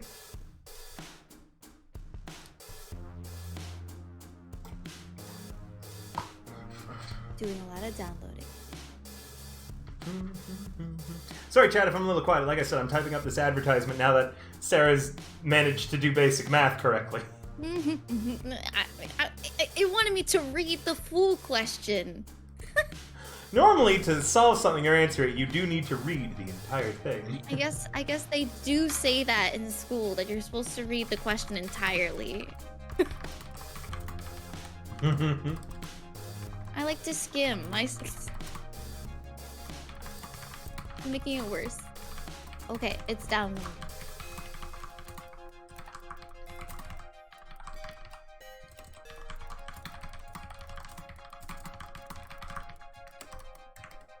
It's downloaded? Yes. Okay, so you're gonna open it up. Okay. And where do I go now? Alright, there should be a section where you can join by GM name, correct? I see join campaign. Yep, and there should be another, like, option somewhere. We're gonna make it bigger. Making it bigger didn't help me. Weird, normally it works for me. Oh, okay. I opened something up that I didn't want to open. Goodbye. Goodbye forever. Goodbye. Oh. If you need, you can stream your perspective on Discord and I will take a look at it. Please. If you are really that lost. Yes. No one said I was the brightest crown in the crown box. Valtria didn't even warn me. What do you mean? We literally share a brain cell. Okay, let's see. Oh, it says I cannot stream into this channel. What? In our voice. Oh, sweet Jesus. Oh, my lord. Saf, can you fix that? I see you in the Discord. Help! I need help! I don't know what she's looking at right now, which is the problem. On it already. Title and game need an update. Oh, you're already on it too? Good, thank you. I also need Discord updated permissions, this way Sarah can stream in it. So I can see what the hell she's doing. Did one fallen angel fall and bop heads with the other one for that to happen? Yeah, both the angels smacked their heads together, and then they just have the one brain cell that passes between them now. I can confirm this. I'm literally like, I have tears from laughing of not being able to figure it out.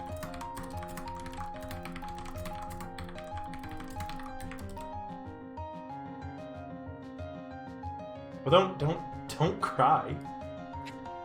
It's like I'm laughing so hard at myself, I'm crying. Oh, Jesus. Oh, Undying, if you do feel well enough to make it, you are more than welcome to join us, and you can just type all night tonight. Like that just in case you are feeling well enough, but there is no pressure. I have players who do that sometimes. Lulabelle, for instance, doesn't always feel comfortable in talking, so sometimes she'll type in my games.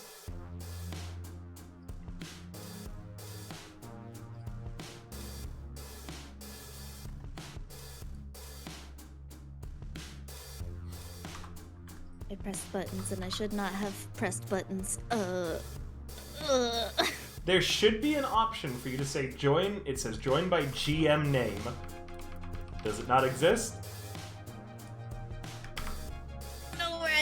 now. What do you mean? You opened up Fantasy Grounds, right? Oh, okay. I just closed it. That's all I did. Oh. Well, I can't do anything if it's closed. You should be able to stream now as well. I reopened it. It's okay. Oh, I see it. Okay, I can show You see it? Yeah. Wait, I don't see what I want to see, but I can show you. That's fine. Holy shit. This is the screen that you were stuck at? Sarah, hit the join campaign button. Huh? The join campaign button. I said that earlier. You said no. You never said. Now you see join by GM name, right? Give me a second. It's because I'm nervous. You don't need to this be one, this one, nervous. like the search. Yeah. Okay, good. That's actually the correct one. You're going to type in rough space patch. ROUGH space PATCH. There you go. Alright. Now hold on. This is going to take a sec.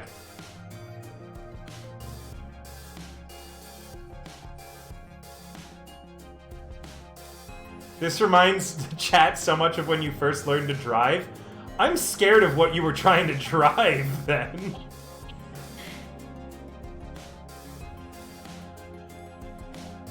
It will take a bit. You're fine. Don't panic. I see your mouse moving around towards that cancel button. Load faster.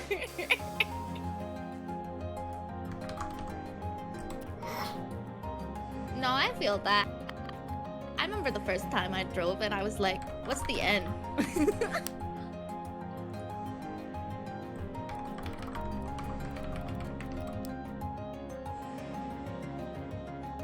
Words of encouragement, please.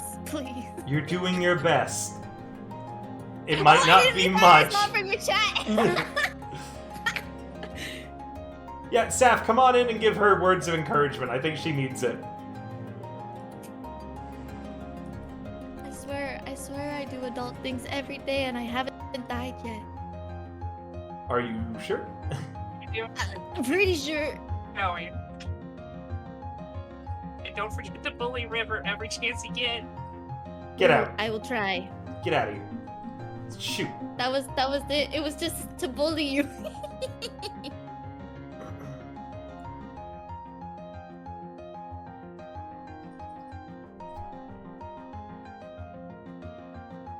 Eventually.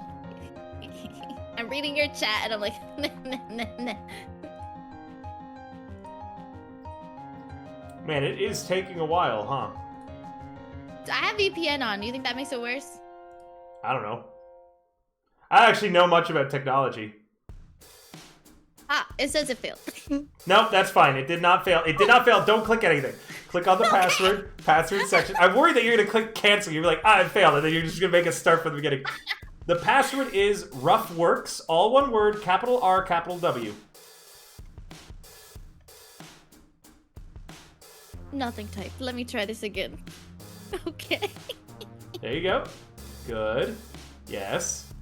Retry. Tempting. But do I not have a, I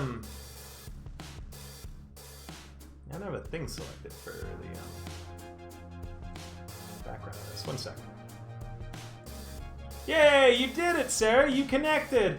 Hooray! She did it, everybody! 55 years! Alright, Sarah. So, the first thing you're going to do now is a you thing. I need you, once you're loaded in, and you're actually in the top right, you're going to see a section that says Library. If you open that up, you're going to see a button that says Modules. You're going to activate everything.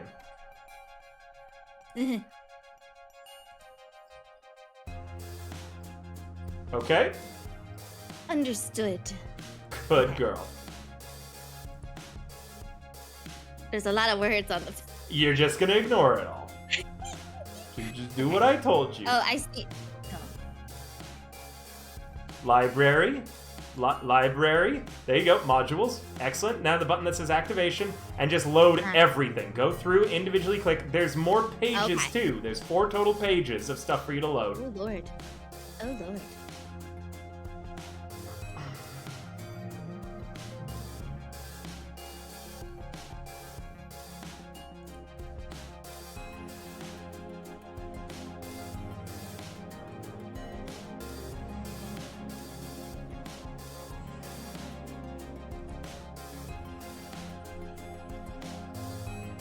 Okay.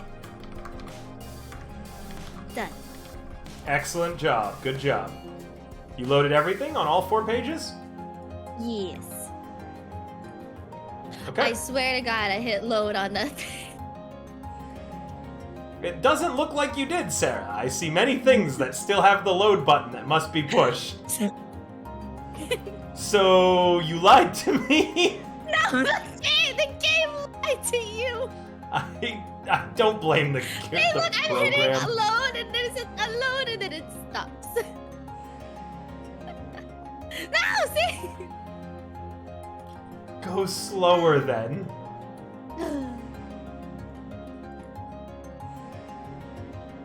Now I feel like none of them loaded. Oh no. Maybe I should have put aside more than 30 minutes to get this set up with you. Ooh. Oh, okay, they're slowly opening these books.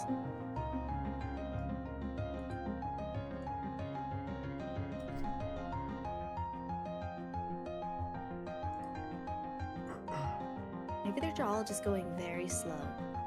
Yes, they will take some time. Some of the books have a lot of content. Oh.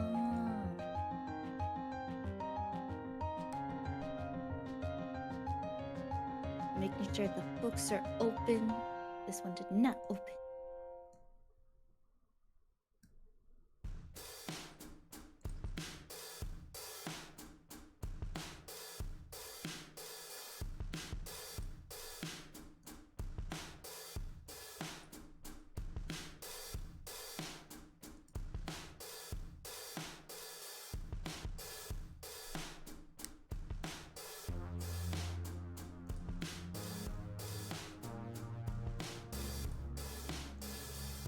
Excellent, Mr. Book, you opened.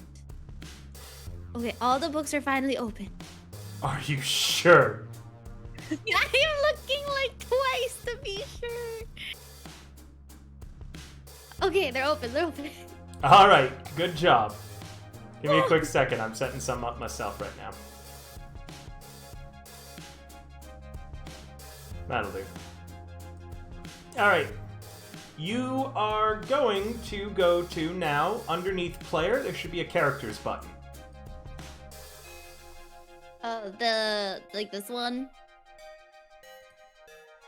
I've only got one monitor right now, but yes. No. Under the player tab, go up. Ooh, okay. Yeah, I see, there you yeah. go. You're gonna hit character wizard. Uh-huh. Okay, have you decided what kind of a character you wanted to play? Me and Val kind of talked about it, so... Kind of, or did? Do you want to go over We the characters did. and stuff like that with me? We kind of did, yeah. Or we did, but my brain took as much as it could. I'm worried, but okay. So, very first things first, you are going to roll your stats. So you should see Okay. a button underneath name that currently says standard array, correct? You're Yes. going to hit that, Uh-huh. and you're going to hit dice roll. Uh-huh. Okay. Okay, so Got those some- are going to be your stats. We'll talk about where we're going to move them in a moment. Mhm. Oh my lord. Okay. Sorry, I'm just Okay. hitting buttons. So, do you know about the classes in D&D, or do you want me to go over them real quick for you? I mean, we kind of went over them. I told her, like, now this is, like, what you are, right? Like, you know, like, Yes. rogue versus warrior versus... Yes. Yes. Oh, well, we talked about the druids. Druid, okay. Now, druids generally can take multiple different kind of roles in a party. For one, they can take on a utility role when dealing with anything involving animals or nature. Because their stats generally warrant them having decent roles with that, as well as scouts and things like that. Hi, Duckett. Hi, everybody. We're currently helping Sarah build a character. Meaning I might not be able to pay attention to chat too much, because I'm paying attention to a lot of things right now. So, druids have a lot of, like, different things. The main question is, what kind of druid you're going to want to be. there is a few different circles. The Circle of Dreams, which is all about healing the Feywild, the space between the world, the awake world, and the sleeping world. They get a lot of bonus healing abilities. They get a lot of being able to use shadow and light and things like that. And hidden pathways for people to traverse.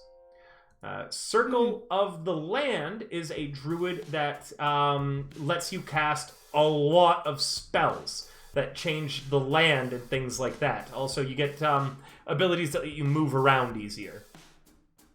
All druids can turn into animals. All druids can do that.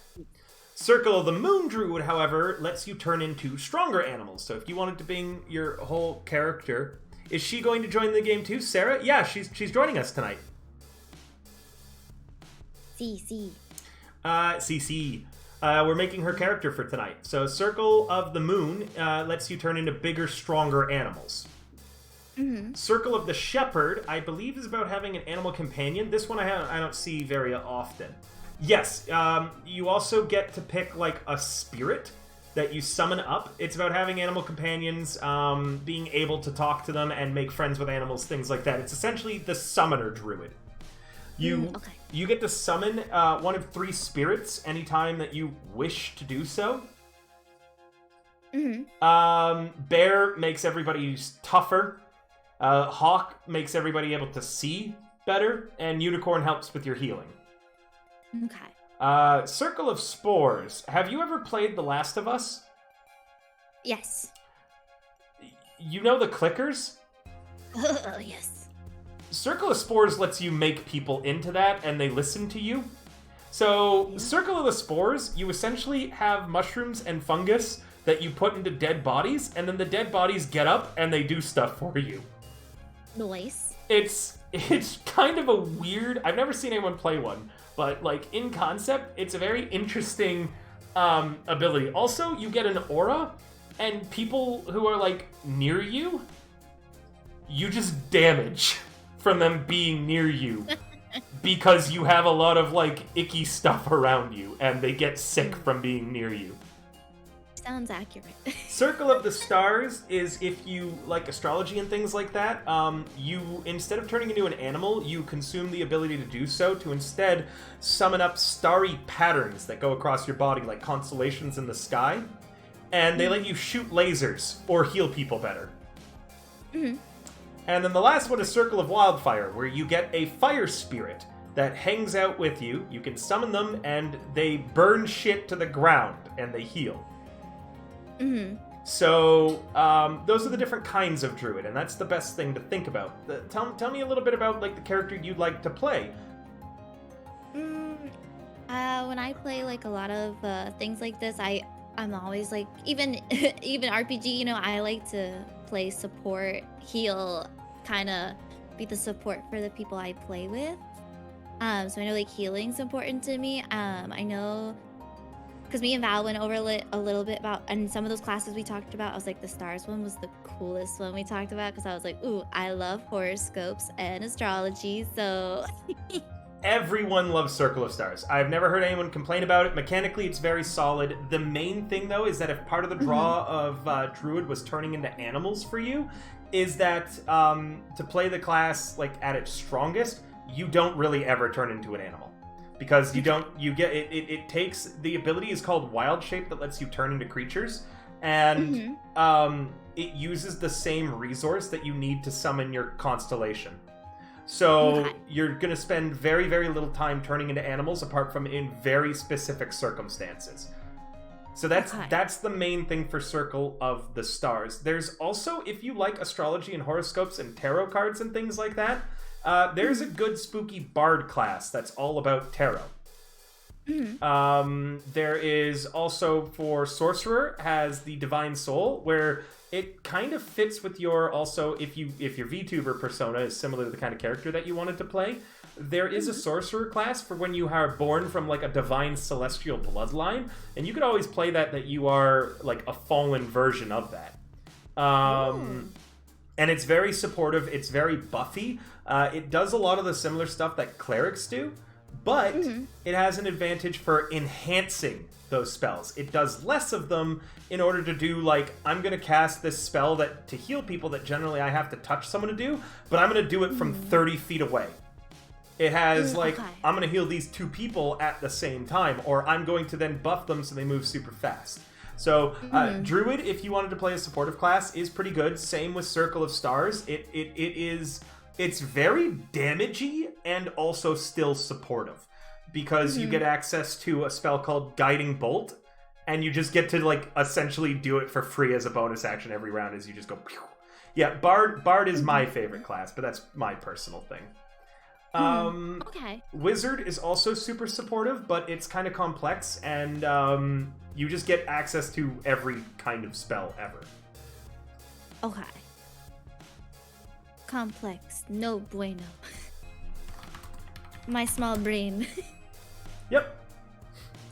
Okay. So, yeah, the only thing that's complex about Druid is its spell casting, because unlike a sorcerer, which only knows a very limited number of spells that you do every time, a Druid knows every single Druid spell ever made, and every morning you pick a limited number of spells that you can cast that day. Okay. So you need to, if you wanted to play effectively, you're going to have homework researching spells and reading them. Sorcerer, you just pick the ones that you like, and then you use those forever. Gotcha. Okay. Druid's That super makes versatile, sense. though, yeah. Yes.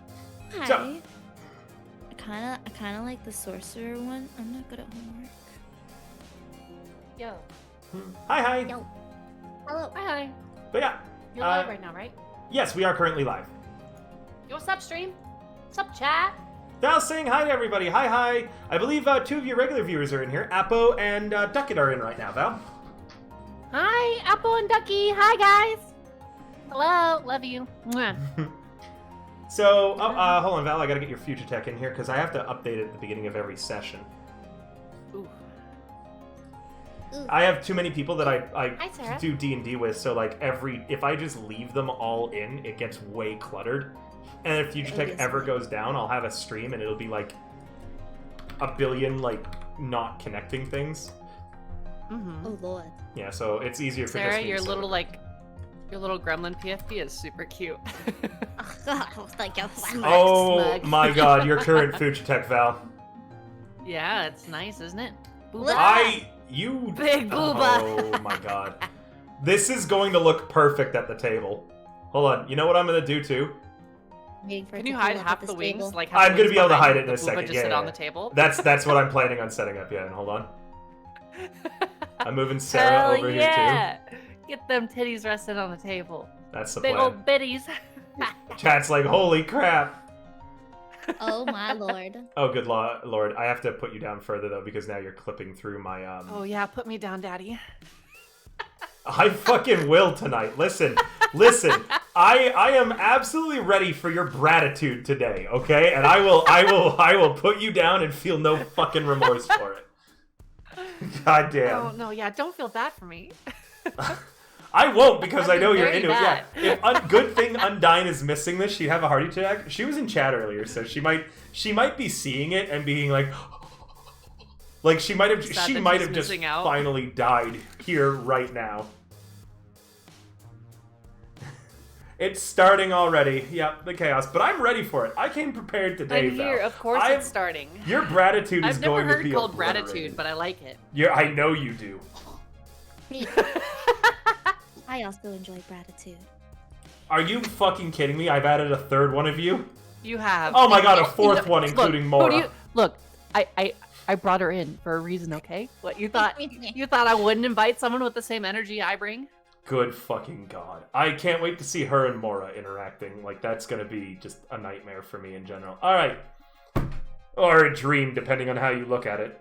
So. If we can ever get all 4 of us here. Yeah. That's been the challenge with this game. So. Sarah.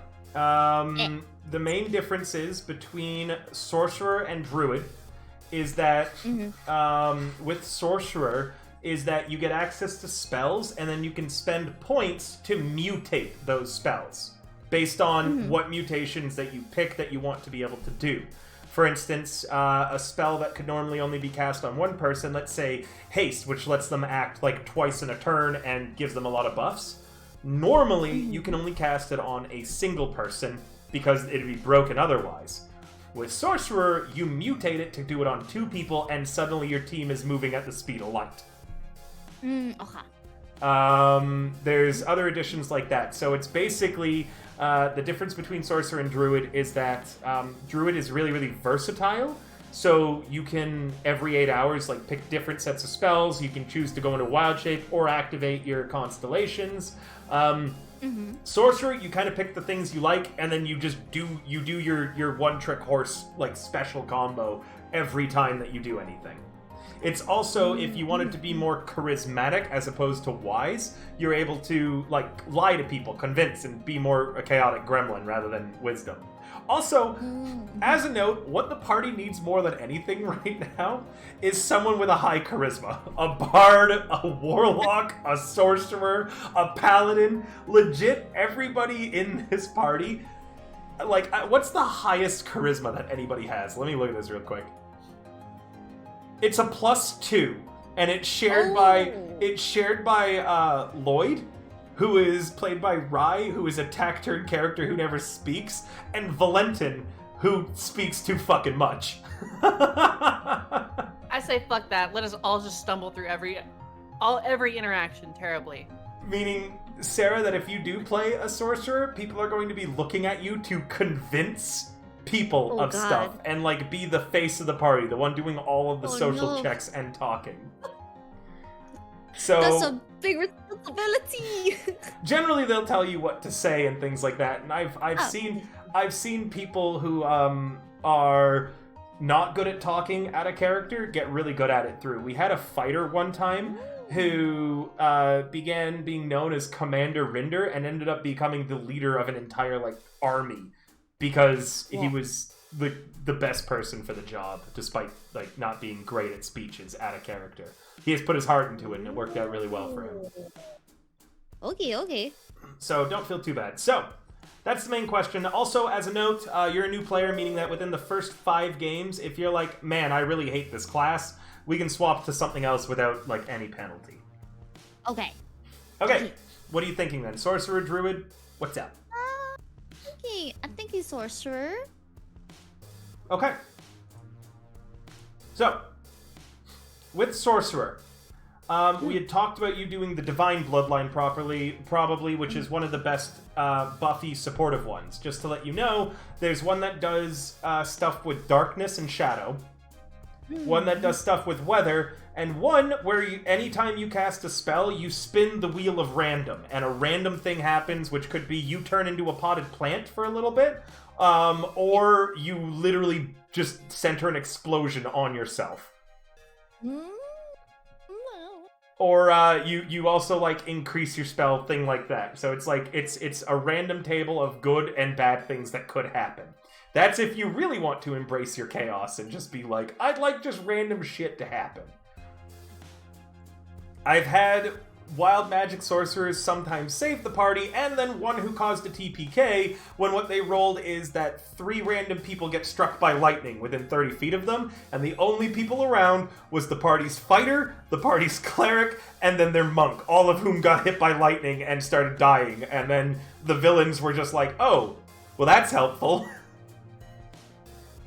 I was like, it sounds so fun, but it sounds so... You sound like... You know what they call... What's the word for it when like you're the person in the team? You're the liability! Wild magic sorcerer legitimate like alternates between being a liability and being like the party's only saving grace. Wild magic's great. Basically, hey, Ryan. you're the main character of this group. Main character Either energy. your decisions save us or get us killed. Yep, and then there's also one that does stuff with dragons, one that does stuff with psychic abilities, but I hate that one and I don't recommend it. And then another one that does things with like law and order. It's the opposite of wild magic. Bum, bum, bum, bum, bum. I'm sorry. You can bum while thinking. It's Yeah, like don't worry. bum, Take your bum, time bum, too. bum. I don't think any of the players are gonna mind if like a majority of the stream is us helping you get ready. Hey! Speaking of wild magic, River, in one of my games I DM'd, I was doing Lost Mines of Phandelver, and on the first battle, wild magic sorcerer cast fireball centered on the party. Was that with the goblins then? That was the first battle on the road with the goblins? So it was just that battle's already basically a TPK if anyone gets crit. So did that just TPK everybody right at the beginning of the party? Pretty much did. I was like, well, I'm not going to let it happen, but it's hilarious. Yeah, same. I agree on that one. Good on you for not letting it happen. But the wild magic sorcerer, he did insist his character did die though, and I'm like, if you want to make a new character, go for it. Because this is funny, and I'm gonna bring it up later on. I know Rye is tiny, I'm fixing it. Little halfling. Little Halfling, baby. right? It's Just because, so you know, when I joined the stream, Valtria's I thought it was tits. something else in your mouth. I'm fucking huge, Yeah, mate. Valtria's tits take up, like they throw the scaling of everything off. Ooh, I'll bring People wings get next lost time. in there, dude. I hope I get Gotta be lost in there careful. one day. No, we take wings and touch. We touch our wings together. Yeah. Yeah. I mean, we can touch more than just wings, baby. Eh? Oh, hey, Donnie. Hi, Donnie. I did have a slightly better breakfast today. I was actually congratulated on my eggs this morning after Sound alerts don't work, so can someone like refund tragedy. Gelly the Bonk! points? How about that? There you go. There's your bonk Bonk. sound. Is that what you wanted? She bonked me with her booba. I mean, I was gonna bonk you with a sword, but that works too. I mean, Booba sword. I even getting into that about my sword or anything. Regardless, so it's now. Did you want the divine one, which is where you're the ultimate supporter buffer, or did you want something else?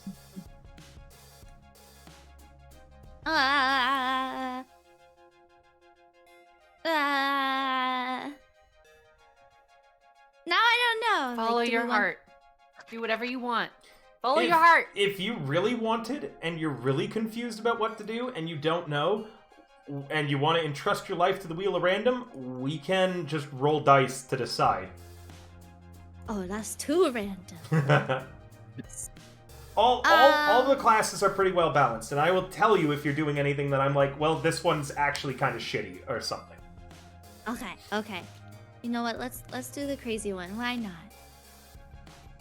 Wild magic it is. Let's go. All right, so you're gonna go to the class tab Okay. in the character creator. Yes. Okay, you're gonna select sorcerer. Oh. You're going to not worry about the skill proficiencies yet, but you should see sorcerer specialization. You're gonna pick wild magic. Yes. That's all you gotta do for now. Now we gotta pick what race you are. Okay. There's literally a race for angels, and you could be a fallen one. I'm guessing that's what you want. Is there really? Yep. Is that? Oh, I didn't know that. Sure. It'd be my pleasure, indeed. Good lord. You're gonna click on Aasimar if that's the race you want to be. Hell yeah! Then you're gonna Join want me. fallen Aasimar. Join me. Okay. For racial mods, you can just leave that as is, and it should be fine. Unless you want to change your +1 to something else, but I recommend keeping the +2 in charisma. I will leave it as it is. Perfect. So you got a +1 in your strength. You could actually change it to Dex just because that would be a little bit better for you. Now that I think about it. I was like, okay. I trust what you say. Yeah, I'm gonna speedrun this and just give you my recommendations, and I recommend you take them for ease of time. Okay, so the area of the world that you would be from, and Val, if you want to sit her down and actually, because you're both really similar characters from the sound of it, if you wanted to have like... Oh, I'll sit her down. Please. I will sit you down, Val. On your Shit dick, down. please? What? Forgive me, I apologize. Under it, That was Val. an innuendo. I just Val. went straight being Val. bad. Val. Under it is where you'd be, not on it. Oh, okay. Sarah. Eh. Focusing in on you. Yes. So you can go ahead. The sculpture doesn't hold a candle to the real thing. Ha! Listen, this is an 18+ stream. If you're underage, you should leave right now. Like, just get the fuck out. Sarah, the area of the world, and talk to Val later because you guys are really similar characters, and you could be from the same place. I mean, you could be relatives, you could be friends, things like that. I will show you the world. Sounds great. There is a continent by the name of Rebeos. This continent is considered paradise on Earth. It has an abundance of natural resources, like too many for it to know what to do with. It could trade them all to the entire world and still never run out. It is a legitimate paradise. Beautiful, lush forests, crystal clear freshwater rivers and lakes, plenty of ore and minerals. It is run by Aasimar, which are humanoids that have lineages relating to the gods in their blood. They are considered holy. Everyone born within this land's territory, even if they are not an Aasimar, they are born with something called a stigmata. This is a mark or supernatural phenomena on or about their body. It could be the fact that they cry tears of blood. It could be the fact that they have blood dripping down their palms, or that when they pick up money, it instantly becomes clean. Or it could just be a tattoo or other birthmark on their body that they are basically born with. If your stigmata matches the stigmata of the High Prophet, either the current one or a past one, you are considered blessed, that you have been reincarnated here to enjoy a life of pleasure and luxury, without needing to ever work or do anything. It is considered heaven on earth. If you are born without a stigmata, or your stigmata is marked wrong, or you are a tiefling, which is a race of people that are the opposite of the angelic race. They are instead, in their bloodline, they have demon and devil blood. Ooh. They are considered to have been born there as punishment. Born into this society, they are told that they are not allowed to have any luxuries, and they are used as slave labor. That in their past life, they must have been really terrible people, and they're being born here to wait on and serve the people who were good in their past life. Oh. So they lead very, very painful, awful lives there, as the Aasimar, who are feeling like they are born like in this life of luxury, use them for slave labor, work, and servitude. Okay. So that is the place where the majority of Aasimar in my world are from. As a fallen Aasimar, you would have opposed that order. Meaning that you might not have done it willingly, perhaps just one day you were nice to someone who was being punished, and you went, I'm not gonna, whip that guy, or I'm not going to take advantage of their hard work and do nothing. And for whatever reason. Or you could have just been born there as a fallen Aasimar with the wrong stigmata and used as slave labor yourself. There are people who escape this. There is an entire continent, the next one over, the closest one to Rebeos, is called the continent of Ustaos, and it believes in no gods, no masters, no kings philosophy. There are no leaders. It is an open plains of just people doing whatever they want there. True anarchy reigns. And they really dislike Rebeos, so they will go out of their way to rescue people from it. If you choose to be from Rebeos and we want to interlink our stories or something, I can give you the full rundown of what my backstory is, so that we can match them up. Exactly. Yeah. So you don't need to know too much about that today, because I know that you're just making your character right now, but that's the general idea of what your character would have been from.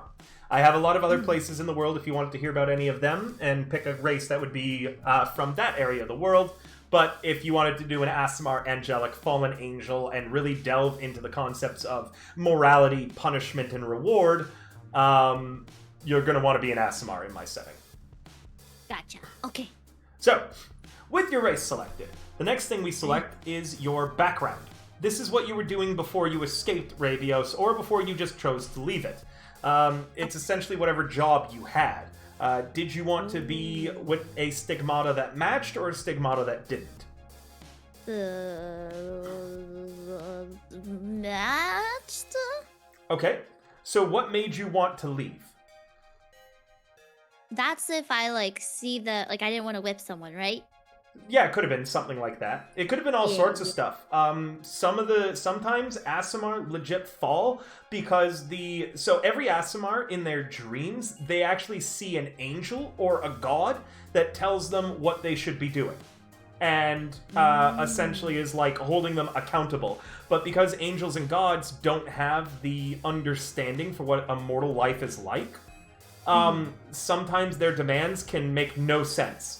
And they can literally put you in a catch-22 where you can't follow it. Like, your angel might not understand the concept of a white lie where you tell a lie for good reasons. And so, even though you told a lie for, like, a good reason, like, hey, everything's gonna be okay. I know you're really sad right now, but you're gonna be okay. You could be comforting someone who's dying and say that. And then your angel goes, you lied to that person, and therefore, you are now a fallen Aasimar. Okay. So it could be something like that. It could be that you did something heinous. It could be something that you just didn't want to go around with the order of the other Aasimar, but yeah. So what did you, like, tell me a little bit about a job you would have wanted to have done. Like, there's courtier, which is that you were living the high life, you know about high society, and you get a little bonus when working in that. There's criminal, which means that you could have been secretly helping people escape the continent the whole time. There's entertainer, where you could have been, you know, a dancer, or just enjoying practicing whatever art you were doing. All sorts of different stuff. So you can see that list there.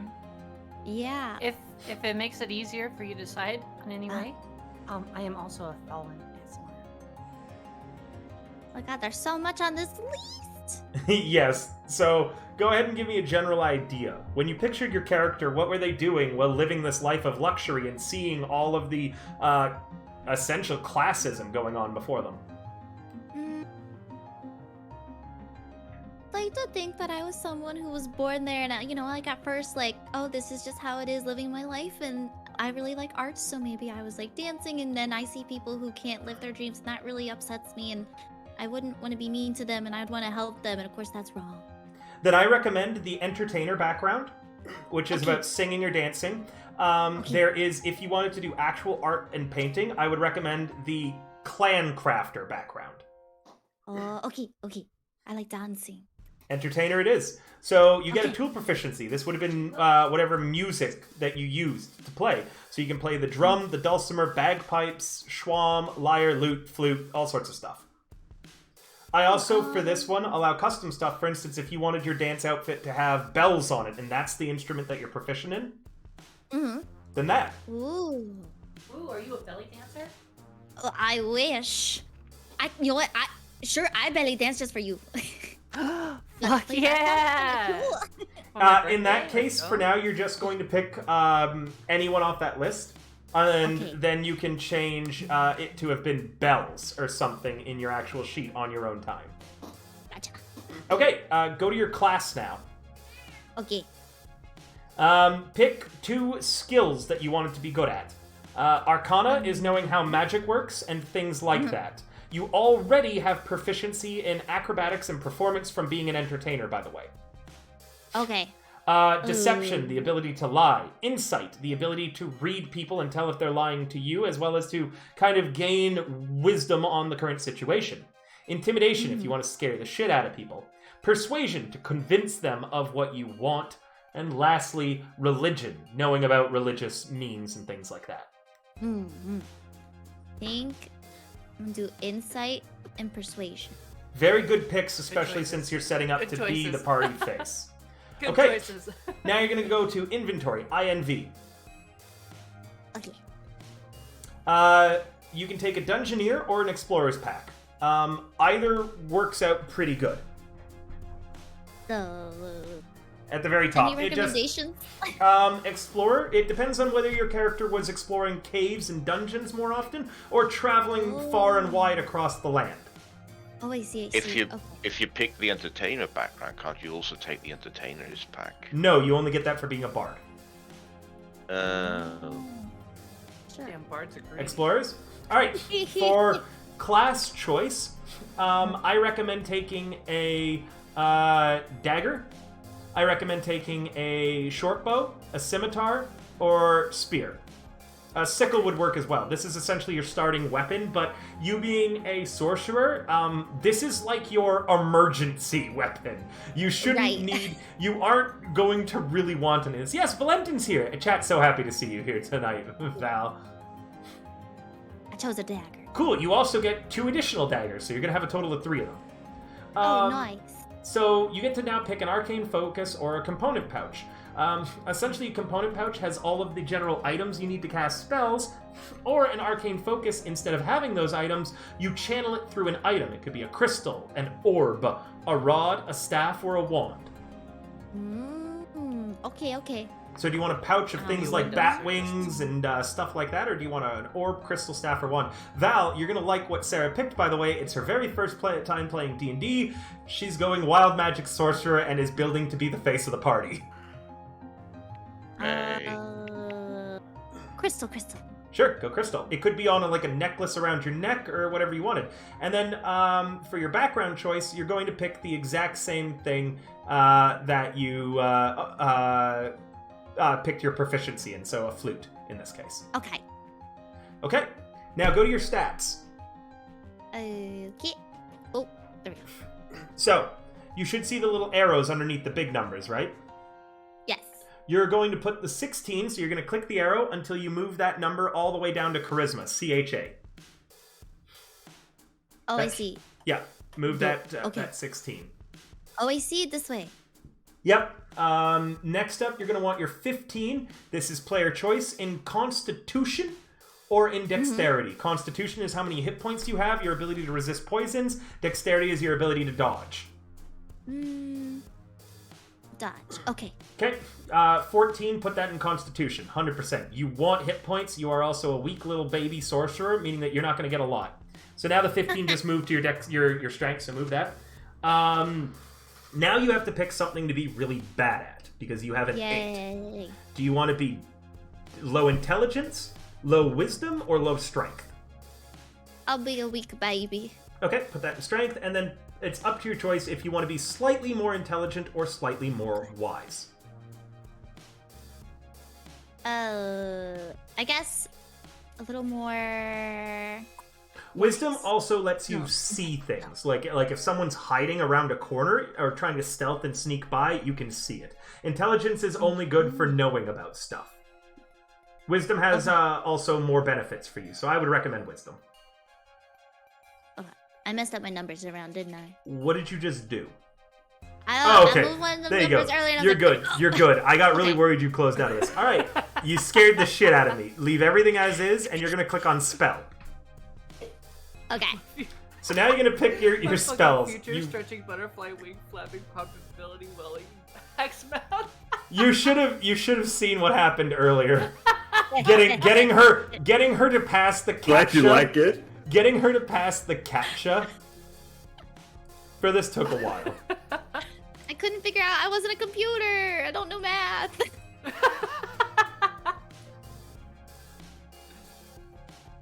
All right. I believe the idea behind it is computers can't get past it. Not the other way around. All right. So, now Sarah, we need to pick the spells that you have. Okay. One moment. I'm opening up the spell list on my end. First off, you should see L1 and Cantrip, right? Yes. Select Cantrip. We're going to start with those. Okay. These are the spells that you can cast as many times you want as long as you are physically able to. Okay. I recommend, if you just want my recommendations without thinking about it too much, and I will tell you what they do as well, you get 4 cantrips, which is a lot. I recommend that you first take a damaging one. So the damaging ones you could do are Firebolt, where you throw fire really far at someone. Frostbite, where you throw ice really far at someone. Chill Touch, where you have a hand that's really good at screwing up undead, grabs them. Infestation, where you make a shit ton of bugs appear on someone and they have to run around trying to get the bugs off them. Mind Sliver, which is very powerful. It's a psychic attack that then makes them less resistant to further attacks. Ray of Frost, which slows people down as you throw ice at them. Or Thunderclap, which hurls people away from you. Okay. That's not what Thunderclap does. I thought of the other Thunderclap too. Yeah, sorry. Thunderclap just hurts everybody around you. Oh, I'm sorry. I thought It we were doesn't- talking about cheese. God damn it.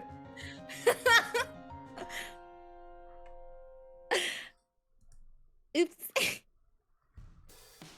Do you just want my recommendations, or do you want to, like... Yes, please. Okay. You're going to take Firebolt. Okay. You're going to take Prestidigitation, which is a spell that lets you do a bunch of different stuff. Where? Okay. I finally found No. Okay. Okay. Sorry, what was the other one? Prestidigitation.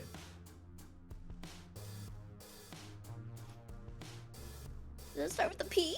It Oh, does. yeah, it does. It does. You're gonna take Mind Sliver.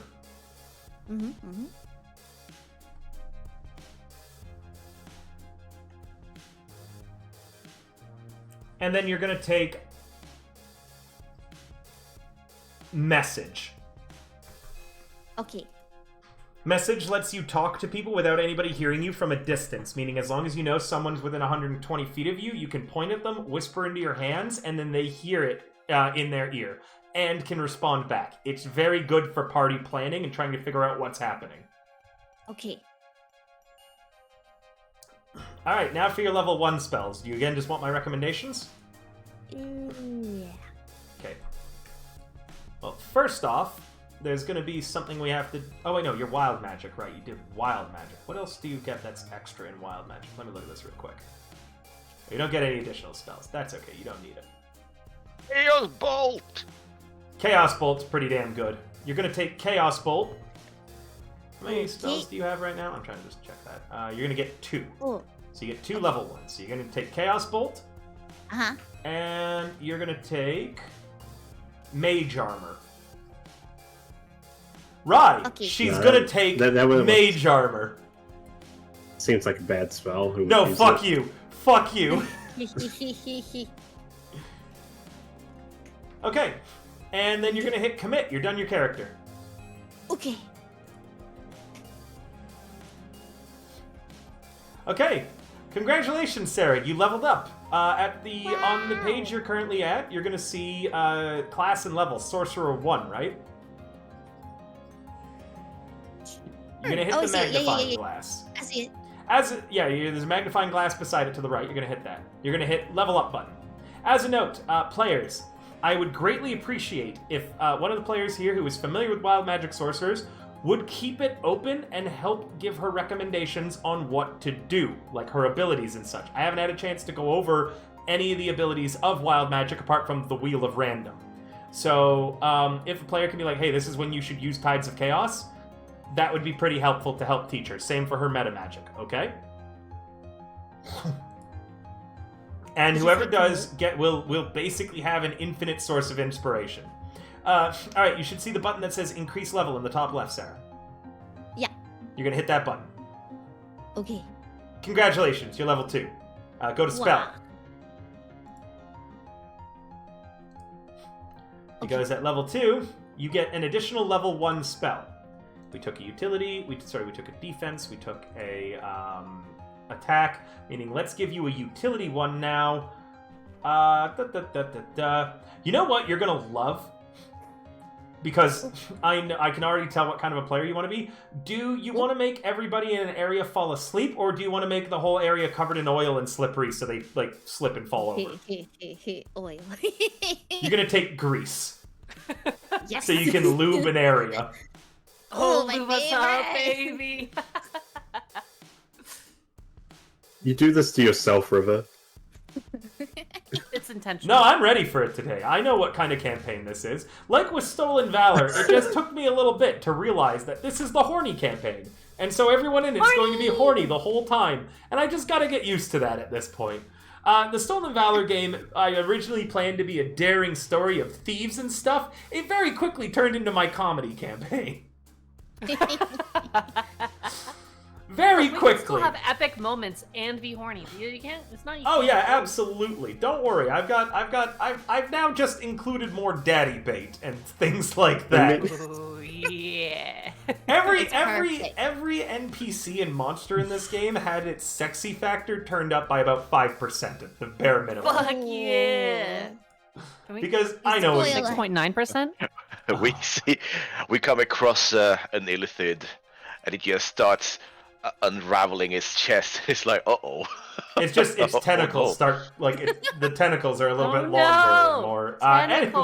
Anyways. Oh no! I should all right, Sarah, run away. Go do your level up again.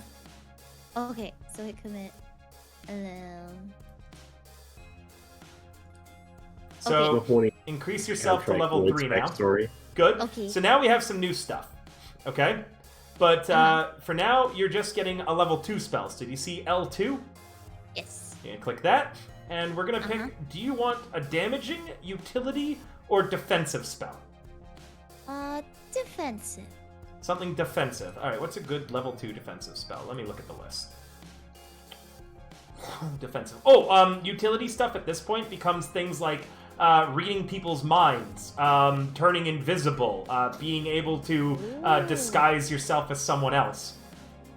Just as a note, I'm looking at defensive. Is Misty Step level 2? Misty Step. Misty Step as a bonus action, so you can cast it and then still do more. It lets you do a little teleport. 30 feet towards or away from people. Okay. But it's one of the best defensive ones. Okay. Got it. Okay. I'm coming.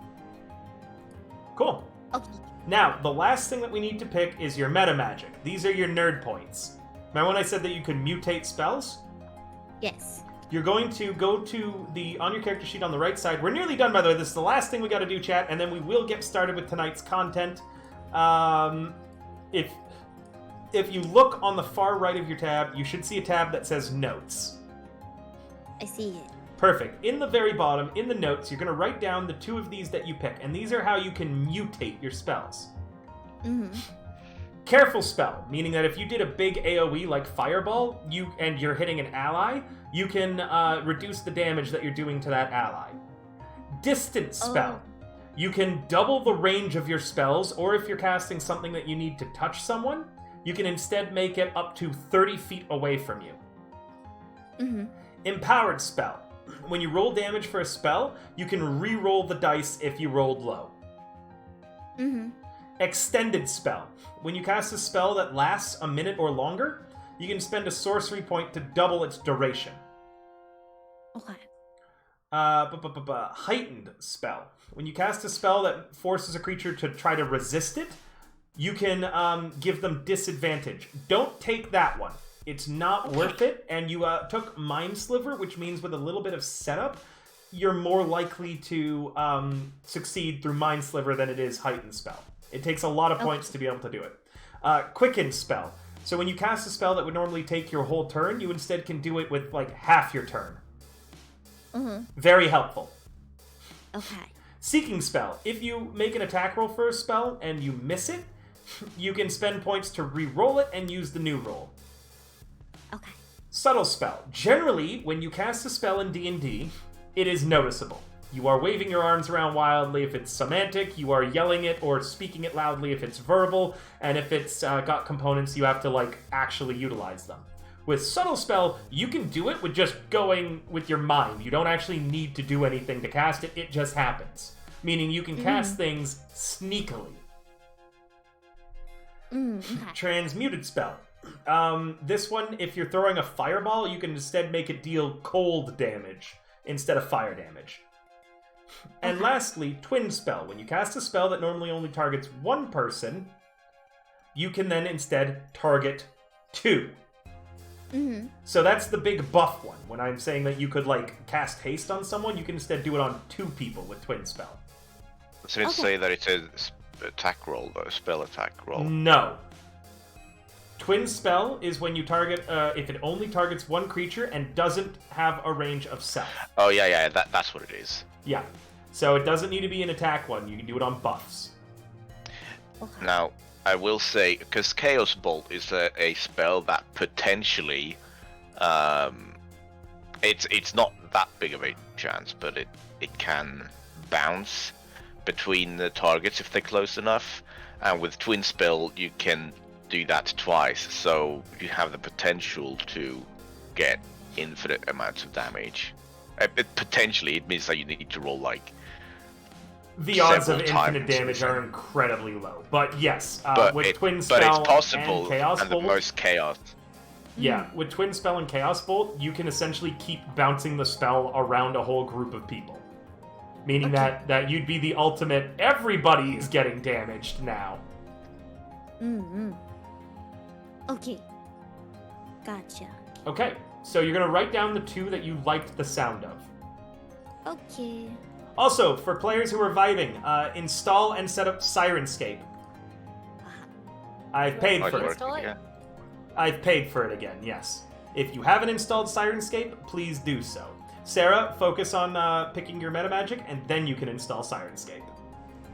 Okay. I wrote it down. You good? All right. Yeah. In that case, Sarah, congratulations. You have a D&D character. Wow! Woo! Congrats on your first one. Oh, thank you, thank you. I am so sorry. We One have moment. done it. That did not work. Do not click that link that I just did. I thought you were talking to me at first, and I was like, amazing! Never mind, you're not done. Never mind. The link is fine. Go ahead and click it. Psych. You want the online player for Sirenscape. I'm going to link the download now for those who need it. So, everyone's now going to download Sirenscape. In the left, you should, when you click on sirenscape.com/download, you should see a button that says Download for Windows. On the left, Sirenscape Online Player. Once you have it downloaded, it's going to ask you to link it. Once you link it, click the link that I sent you. Everybody understand?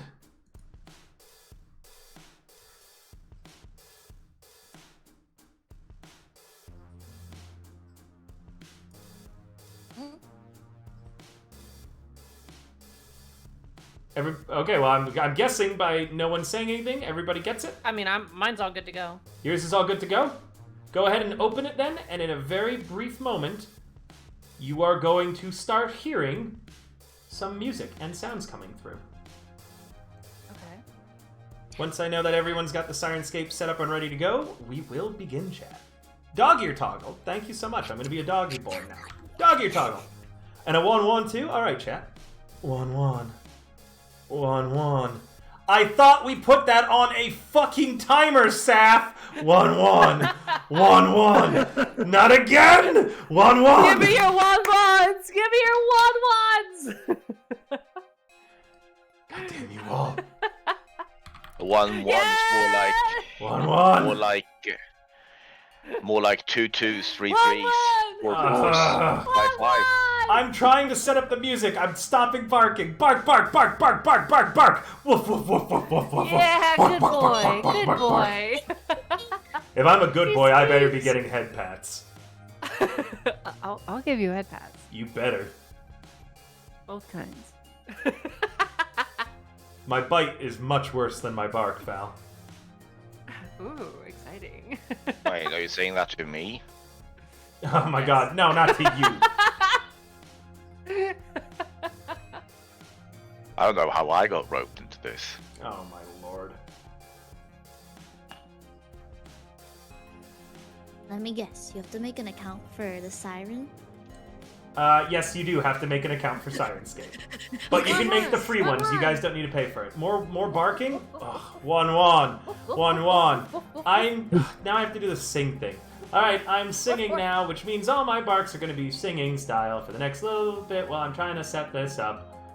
Bum, bum, bum, bum, bum, bum, bum, bum, bum. One sec, I'm trying to find...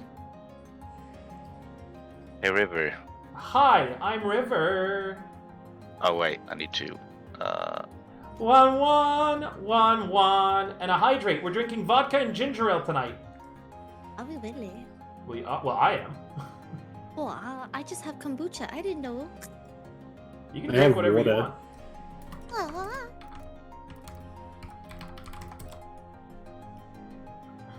I don't have two monitors, so I can't see the spam and chat redeems right now. I will drink in a moment. There's a lot. Hey, River. I'm What's River. around the tree? Leaves? No bark. Oh, I get it. Gain an inspiration. Bark, 1-1. Bark, bark, bark, bark, bark. 1-1. I can't do the redeems when I'm doing stuff. Are you You have an event barking coming up where I or? can get revenge? When do I get revenge? I did. I'm barking. I'm trying to. No, but is that a bark or is it a? Are you doing it like a chicken? A what? Oh, God. I'm just trying to get the music set up, but I'm getting distracted so much by you, chat. I didn't have time to set up what music I wanted because I was helping Sarah get ready. So we're just kind of going with what I can find here that's actually pretty good. It only took me a long time.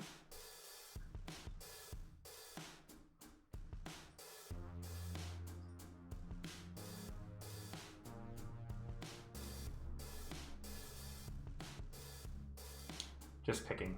One sec. I guess I know what I'm gonna do.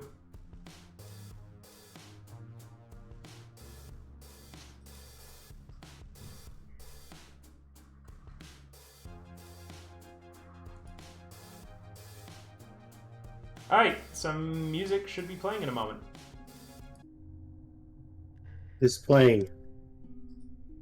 So you should hear some music, correct? CC. Yes. Excellent. Chat, let me know if it's too quiet for you and I will turn it up. It's spooky. Have a nice night, Gio. Thank you for coming.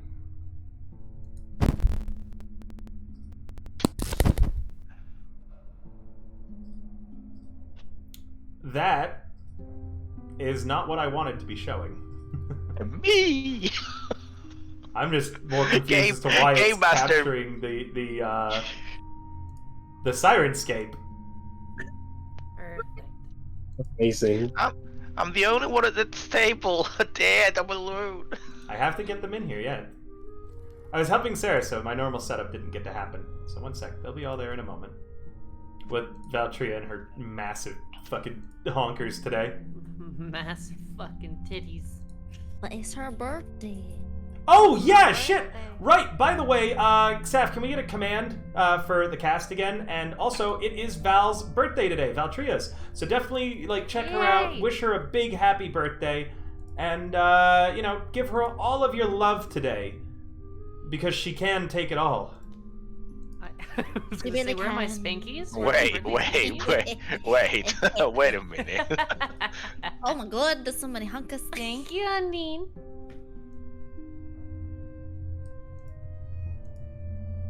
Oh my lord, sorry, give me a quick sec.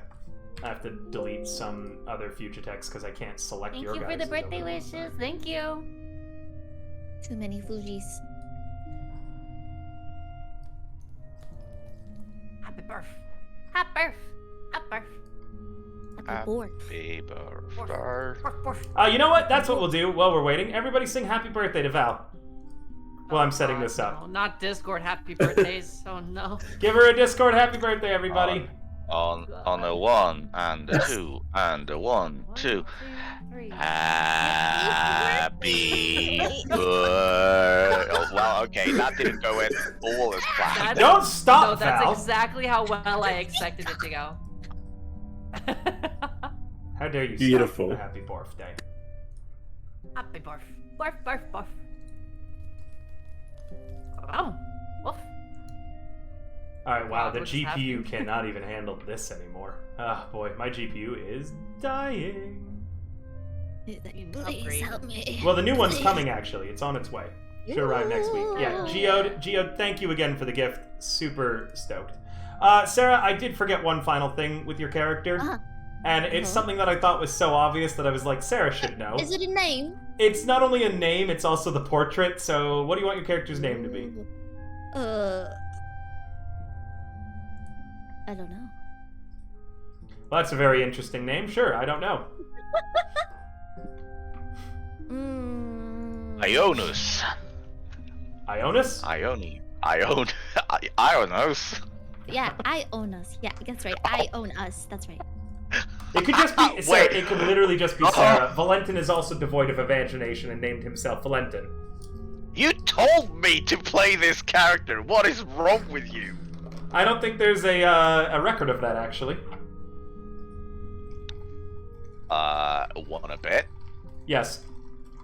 Okie doke. I'm pretty confident in either that there's no record of it, meaning that you won't be able to find it because it doesn't exist, or your apathy will come into play here and you won't find it in case I did. So yes, I'm pretty confident that that there's no record of it.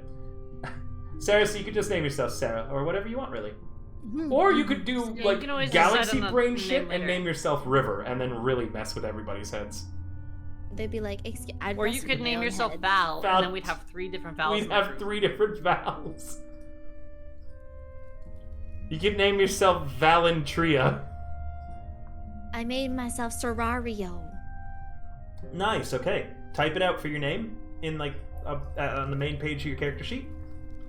And then you're gonna click on the left where it says portrait and just pick anything you'd like. You can get art to replace this later if you want.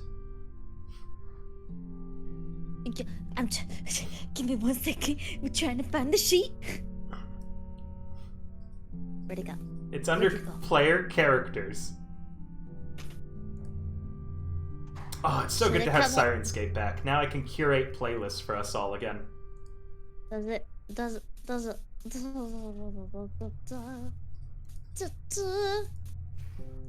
The character wizard?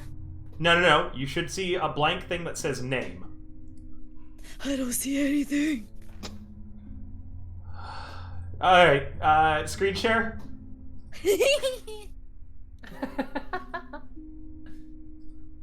I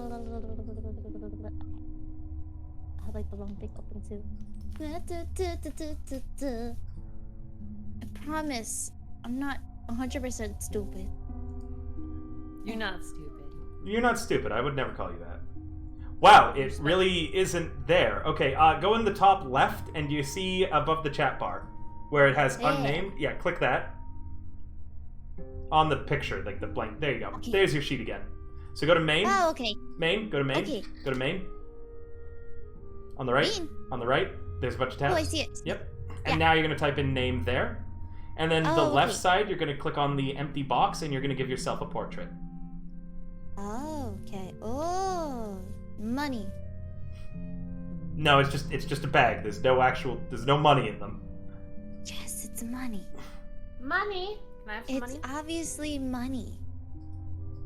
It's obviously money. I don't. There's I some don't know. artwork portraits as well if you wanted. Do you want me to just pick one for you that fits your Okay, I will pick one for you. Let me help. Sure. Just go ahead and be babied. I am baby. Pepe. Pepe. I'm Bubba.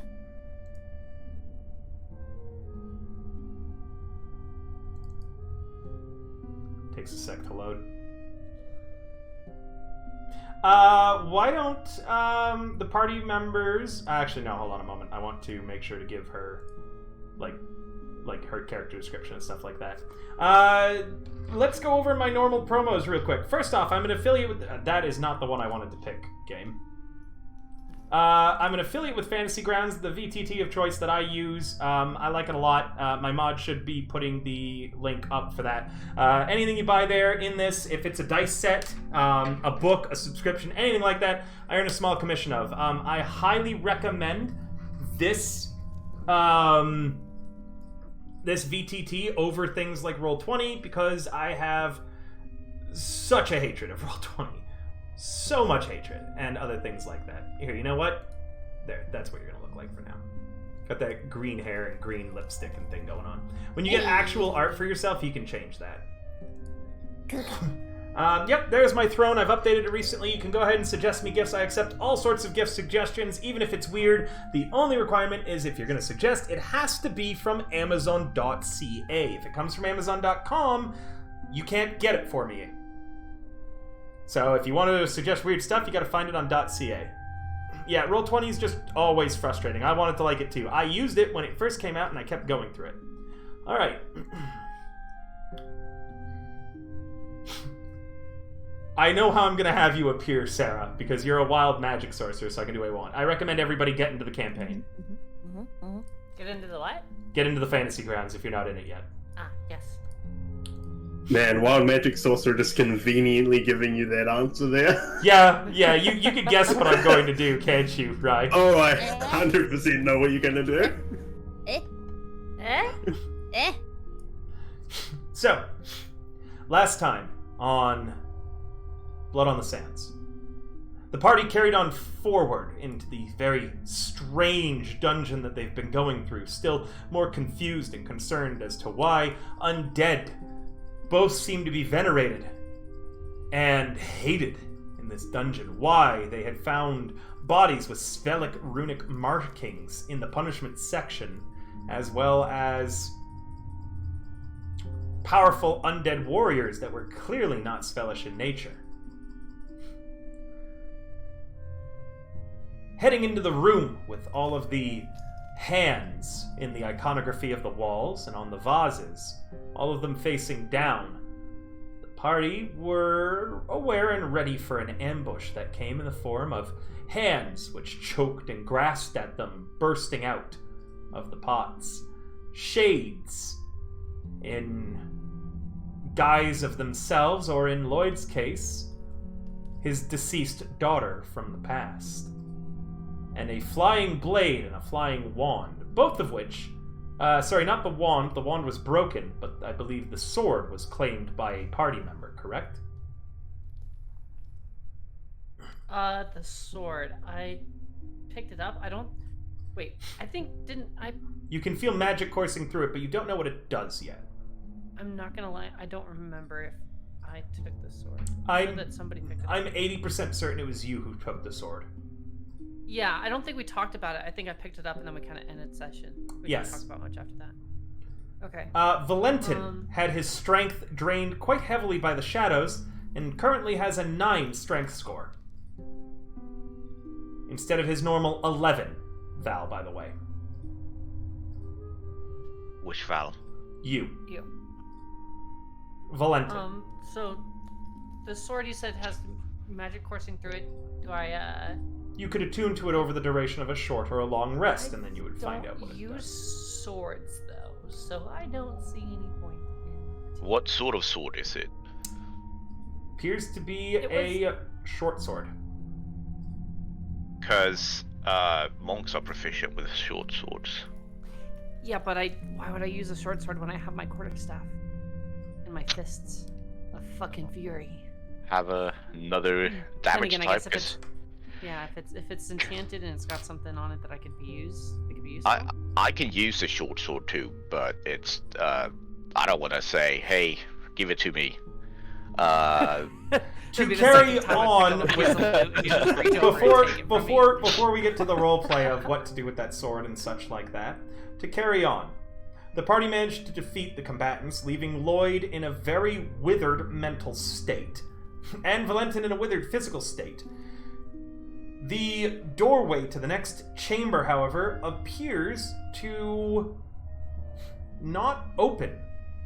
Instead, what has been inferred by the group is that when light is shone on it, water from the nearby fountain drains out of the fountain and into the door through some unknown mechanism, slowly filling up the door.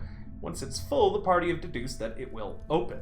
It appears as if the door lock, however, no matter how much light you shine on it, is in fact time-gated. It will take 8 hours of light being shown on it to open, conveniently enough time for all of you to have an uncomfortable rest in this dusty, desiccated tomb. One more thing was figured out, that whoever is buried here is some sort of warrior that was buried to protect against something of Svelish nature. I believe that you had discovered that, correct? Does any of the party want to take it over so I don't accidentally reveal anything too much for what you had discovered with the nat 20 someone made? Oh, on the... Oh, God, there was a lot going on to that. There was a lot there. And, Undyne actually has it written down in a public note for you all. Public note. Wow, what a fucking MVP. If you go to, and Sarah, this is for you as well. If you go into the player tab, you should see a section that says notes. This is where you can write down notes as I'm talking, and there's a toggle to make them public or not. Undyne made a note, public, titled Tomb, which goes over all of the information that Undyne has recorded that you have found in the tomb. So, Undyne, I'm going to go ahead and open your character sheet now, and because this is actually critical to the characters, because I don't think anybody else took proper notes on this, you already have an inspiration, or else I'd be giving you one. Also, I'm going to clear owner of Dee Dee for now, and Valtria, sorry, not Valtria, Valentin. Undyne has asked that you take control of her character, because you're already dealing with Clang Clang, Zandra. Yep, sounds good.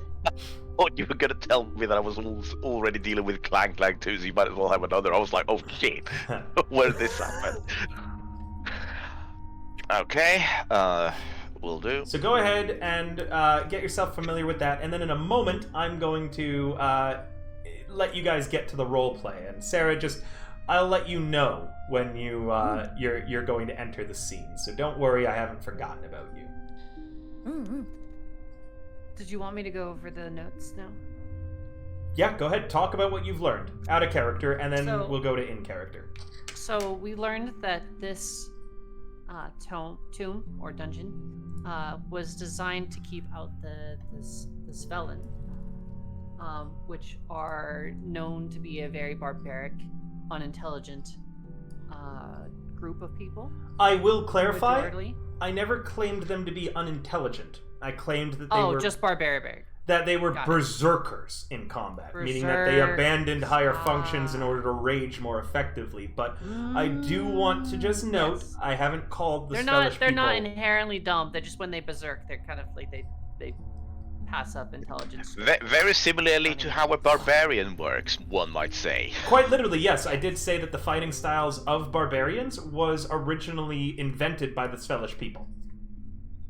Got it. Okay. Thus, this tomb is not necessarily meant to keep us out, or people like us out, but it's designed to try and keep out anybody who enters. And so that's why the messages seem directed at us. Whoever made this tomb might not be our enemy, but we are still obviously going to get attacked by any traps that are left out, and get attacked by any undead that they've left behind. Was there anything else about... I feel like that was the majority of it. There was some details that I might be missing. If you're missing the details, you're missing the details. Undyne, if you want, you can type in the Twitch chat to act as if you were here. I know that you're feeling very ill, so no pressure or anything like that. Party members. I'm a party member. Yeah, everybody's here. The fight has concluded. Your investigations, for the moment, have concluded, unless you wish to do anything else. It's dark in the tomb. As far as you know, there is no going back. Not through that illusionary arrow trap, unless you wish to tank it a second time, Lloyd. Maybe. Valentin, as a note, for your character, because you were not here, one of the shades pretended to be Lloyd's daughter. And it set him off where he was just trying to essentially get away and shoving the shadow back, things like that. You are the one who landed the final blow on that shade, stabbing it through the back, and as it dissipated, you and Lloyd both heard it say, "I don't forgive you, Daddy."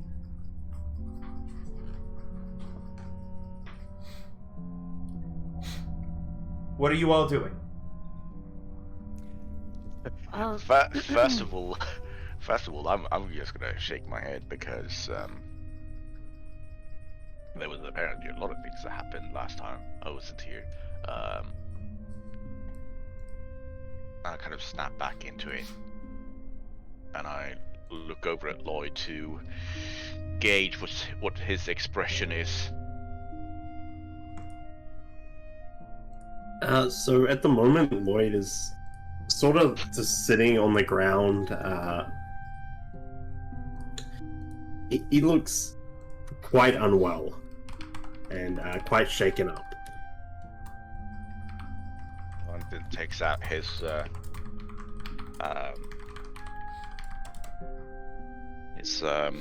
water skin, and he hands it to Lloyd, and he says, "Drink." I'll be fine. No, Just you're need a moment. No, you're in shock. You need to replenish water before it gets even worse. Also, it's hot out. Just drink. You might not need it right now, but you're definitely gonna need it in an hour, and it's better that you've done it now than later. Trust me on this. You might be in rough shape mentally, but you're. Don't worry why I'm shape rolling a dice, physically. chat. Carry on. Just keep talking, guys. No, I'm worried rolling why dice. you're I feel like rolling you your should probably dice. No, don't worry about take it. Just care carry of on. yourself, You look one Lloyd trip reaches away up from and grabs the one trip away from water the grave. skin.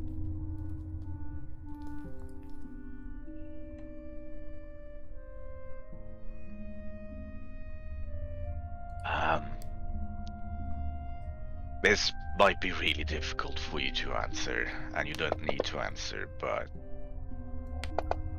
was any of that we just saw real? Did it bring out a memory of yours?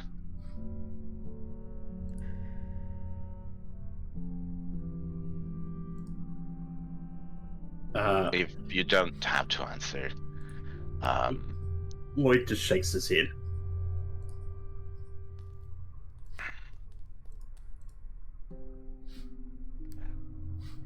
But this shade specifically, what did it like? Did it apparate from somewhere and then took control of Lloyd, or did it where did it originate from? Your shadow, Valentin, separated itself from your body and became this silhouette of a little girl. Your shadow's been returned to you now, though. You can see it in the... Oh, as a note, this area is dark right now, apart from light coming from the light spell. All of the torches in this little section snuffed out. So, your shadow's back, you can see it, but at the time, it separated and then became a little girl silhouette. And attacked you and Lloyd specifically, Valentin. It kept begging Lloyd to hold her and was moving towards him. What have Lloyd and I have done together? Or what is special with us specifically? The other shade that separated, because there were two of them, I believe was Xandra's shadow, which kept switching between looking like Xandra and Dee Dee.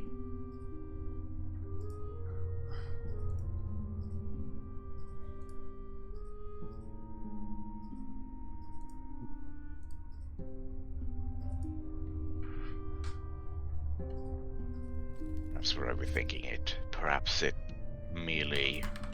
But why would it originate from my shadow, but take the form of something from Lloyd's past?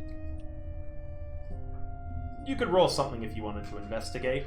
While he's doing that, Xandra, what are you up to? Well, I was talking to Valentin while he was talking to Lloyd, but I didn't mean to interrupt. I didn't hear it all. Go ahead and repeat what you had said. That's fine. Valentin, you're not looking so good, mate. You might need to take care of yourself as well. Look like one good step away from the grave. As you say that, Valentin finally starts looking down at his like arms that have like kind of shriveled up, and it's like, oh, huh. You're right. I should. Can I have your water skin, Lloyd? Because I think you just finished mine off. I hand him my water skin.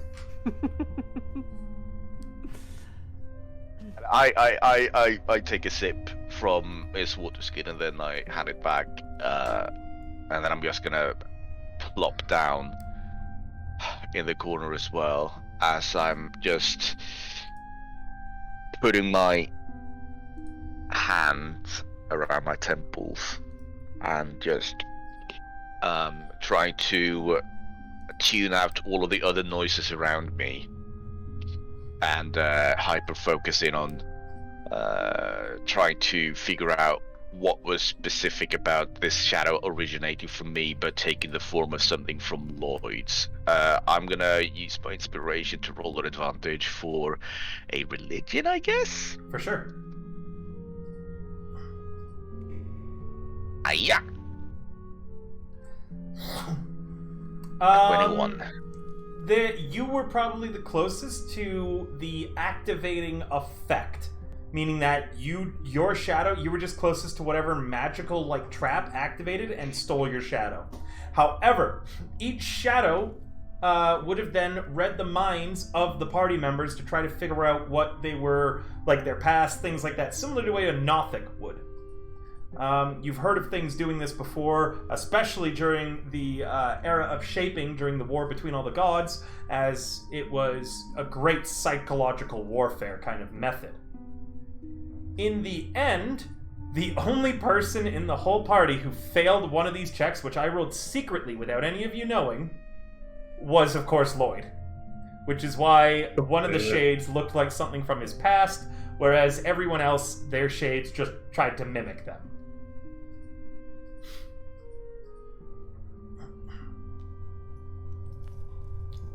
Did it happen to be an save as well?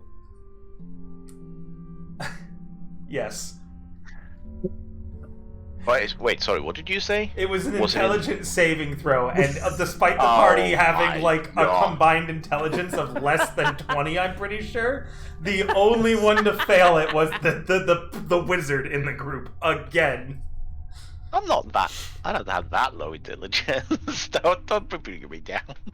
Why phlegm sound for snuffed out? Did I make a phlegm thing?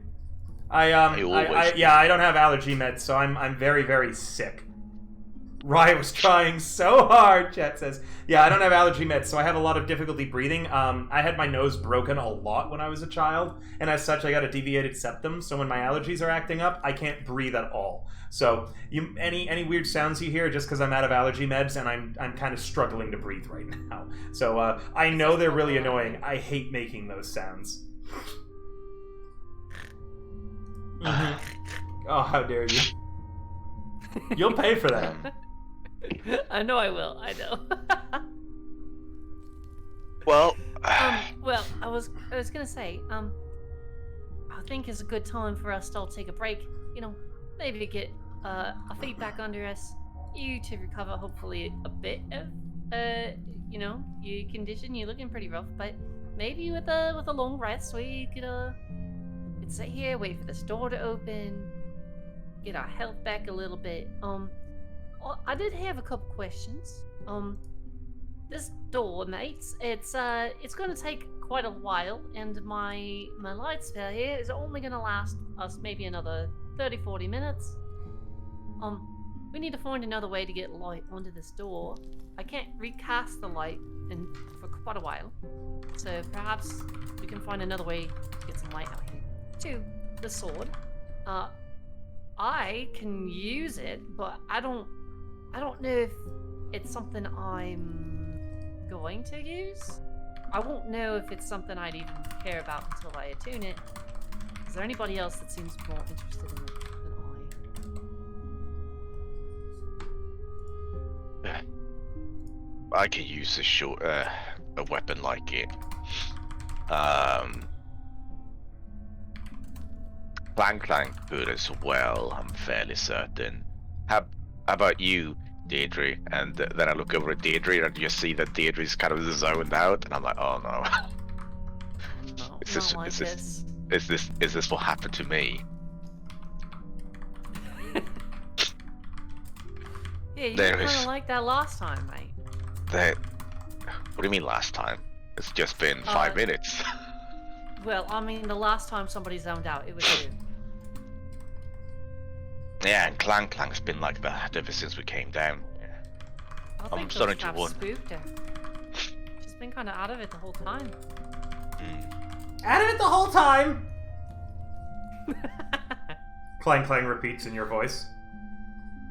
Well, before we start worrying about, magical light, perhaps we could just see if a regular torch can be lit again, or if it's completely snuffed out forever. I've got torches if you want that. We don't have to use the magical ones. Those ones, they weren't even putting light onto the door in the first place, so putting them back in there Yeah, the position won't do us much good. The position of all the torches seems to have been carefully crafted before Valentin, that the light from the torches and the positions in this room, no light is cast upon the door. Meaning that you'd have to take one out of its socket, light it, and then move it. But yeah, whoever wants to light one up. Yeah, but can we find a way to prop it up around the door so we don't have to sit here and hold it up for 8 hours? Yeah, of course. I'm not going to make you roll a check for it. You just grab some of the broken pieces of pottery around and just, set up the torch. Anybody here have the mending spell? I'm not capable of that. Anybody else? I do not. No, but I do have a tincture's tools. I could. Yeah, you rig something. I could glue it. Sure. Yeah, you just repair some of the vases together, and you set up the torch. I'm guessing everyone's then pulling out their backpacks, beginning to set up their sleeping areas, using their bedrolls, things like that. Yeah, sounds good to me. Sandra, your bedroll is weirdly heavy as you're pulling out of your backpack. It's also entirely unfurled already, but it's What the hell? it's done up the full way, and you can see that there's very clearly this big shape within it. Who the fuck snuck into me pack? Is it one of those monsters? I pull out my rapier. We've got an unwelcome guest, mates. It wiggles a little bit. Zandra will carefully open her her bag with a fist raised, ready to punch whatever comes out. Sure. Laying prone on the ground as the bag is opened, Sarah, describe what your character does and what they look like as you are opened up out of the sleeping bag to a very unfamiliar face and area.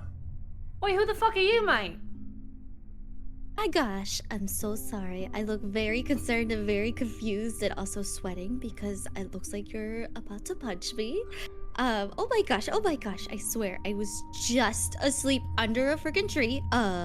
Nice sleeping bag, by the way, but yeah, I was just going for a nice nap, man, and then, yeah, here I am. Hi. You're telling me you took a nap under a tree, somewhere else, nowhere near here, and you woke up in my bag. I turned to Lloyd and I asked him, why did you tell us that she's sweating? And why is she nervous? Take a good look at you. Is she? I like to imagine actually she sweating. just. You know what? She just said. You are kind of sweating, so maybe I can't believe you. I like that she just said all of that, out loud. Oh my gosh, I'm sweating. It's oh dear. Sarah, physically, what do you look like? What color is your hair, your facial structure, eye color, what are you wearing, stuff like that, as you're being revealed in this thing. And also, you just remember to describe if you're moving or anything, because from my perspective, you just had it opened up on you. You're still in the sleeping bag, just word vomiting. Quick question for role playing. Yeah. Because we talked about it a little bit. Did we actually want to make our characters know each other? Because if that case, I'll change the way I'm role playing. Because I think about that till just now. Because if we know each other, I'd probably be far less surprised to see you in there. Yeah, Sarah, did you want to have known Sandra in the past? Yeah, I was gonna be I'm so surprised and be like, wait a second, how the heck? Sandra, wait, how long have you been sleeping in my bag? You begin. Did you sew away? You begin recognizing the person below you, and Sarah, why don't you just describe to me what your character looks like now? Sure. I'm a medium-sized lady. I got like super like moonlight pale skin. I got white long flowy hair and some golden eyes and yeah. And your a white, name? and a white dress. And you can call me Sarah, but it's technically Serario. Are we sure it's not another ghost? Sorry, Sandra's face will like change from like confusion to like just incredulous. Sarah, you stole away in my bag. What? How long have you been in there? Xander, I've been on the road for a long time. How long? Xander, Did you sneak in there when I left from Royvis? You're very, very used to strange things happening with your friend Serario, as very, very odd occurrences seem to happen around her. You remember one week she claimed that she spent as a potted flower for an entire week. And another day when she has walked up to you and for no apparent reason, she was bald. And the next day all her hair was back. Like, it just strange things happen to your friend quite consistently. None of them really easy to explain. Is this another one of your silly, strange happenstances? Oh, yes. It happens a lot. I would also say, this is also kind of important for role-playing. You don't remember my character, Zandra, having an accent. You remember her speaking similar to how you're speaking. Oh. Okay. When did you get the fancy accent? Trying to imitate your accent. I don't know what you're talking about. Let's not talk about... this is about you. How I can't believe you're here. You shouldn't be here. Well, I enjoyed smelling your sleeping bag. Once again. Well, it's good to have you back, I guess. It's nice to have some company, but this isn't exactly the time to have company from home. But I guess you're here now, so everybody, this is sorry, your full name was Serario? Yeah. This is Serario. She's an Azamar like me.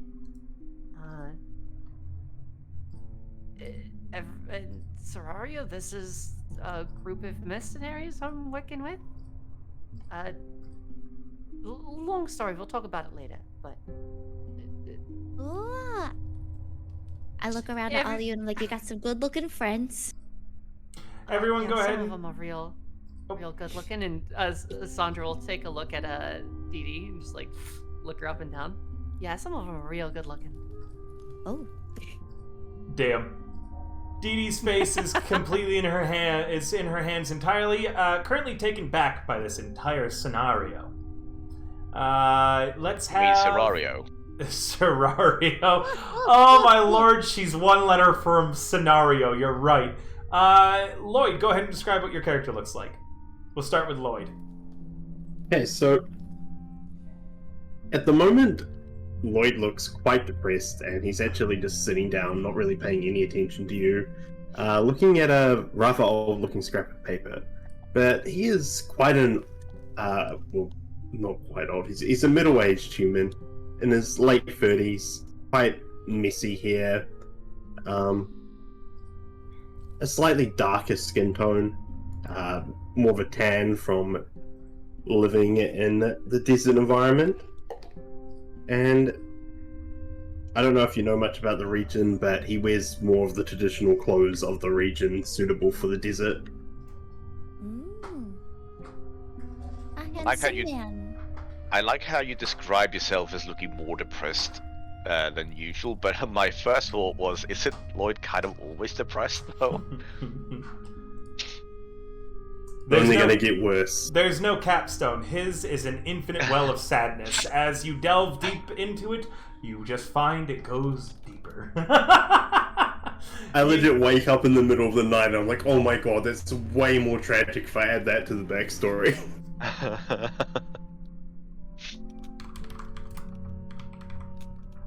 What color was his hair again?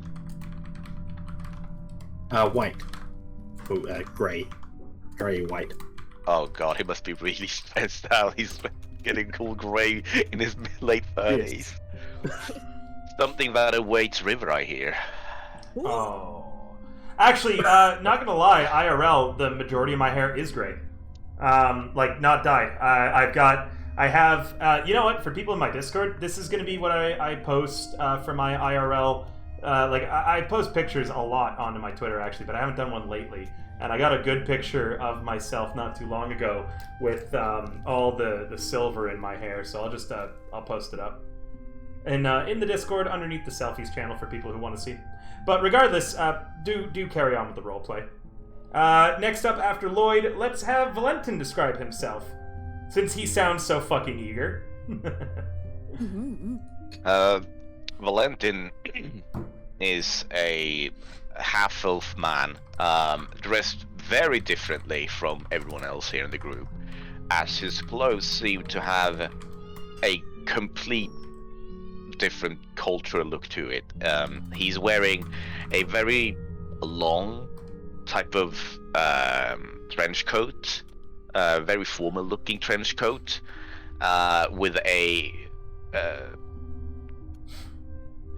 dark colored trench coat with a white waistcoat and white dress pants, and he's got fairly tall boots that he's wearing spats over to protect them from the sand and other sort of dirt to get in between. On top of his head, he's wearing a fairly flat hat, and he's got over one of his eyes, he's got an eye patch that has sort of like a it's got sort of like a monocle type of glass over it, but it's currently covered up. He's got a fairly well-groomed beard, but the beard is very thin. So it's basically whatever hair growth he could get on his face, he took very good care to make it as seem as beardy as possible. Very pale blonde hair, almost silvery blonde almost. And his eyes, for the most part, they look normal, but you can't quite tell when it's this dark, but it's got a faint violet glow to them. Ooh. Visual hair. Thank you. He's also a lot more pale than what Lloyd is. He definitely doesn't look like he's native to the region. Not that Sarah's character actually knows what region she's in right now. Yeah, I realized that. I was like...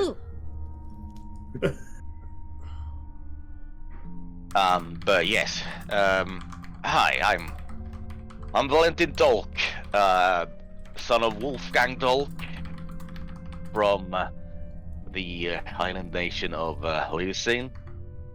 Pleasure to meet you. If you're one of Zandra's friends, I suppose you're one of our friends.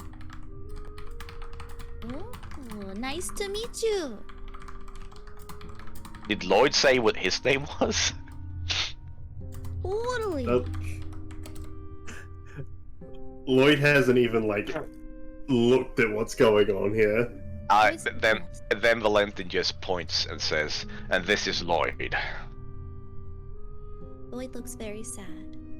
Are you saying the first thing that popped into your head? She looks directly at Lloyd and just says, "Lloyd looks very sad."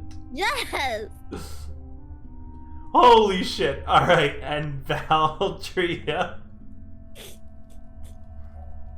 I guess you already know my character's name, but Sandra is average height for human woman. She's got dark blue hair. Like, the picture's a little off. It's supposed to be super, super dark, like almost black. Her eyes are like an iridescent blue. She doesn't wear fancy clothes right now. Also, that might be a bit surprising to you. She also is, she's wearing like monk robes, just like very, very simplistic. She's not carrying a whole lot with her, just like bare essentials. And she carries a quarterstaff. The quarterstaff wouldn't be unusual to you for her carrying that, but the monk robes and her not wearing like really fancy outfits would be kind of outfit surprising. She's got like a pretty face, but nothing like super exceptional. Pretty, very pretty.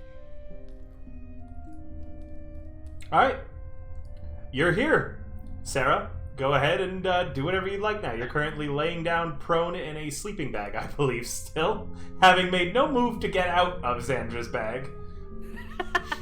Are you gonna keep laying in my bag? Do you have anything, or are you just here without any gear?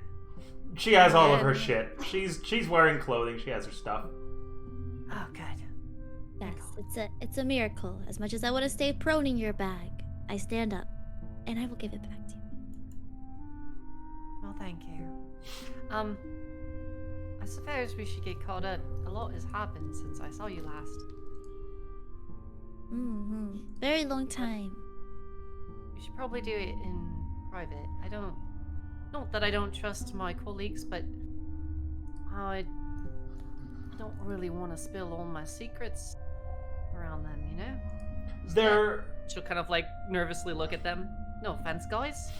I don't want to deal with my shit on my own time. Despite all of the kind of tight quarters you're in, anyone who wants to get a private conversation with a comrade could do so by moving further to the north, near where the illusory arrow trap was, or even just closer to the general crypts. Sound does not actually seem to travel too well through this corridor.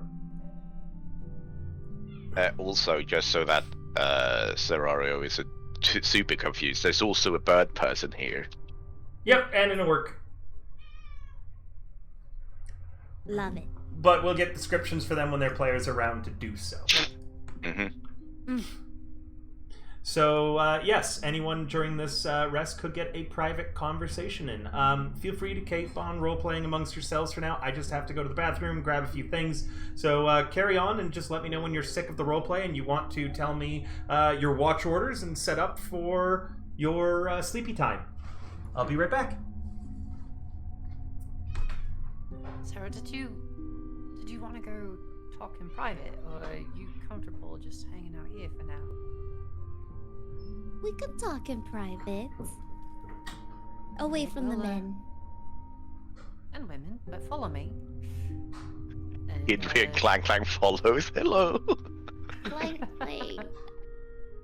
Clang, clang, clang, clang. I would trust Clang, clang. But Clang, clang, please stay here. We also need to get you a token on the board. Oh god, he left. Don't do that. We could just we'll roleplay it for now. We'll roleplay it for now. So you're away. we have a map open, but Zandra kind of walks away from you up the hallway and begins to climb over some big stone slabs inside of a part of the hallway, and then moves into the section just beyond that. Do you choose to follow her? Yes. Sorry to follow you. It's much slower, but climbing over the stones. So, first off, please, just do me a favor. Don't mention to anybody about the accent. It's a cover. I am trying not to get recognized, and anything I can do not to be recognized as for who I am would be really, really beneficial for both of us. Of course. course. Of course. It'll stay our secret. So, I guess we can. This is a little bit meta. We can talk more about like my backstory and how it relates to yours, obviously. But I'll try not to like bring that stuff up right now. The fuck is Lloyd doing? How are we I going don't to know. get you home? Or do you have any way to travel back to where you came from? No, I don't think I can go back through the sleeping bag, unfortunately. So, we're winging it for now. So it was just kind of a random thing that you ended up here, not intentional. Maybe I turned into a sleeping bag for a long time. You were my sleeping bag? Or what if I was like the blanket in the bag? You were a blanket in my sleep. Oh, I wondered where that blanket came from when I was packing. I didn't think any more of it, but I guess I was in a rush. I'm sorry to have dragged you so far away from home, but yeah, we're no longer in Roybus. Also, am I pronouncing that right? Rabios. I don't. Rabios. So far, we're no longer in Rabios. Oh no. We're very far from home. Oh. Yes. I guess we'll talk about finding a way to get you out of here. I guess, is there any questions you have for me right now? I know you're kind of definitely in a new place. So many, but we'll just take it one step at a time. I appreciated being your blanket forever. By the way, River, for what you missed, we came up with that Sarah had accidentally turned into a blanket, took a nap in my sleeping bag back in Rabius, and was only just now turned back into a normal self. Person? So you've literally been just held against her body every single fucking night. Well, now I'm just jealous.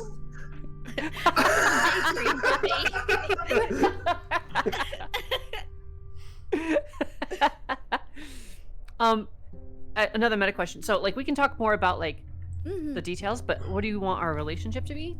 Do we want to be like friends, sisters, make former it interesting? lovers? We could just be we could be exes.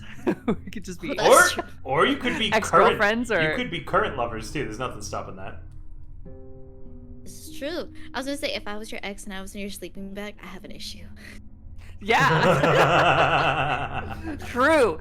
I was also thinking you could either be like just like my best friend, who kind of just like the kind of friend that like, you know, invites themselves into your house and just like takes a nap on your bed while you're not home, sort of kind of best friend. Yes, like the best friends that are like sister, like siblings. Yeah, or we could be siblings. It's up to you. However, what sounds interesting to you? Like the best friend, but they're such your best friend that they could literally come in and shit in your toilet and leave. You know, that kind of friend. Yeah, like yes. you come in and sleep in my bed and I just crawl in bed next to you. We just sleep in the same bed, sort of thing. Yes. Yeah, gotcha. This explains why I'm your blanket. Yes. Okay, sounds good. I guess I should also say I would say sorry for not saying goodbye, but I guess you were never far from me to begin with. I was with you all along. I guess to catch you up, we're in the middle of oh god, the desert, very far away from home. And god, there's so much to explain.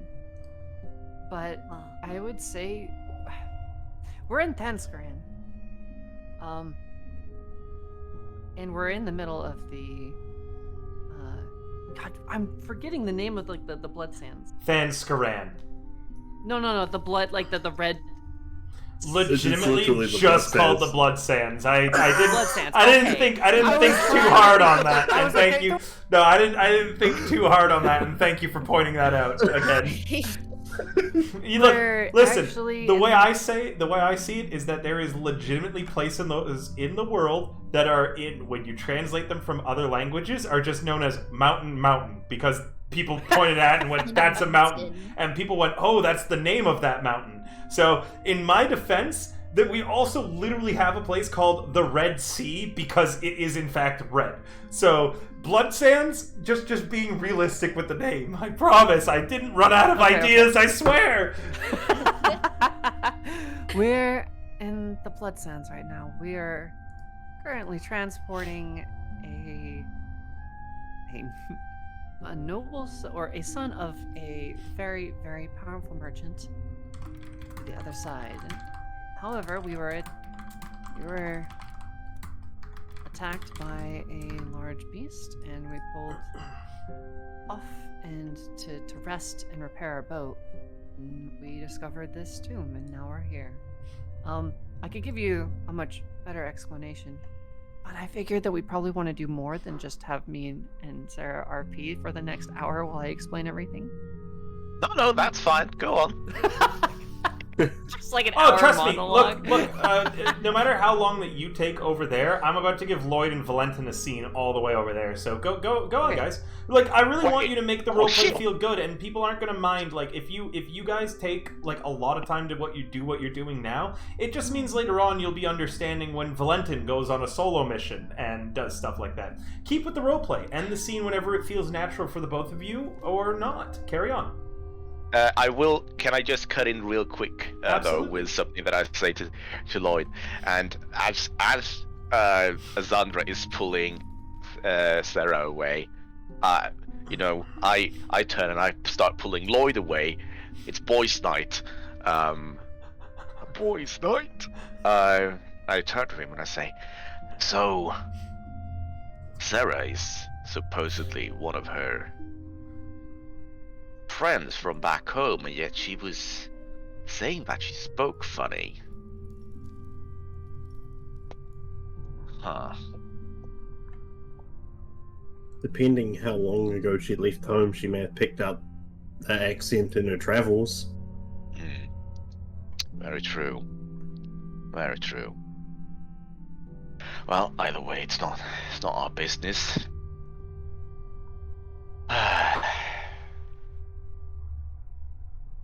I have something that I want to bring up with Lloyd, but I don't want to cut too deep into what Sandra and Zara was going to talk about. But no, carry on with this. We switch scenes now to you guys, so carry it on, and we'll switch back to Zandra and Sarah when we get a moment. One of the most important things, guys, don't worry too much about each other. Just go with the roleplay takes, and I know that like you're all expert people. You will figure out, and everyone will get the screen time eventually. So carry on, Valentin and Lloyd for now.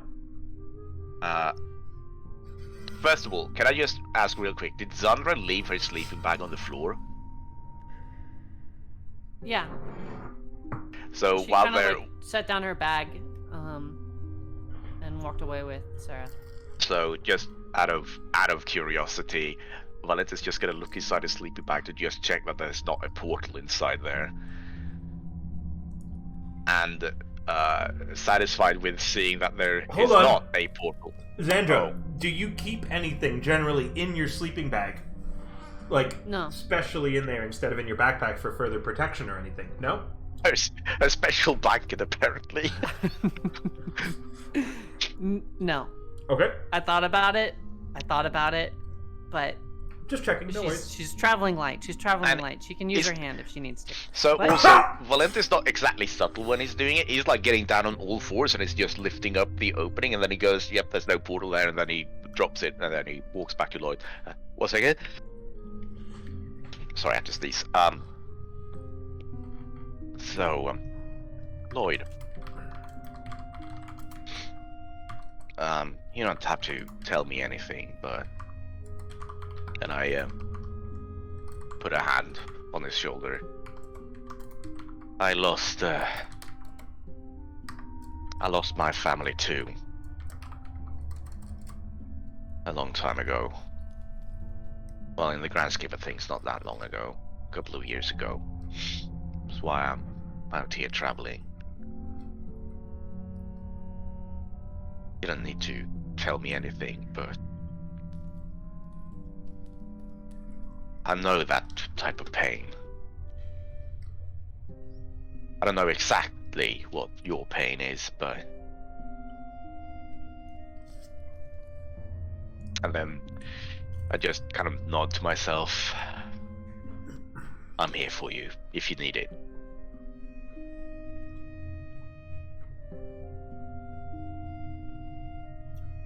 Lloyd folds up the piece of paper he was looking at and puts it back in his pocket.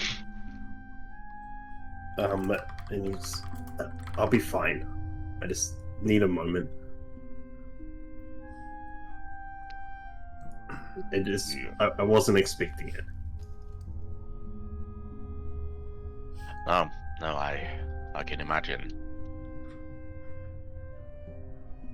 So, what do you think they're talking about? Oh, I've missed you for so long! Oh yeah, I missed you very much too!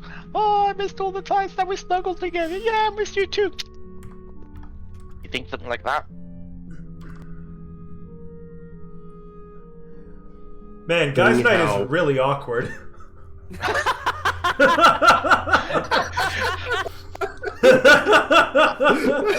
Well, Valenti looks back over at Lloyd, who's, apprehensive. And he just raises the fist standing in the air and he goes, "Good boys' night."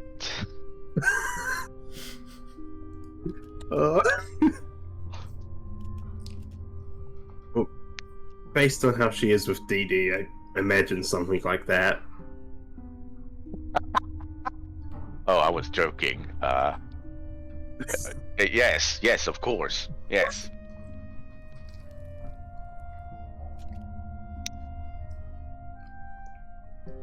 Oh, got any hobbies?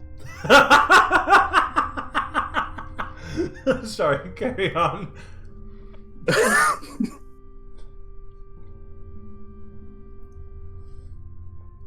Not so much anymore.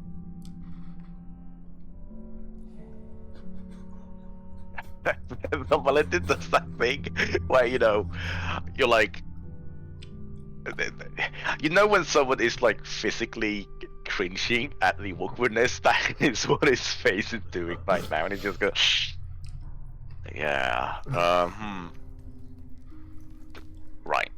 Well, I guess I'll just walk over here into this corner and start tinkering with some things, and I start pulling out my Good luck with that. Huh? Good luck with that. Oh, thank you. And I start pulling out the contraption I've been working on for a bit, and I keep trying to slot things together and making it all work. But there's just something that's not working the way I want it to. I'm losing my shit how awkward the two only male characters in this party are with each other. It's like neither of them ever made a friend in their life. I'm sorry, carry on, Valentin. You're tinkering. Yeah, no, it's just I realized that Lloyd and I mix as well as oil and water with our social engagement, so I'll just go back to doing what I did before. Man, those how to make a friend self-help books really doesn't help, huh? Lloyd has canonically made at least one friend in his life. Was it your familiar? No, wait, your familiar hates you. Was it your family? Oh no, they're all dead. I was gonna say, doesn't the Raven kind of hate him? Oh, no. Meanwhile, cutting to a pair of people, hopefully significantly less socially awkward. Ladies, what's girls' night look like on this end of the tomb? Oh my god. Well, honestly, it's really good to see you. I missed everybody back at home. Been a bit lonely out here. I'm not used to being so far away from anyone and everyone that I've ever known. Yeah, it's very scary being very far away, and I'm not gonna lie, waking up and being in the middle of the nowhere is kind of terrifying. But I'm really glad that you're here, that I'm not alone, that someone familiar is with me. And I know you're capable with some magic, but I should warn you that there might be combat. So be ready for that. I'll do my best to protect you if I can. Yes. I do have experience with magic and trying to do my best that benefits us, but I will do my best to make sure that it will benefit all of us. Thank you. It's reassuring to have your magic watching my back again. But I'm happy to be behind your back and your sword again. Oh, shucks. Here. Thanks, bish.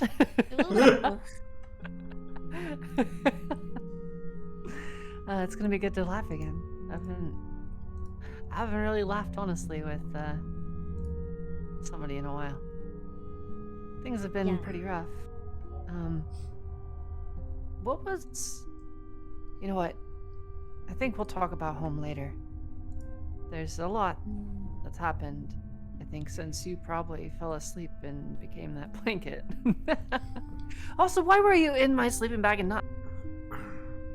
I like your smell. I'm sorry.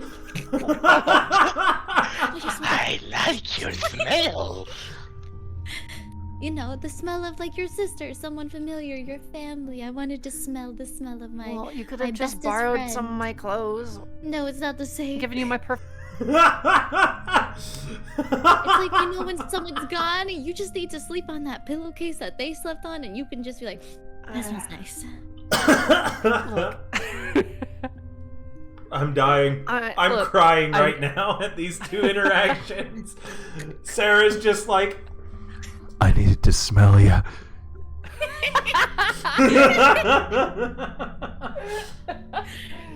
That sounds accurate. All right, look. Okay, fine. You know what? All right. I don't know what to say to that. Everything happens for a reason, so I'm meant to be here apparently. Apparently, yes. Maybe our friendship has got a little more than friends if you're missing my smell that much. This Bad be 100% issues. true.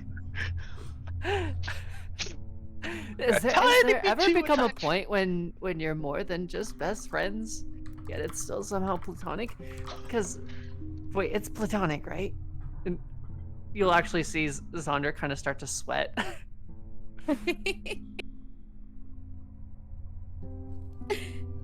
I was like, I sweat too. You know, like, it's kind of like, just like speaking meta-wise, you know, like the two best friends who are like, you know, we all kiss our best friends. Like, yeah. You know. The kind of girls that don't even need to get drunk to make. Yes. But are just quote unquote best friends. Yeah, in quotes. You're like, yeah, they're best friends.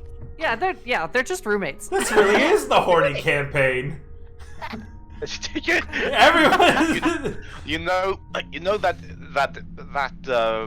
green text about the guy that's like, oh wait, am I gay? Like, me and my best friend, we like kiss each other on the mouth. We adopted a kid together, and yesterday he said, "I love you."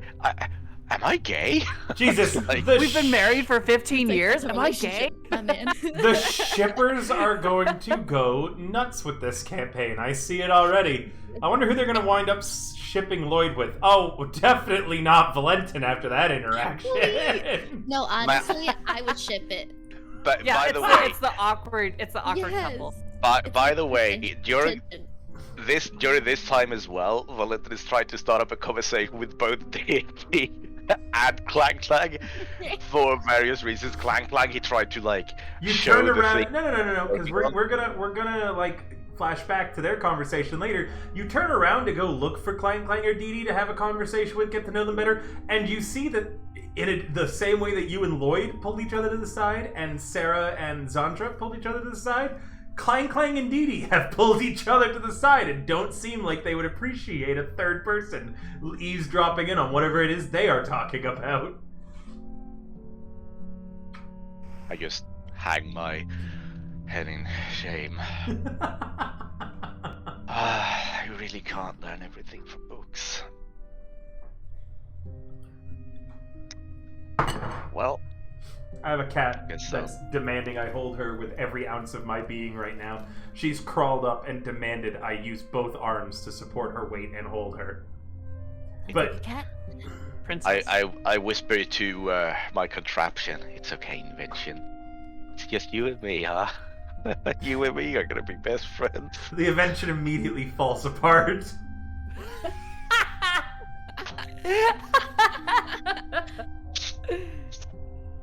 Okay? Stay strong, Valentin. Stay strong for Papa. Valentin gained an inspiration.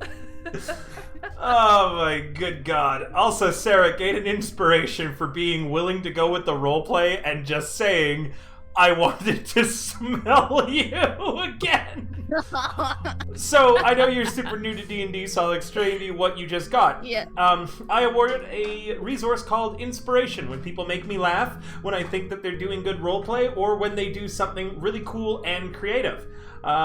You can use this at any point that you would roll a 20-sided dice, so in an attack roll, an ability check, or saving throw, in order to roll twice instead of once, and choose the higher number. You do have to specify that you're using it before the roll. Okay. But you're a new player. If you forget a few times and you're like, I wanted to use it but just forgot to say before, I will allow it within reason.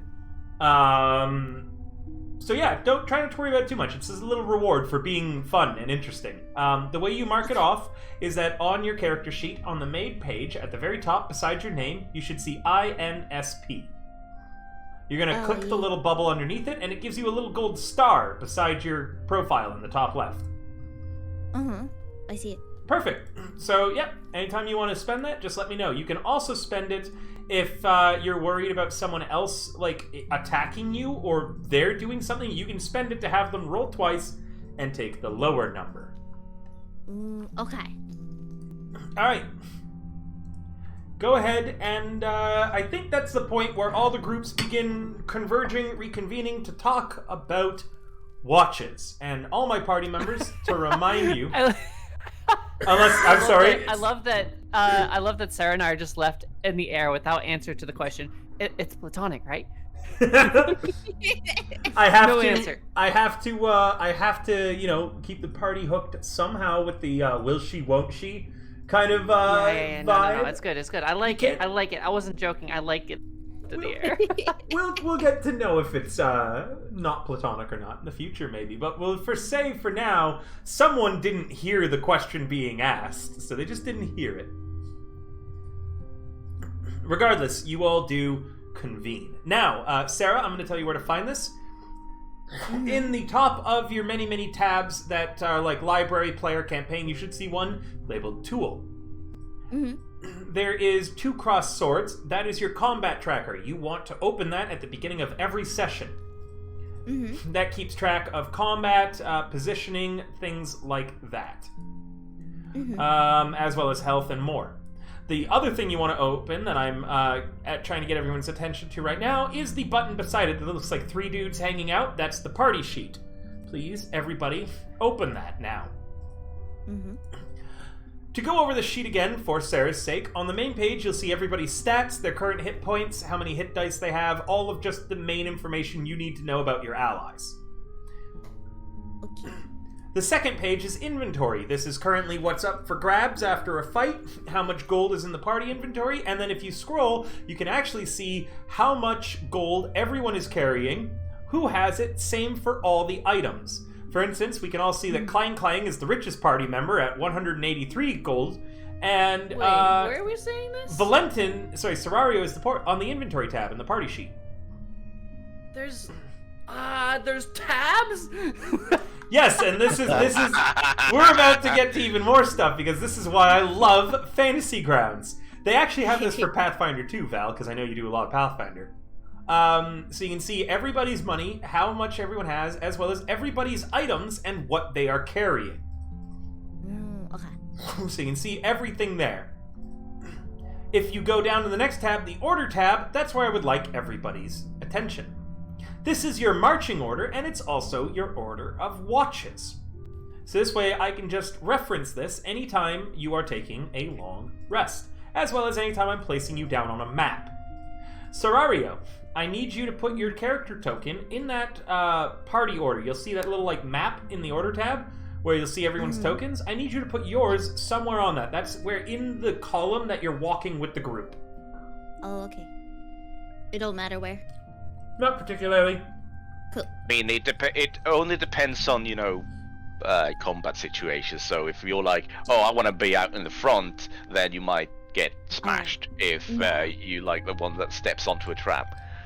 Similarly, if you're all the way in the back, you might get caught up behind, and then no one's there to get you either. So for you, as a spellcaster, you might want to try to find yourself somewhere in the middle. She's placed herself perfectly, honestly. That's where I would have put myself if I was a sorcerer. You're also right beside the wizard. And sandwiched between the ladies. Then we can lose both wishes in the same turn.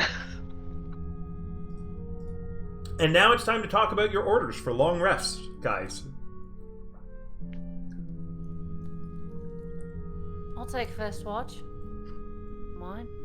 So we can set that up in the party sheet, right? I believe you can hover over your the number beside your name and just change it. If you can't, just let me know what number you want and I'll do it. This will be your permanent sleeping order until you clarify with me that you wish to change it. Well, we don't have any elves right now. I guess in general we should keep 3 different type of watches. So we'll have 1 shift, 2 shift, 3 shift. So one of it's going to be alone without Clang Clang. Well, I mean, I guess it evens out. We'll put Deirdre and Clang Clang on the same watch. So they can take first watch, I guess. This is a discussion currently happening in character. Carry on. Oh, right. Clang Clang and Deirdre, you seem like,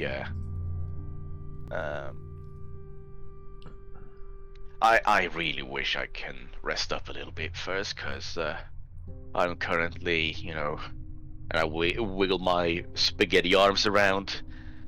I seem to have lost a bit of strength, so... Why don't you take final watch then? Yeah, I'll take final watch. Me and Sarah will take first watch. That sounds good.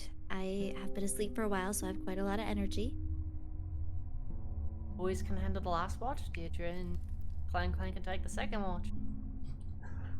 Valentin, you glance at Lloyd with the concept of, again, spending more time alone with him. I'll have plenty of time to tinker, I suppose.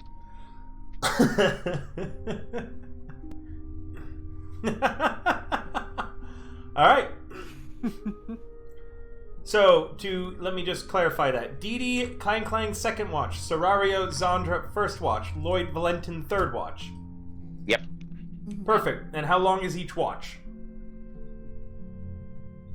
Remember, everybody needs a total of 8 hours spent sleeping. That means that we all need to have 4 hours watch. It's a total 12-hour rest, correct? That sounds right to me. Yeah. The only 2 in that case who, in the course of this watch, in third watch, Lloyd and Valentin will have refreshed all of their resources. Nobody else will. I will remind you, for mechanics' sake, Lloyd and Valentin can refresh a lot of their abilities after only an hour needed. Okay, he can refresh he gets one spell slot back at his level. Don't oversell what Lloyd can get back at the short rest. I was gonna say, I'm like, wizards don't get this stuff back on the short rest. They get all of their stuff back on a long rest, but they have the arcane recovery thing, which is like you get a number of spell slots back equal to half your level or something. Yeah. And that's not that much at level 3, so don't oversell him. Come on. But yes, I could get something back on a short rest, but I'm also currently having a -2 strength, though. I mean, I do get my key points back after a short rest, and Sarah doesn't need a rest, technically. So I think this is, remember, until told otherwise, this is your permanent order. Like, until you tell me otherwise, I'm going to just assume this is your order every night. Yeah, we're going to tell you different things whenever we feel like it. But for now, in this very moment, this is what we want. Because otherwise, what we're gonna do is that we're gonna set ourselves up for failure for tonight. So we're gonna swap the shifts around a little bit. All right. Sarah, Xandra, what are the two of you doing on First Watch to keep yourselves awake and active? Sarah, you're not tired at all, but you're kind of bored. Do we want to, before we go on the actual watches, do we want to find out what to do with this short sword? Because if you're going to keep it, you can attune to it during your watch. This is I true. would attune to it. So Since nobody else wanted it. Well, I mean, take it out and then talk it in character, Xandra, because I forgot to give you guys a scene with the sword. Yeah, so I did talk about it at the very beginning. I guess, does anybody want this sword? I could attune to it and see what its effects are during rest. That's somebody true. else is interested in having it. It could also be cursed. We did find it in a tomb. Well, shit, if I'm gonna get cursed, I probably already did. No, it's usually Just when wanted to pull something from this tomb. Look, I'll happily take it if you don't want it, but if you want it, you should definitely be the one to take it. River, did you accidentally change themes, by the way? I did it on purpose. I had to fix my model. Gotcha. It broke, and I was just staring off into the void. Gotcha. Yep. Cool. I was resetting it while we were talking. Cool. Yeah, I'll take it for now. Okay, I'm fine with that. Okay. So, I do still have my trusty rapier and my trusty whip.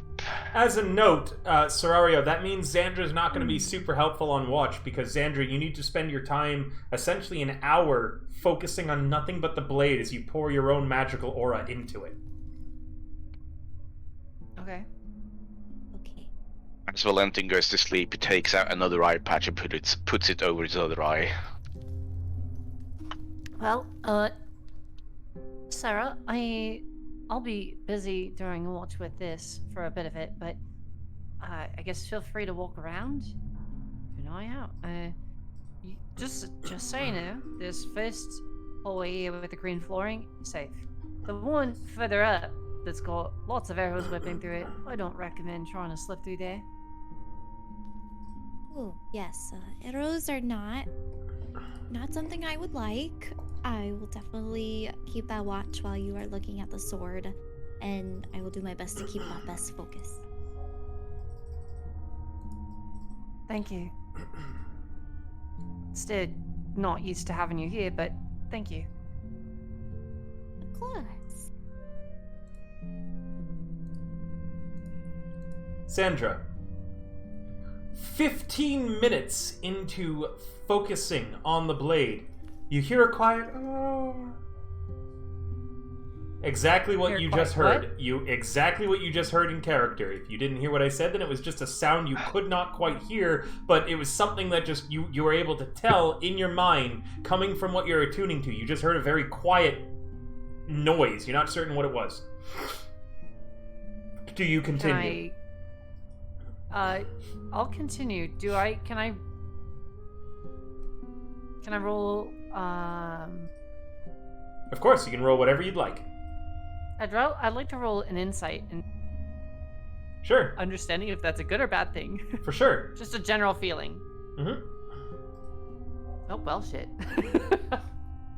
For the next 15 minutes, you're just focusing on trying to hear whatever that was again, and then you're steadily getting easier to hear the longer you spend attuning to it. And this time, what you hear is, in just 1 second, I want to make sure that this time my mic lights up, is a it didn't work right. Okay, hold on. It won't pick up. Hold on.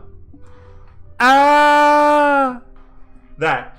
Do you have a noise gate or the noise suppression on Discord? I might have a filter put on Discord, yeah. Yeah, because I'm not hearing anything.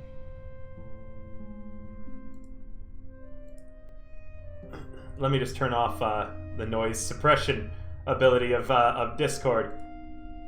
You know, out of character, does Lloyd have detect magic?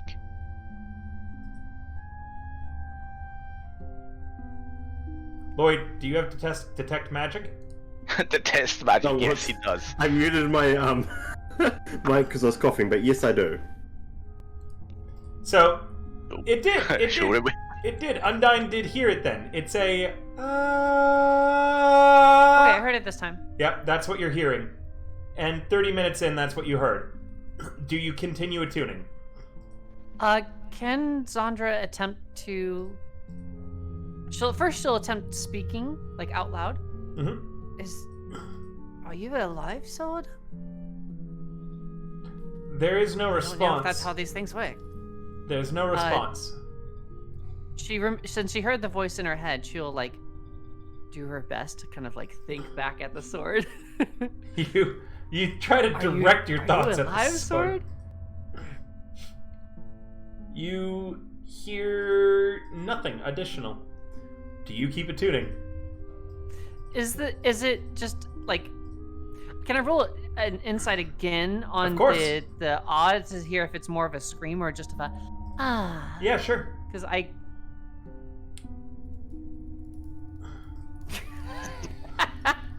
What wild conclusion do you jump to? Huh, must have been my imagination. Huh. Yeah. Must have been my imagination. That's a bit weird. 45 minutes Maybe in. it's all this is just sitting underground is getting to me. 45 minutes in, you're now able to make it out better. It sounds wow! Oh god. An aggressive battle roar sounding in your mind. It doesn't seem to be stopping or getting any quieter.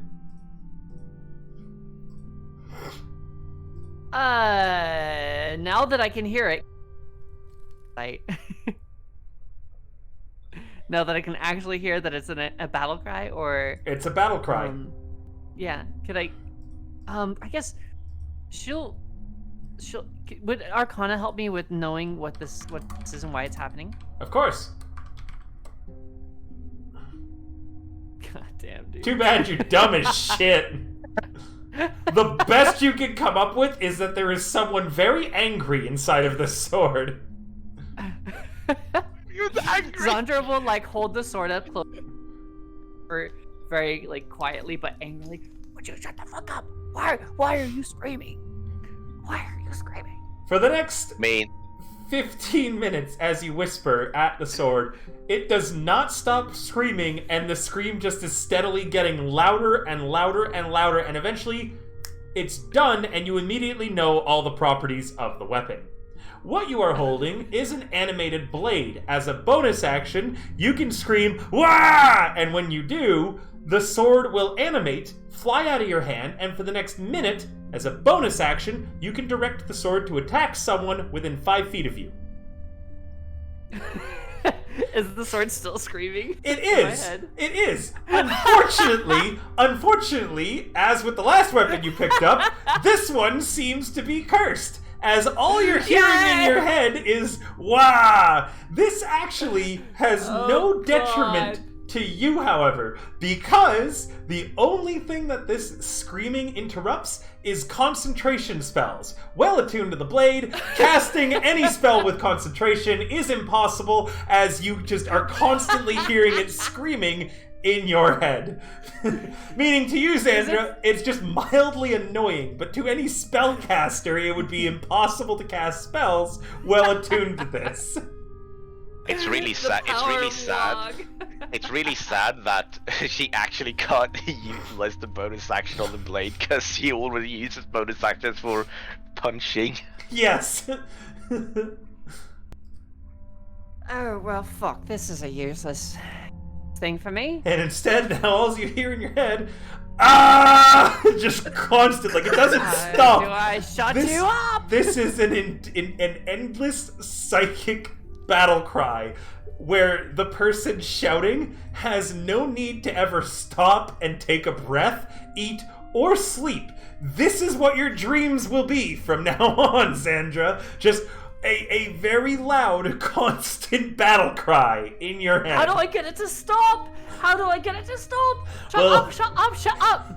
You'll need Sandra starts like smacking the sword on the ground. She's like holding it by the handle and just like literally smacking the sword against the ground, trying to get it to stop. Can you quiet down? We're trying to sleep here. Yeah, Sarah, you turn around and Xander's just slamming the sword against the ground now while yelling, "Shut up, shut up, shut up!" Sandra, what are you doing? Like rushing towards her. Why are you smacking a sword? The sword won't shut up. It's screaming in my head. I think it's cursed. Oh, you can have it. Thanks. Thanks. Do you have any... You're good with magic. Do you know any way to get it? Do you know anything about these things? Maybe. Maybe you could roll an Arcana check. Oh, okay. Can I roll an Arcana check? You of course may, and remember, you also have an inspiration should you wish to spend it and get advantage on the roll. Yes. Okay, so uncheck the box with your inspiration, and what you're going to do is under the chat box, you should see a button that says ADV. You're going to click that, and then you're going to roll. Oh, I see it, yeah. Which one do you click? In your skills tab, you should see a button that says Arcana, and you're going to click on the... There's a little dice icon next to the number. Yeah. If you grab that little... If you just click and drag off that dice and bring it over to the chat box, and then So for release the dice in the chat box. Perfect, yeah, like that. So for you, you have a +0, Serario, so you should see in the skills tab on your character sheet where it says Arcana, int, there's an empty box, and then there's just a 0. You're going to double click the 0. Okay. Oh, like that. Oh boy. Go ahead and just come up with any suggestion you can think of, Sarah. It's really angry at you. I don't even know why you're touching it. What did I do wrong? She just like drops it. I don't know. It obviously just doesn't like you. Dropping it does not stop the yelling in your head. It's still yelling. I'll let it go. Well, What if you just smash your head? Sandra looks at her. I'm not very smart, but I feel like that's not...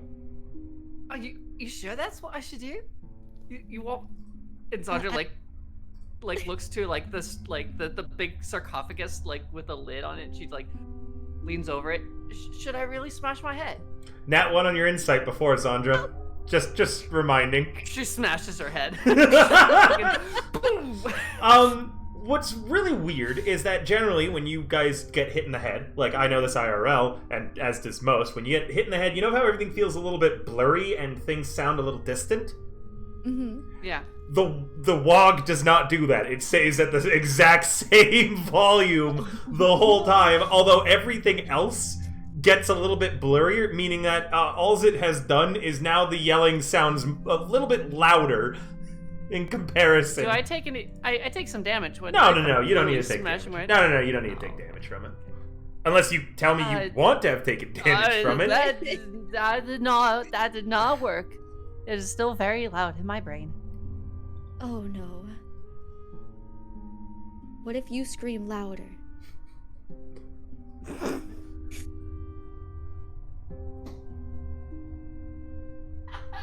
she had to get up and walk away.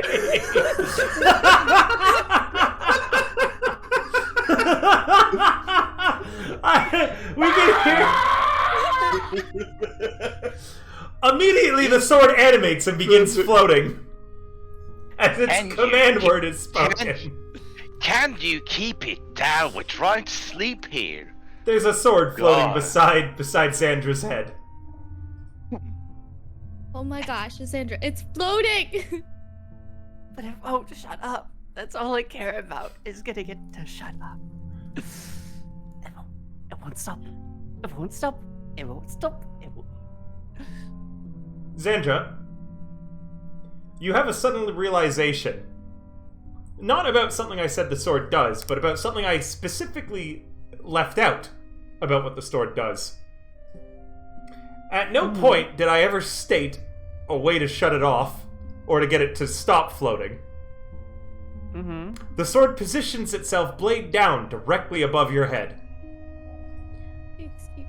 Welcome to the Sword of Damascus? Sword of Damascus, that's it, right? The mythology? I forget how to pronounce it, but the sword is currently floating. The sword is currently floating, blade pointing down directly above the center of your head.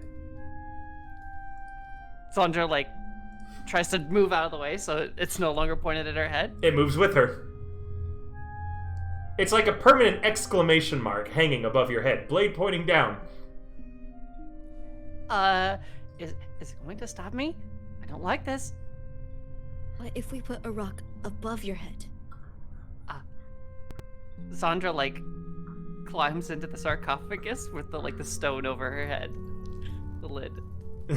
Oh yeah, you'll definitely be able to keep watch from in there. The blade continues hanging directly over the lid where your head is, pointing you out. And Zandra is sitting in the sarcophagus, peeking out at Sarah. Is it still there? Unfortunately, it is still there. Can you grab it? Can you do anything? Can you touch it? Do something. I'm scared to touch it. Is there something that I can throw at it? Hit it with a firebolt. You could do that, can't you? I can hit it with what? I'm sorry. A firebolt. Oh, your magic, your spells. True. Can we try that? For sure. What I would like you to do is in your actions tab on your character sheet, you should see similar to your skills, you should see in your, let me just look at your sheet real quick so I can find exactly where to tell you. Actions tab, scrolling to your spells, you should see cantrips, correct? You picked friends instead of firebolt, it seems. Meaning that you somehow picked the wrong spell, not the spell we had talked about. So if you give me a moment, I'm just gonna go ahead and give you firebolt and take away friends. No one saw nothing. Friends is not a good spell. No, it's not a good spell. And the whole party thanked the DM for not forcing her to keep that. It depends on what you want. If you don't care about, social collateral damage, then it's a great spell. So, you should now see under the spells cantrips a spell called Firebolt and a little magnifying glass beside it. Yes. Is the glass open or closed? Can you see cast, attack, and damage or not? I see it. Perfect. Then what you're going to do is you're going to click on the sword where it says ATK. Okay. With a 17, your firebolt streaks out and slams into the blade of the sword. Roll damage. Okay. You deal 8 damage to the sword as it gets hot for a moment. But it doesn't actually move its position at all. Is it gone? Sandra, I threw a fireball. Nothing did anything. It glowed and then it's no longer glowing. It's still there. Do you have any cantrips? Hey, what? Is Firebolt's not a cantrip, right? Firebolt It's a is a cantrip. That is. Oh, hit it Fireball again. would have Oh, torched all sorry. of us. Hit it again. Keep hitting it until it You know, goes away, till one- it melts or something. As a note, you do have another spell that knowing you, Sarah, and seeing how your character is, you might come to think about maybe casting grease on the blade to lube it up. Oh, true. Okay. As a note, the grease spell, I forget, was it? Oh, it's not flammable anymore. It's Used only to be flammable in Pathfinder. It's Yeah. only flammable in Pathfinder Yeah. or D&D 3.5 or whatever. Mm-hmm. Okay. So we can use grease. We're gonna try grease, Sandra. Oh, what's that gonna do? It's just gonna make it slippery. But maybe it'll be slippery in the air, and then no longer be above you. And then fall into my head. Or away from your head. I feel like we should destroy it.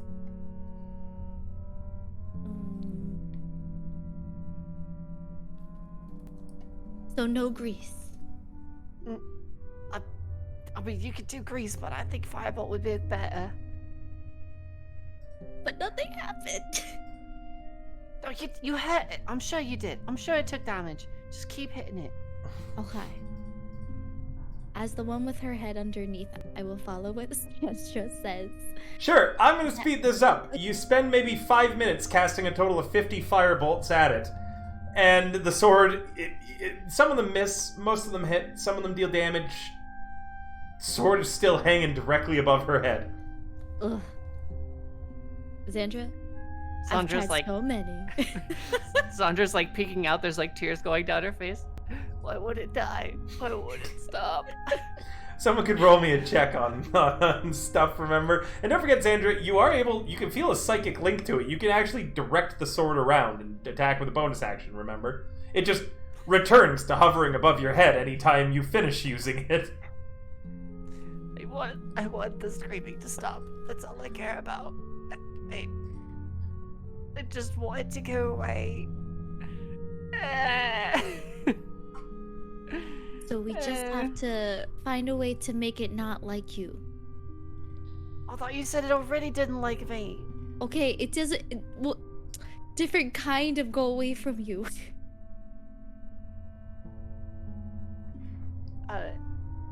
Maybe somebody else would take it, but then they'd be cursed with this awful infernal screaming.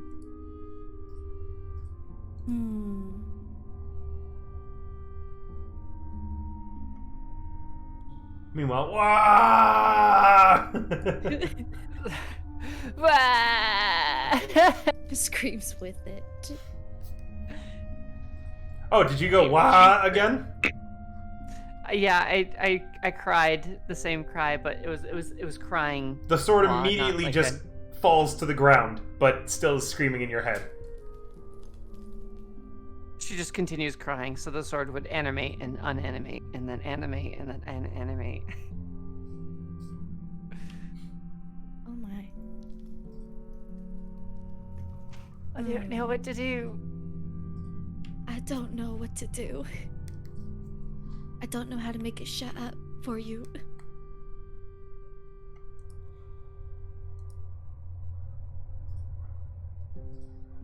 You can always roll checks, guys, to figure out if you can figure out a way to get it to stop. Yes, the two brainiacs here. What? Do you know of anything that would... I mean, all I've got is insight. Can I roll insight again? Yes, of course, actually. You feel a presence in the blade, an untapped primal rage, as some sort of personality was placed in here and changed. No longer is this an item that would have had like some limited sentience to know how to fly, float, and attack.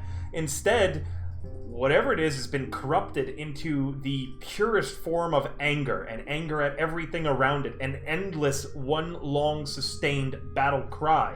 You're not certain if whatever's in is an actual soul or just an artificially created personality, but whatever it isn't supposed to be this way.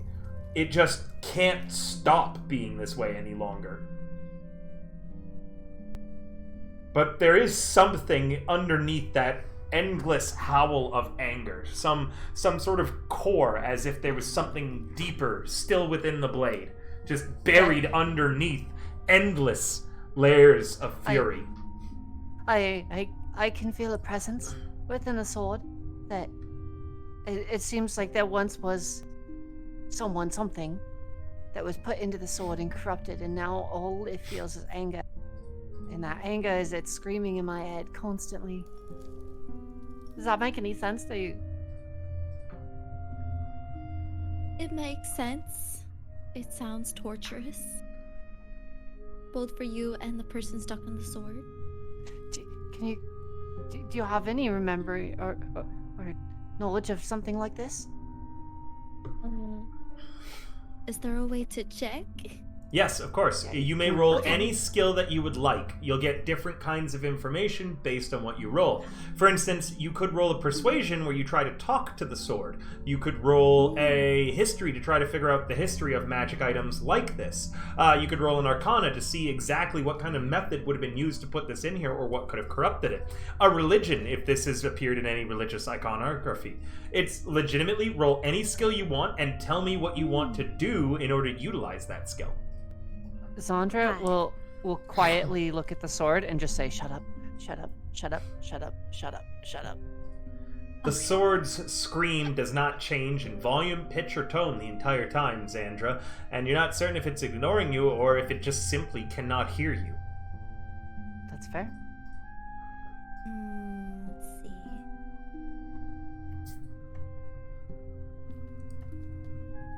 Can I also touch the sword and look into it? If I press the insight? Of course.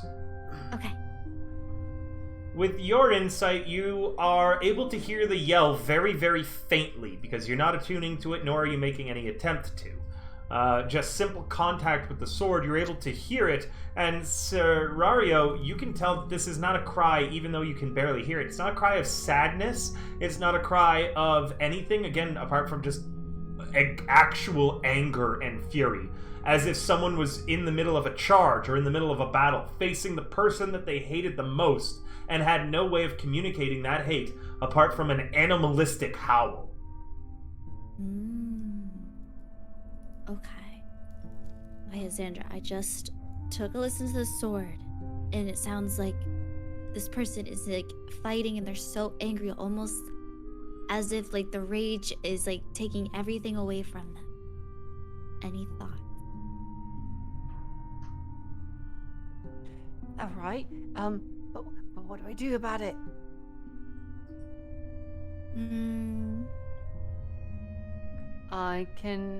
Zandra's gonna try. She's just gonna rack her brain. She's gonna think back to her past, see if there's anything in any of her lessons when she was younger that tells her about this. Any history lessons, maybe? You son of a bitch. You, with your study into death, because you did study this, ghosts and the undead are created from lingering feelings and emotions. The energy of emotion of the soul can imprint itself into items and the surrounding area when something particularly traumatic or soul-breaking happens. This weapon did not come to be through magical means. It was not created to be this way. This is the blade of some long-lost warrior. And this was their final thoughts, a rage and anger so pure, so maddening and drowning that whoever this warrior was forever corrupted an inanimate object to carry the rage perpetually. The way to get it to stop screaming would be to get it to stop being angry. Find some way of satisfying the rage. Give it enough bloodlust, and enough fury poured into it to finally get it to stop screaming. Or to find a way to get it to heal from whatever the warrior that held its final thoughts were that caused this extreme anger. The blade is partially sentient now, thanks to its former owner's death. Part of their soul still resides trapped in this. So sad it's not a rapier? Hey, short sword! Oh, you could have sent it to the rapier.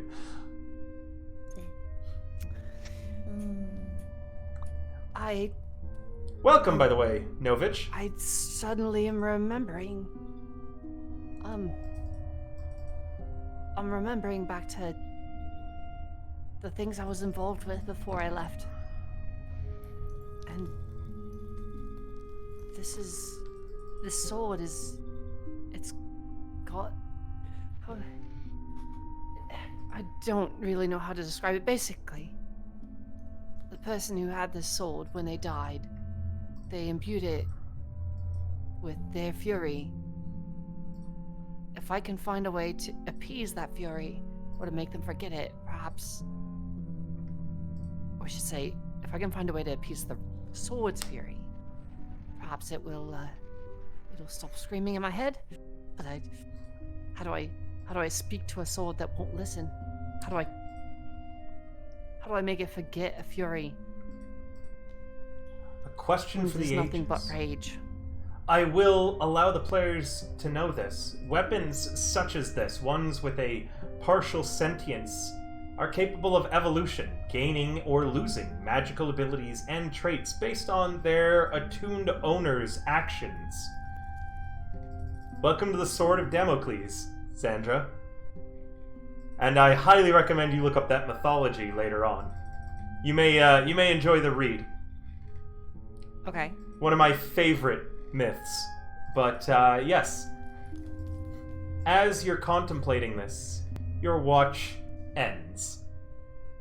As you go to lay down, the screaming does not stop, and the blade hangs directly above your glabella. Wait, but I turned it off. It's not animated. Oh, it's not animated anymore? Then the sword just kind of clatters to the side, but it never stops screaming. Zandra will pick it up and kind of like crawl into her sleeping bag and have it next to her. Does it have a scabbard at all? Nope, you did not find a scabbard for it. The blade was just naked on the wall before animating and coming off to attack you all. She will hold on to the hilt, but she'll have the sword like laying next to her sleeping bag. Ah! And then she will attempt to fall asleep. Thank you, Valentin, for showing me that. Yes. So, I've actually been wondering about this for years, and I can't believe it's been under my nose the entire time. I just looked it up. This is a very good rule calling. Your watch will only take your rest, even with your 3 watches, will only take a total of 8 hours, as Valentin has just sent me a rules clarification that I hadn't seen, and I don't have my physical books on me, so it's been hard to, find these sorts of things. You only need, during a long rest, to sleep 6 hours, and you can perform 2 hours of light activity, such as standing watch. It is specified. Oh, okay. Meaning that with each of you just doing a 2-hour watch, I believe, is enough for everybody to get their long rest in. Am I correct on that? Or is it a 3-hour watch, I believe? No, it has to be a 2-hour, yeah. 2-hour watch. It's 2 hours, so, but basically, the last, what we're gonna do is that we're gonna have a 4th watch instead, right? So, Clang Clang is gonna be alone, and then Deirdre is gonna be alone. Perfect. Oh, you know what? No. Lloyd and I will split up our watches, so that, we have a player actually here, taking a, singular watch alone. Okay. Solo I put watch. you on 4th, Valentin. Yeah, that's fine. Okay. Alright. Dee Dee and Clang Clang go on their watch. They have an excellent scene together that we will flash back to at a different point. And we move on to Lloyd's watch. Lloyd, you're kind of all alone on this watch. What are you doing? You were woken up several times during the first watch to Xandra screaming and Serario screaming.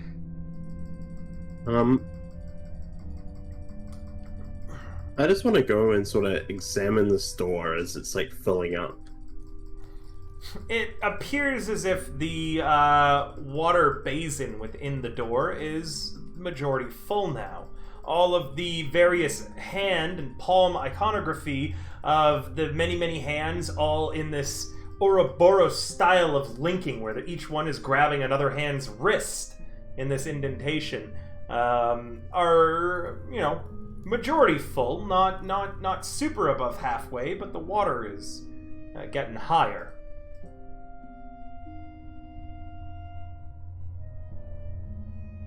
We already clarified that the store wasn't magical at all, right? I'm sorry? Did we already clarify that the store wasn't magical at all? It was just... No, nothing like, has been a clarified on that. Okay. And you've had your long rest, meaning any spell slots that you spend now will not be recovered. No, he hasn't had his long rest because it's in the middle of the long rest. Oh, true. It's in hour 6 for us. True, so you could cast some spells and then they would just refresh if you've got any slots left, Lloyd. I will. I am going to cast Petite Magic. First off, the pearl that Clang Clang holds lights up. The sword that Xandra has lights up. The door does not light up. Neither does the fountain behind it.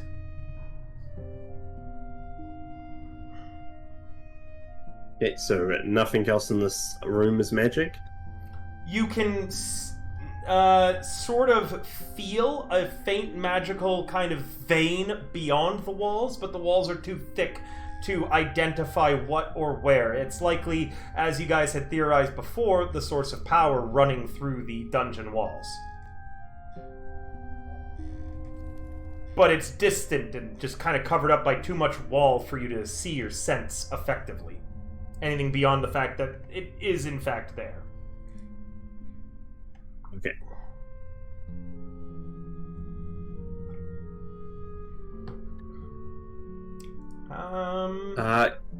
Yep, that's about it. Can I make... Yeah. Actually... yeah, I think that's all I really want to do, just check that. I heard can I make. Go on and tell me your thought at the very least. I was gonna make a history check on the walls to see if there's like anything sort of carved in them. For sure, you can absolutely roll me a history check and get more information. The walls have been examined a fair bit, but I don't think anyone's rolled me a history check on the palm down iconography to see if that's prevalent in any other current cultures. Okay, we'll have a look.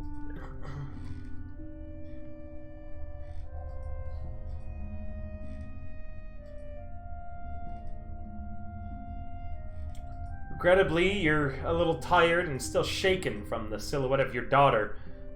You're unable to come to any further conclusions.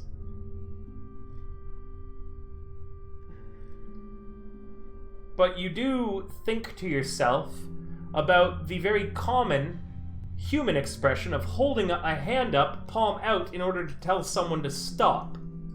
Do you wonder how that relates to the palm up images that you've seen and the palm down images? But you're just too tired to make any obvious connections at the moment.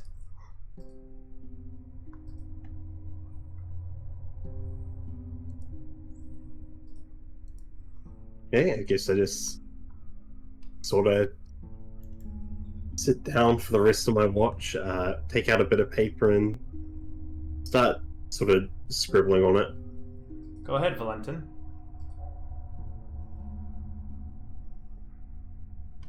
What'd you say it like that? It's your turn. You're awake now. Yeah, I know, but you said, go ahead, Valentin. Like it, What? You know the deal. You've been in my my DMs for my games and my DMs for what, over a decade? Go ahead and take it away with what you're gonna do. Oh, well, I mean, I'm just looking over everyone. The sword isn't animated right now, right? No, it's currently in. You check on the sword, and on Xandra, she seems to be kind of hugging it while she's sleeping or cuddling it. Right, Xandra? No. So it's like she's got one arm out of the sleeping bag, holding onto the hilt. It's like it's not like in the sleeping bag. She's holding onto it, like you said, kind of hugging it. But she's holding it outside the bag. She's not like holding it under the bag with her. So sure, she's hugging it, but it's not so much cuddling as she is just holding it to her body. What is Xandra's expression like in her sleep? Probably she's not resting well. She's got a face of probably concern. Can you describe what the sword looks like to me again? Yes, like, you missed the original description of it. The blade is that of a you'll have to give me a moment actually to pull up. Remember, I'm missing most of my notes right now.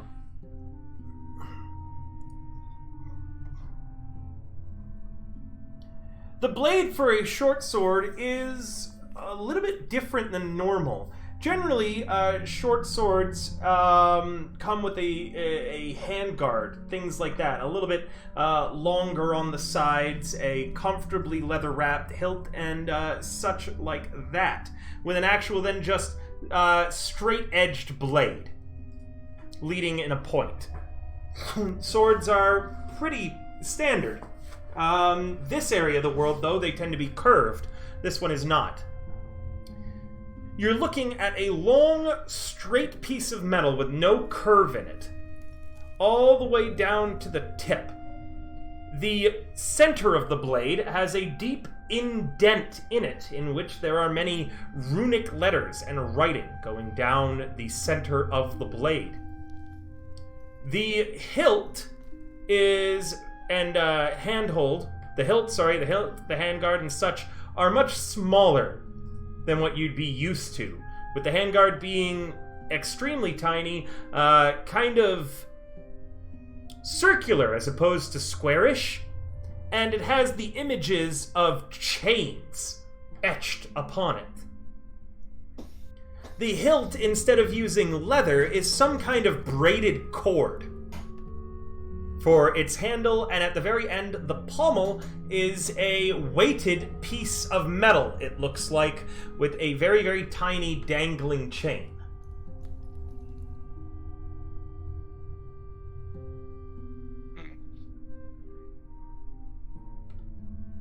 There is a thought that I was making as a joke earlier, but I rolled fairly high before in the check on the Svelish when we came down here to begin with. Actually, I might be wrong. I'm just going to roll another history check on it instead.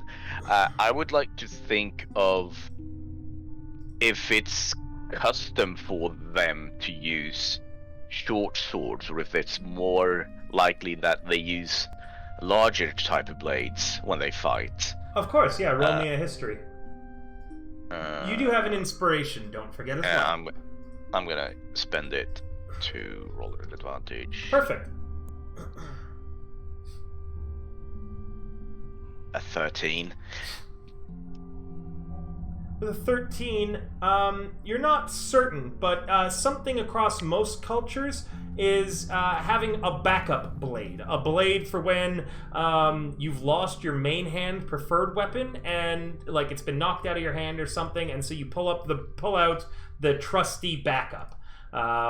Short swords were actually commonly made for that purpose across most cultures. It's something that's a little bit better suited to combat than just a dagger, but, isn't meant to be a main hand weapon all the time. Does the blade appear jagged in any other way? Like, does it look like it's a complete weapon? It looks like it's a complete weapon, but one thing that you note is it is double-edged, a rarity among blades. Most blades have a blunt side to it. This sword is double-edged.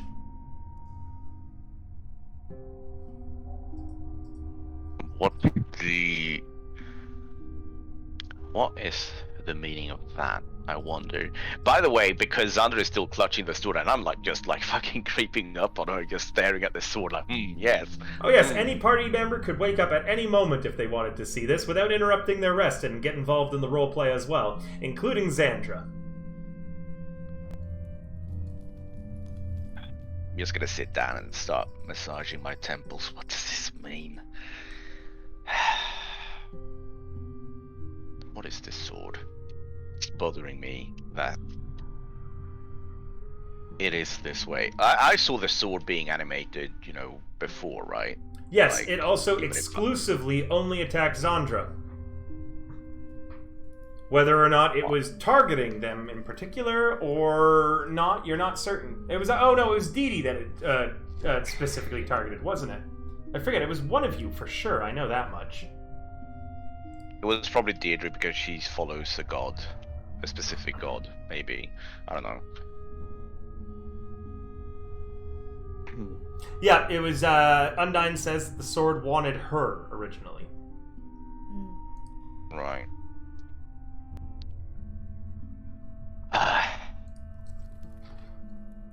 Well, I can't figure anything else out on my own.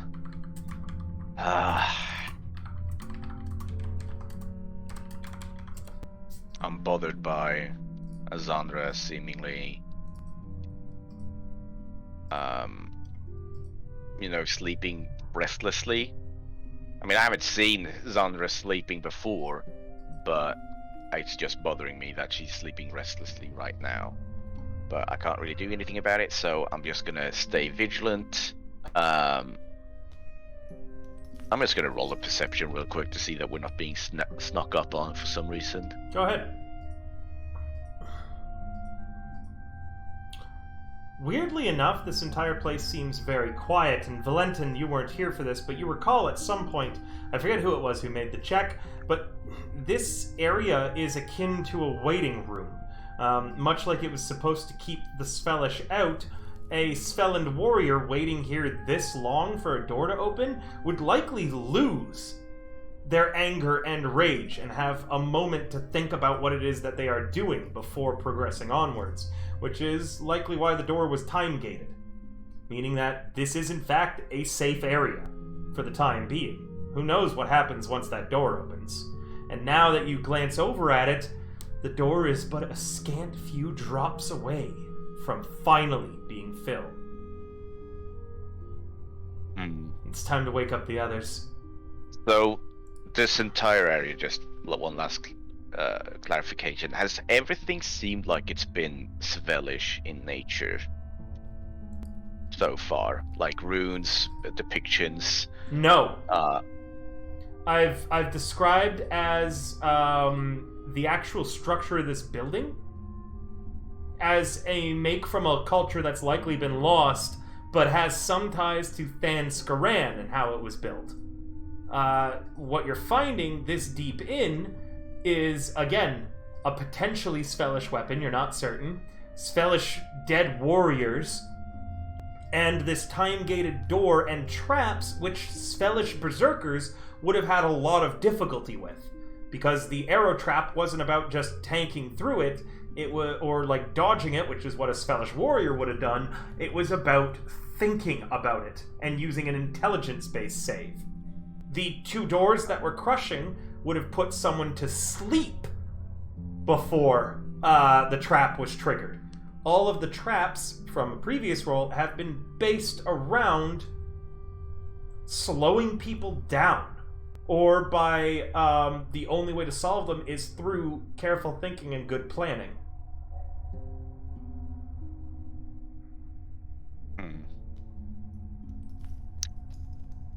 I see. And some of them too, like the door that, like, the closing wall trap, was really easy to circumvent once people put their mind to it and figured out a way.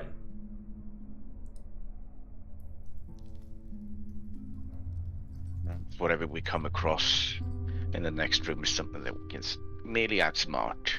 It's a good thing we have the best and the brightest around us, I say as I look at Zandra. Regardless, the final droplet falls into the door, and everyone now is awoken by a hefty grinding sound as the door lowers into the floor.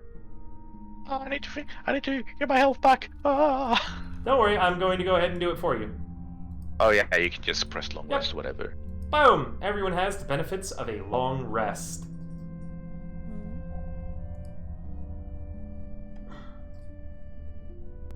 Xandra, you stir. The screaming in your head never stopped. All of your dreams happened as you normally dream, but instead there was an underlying angry roar behind them all.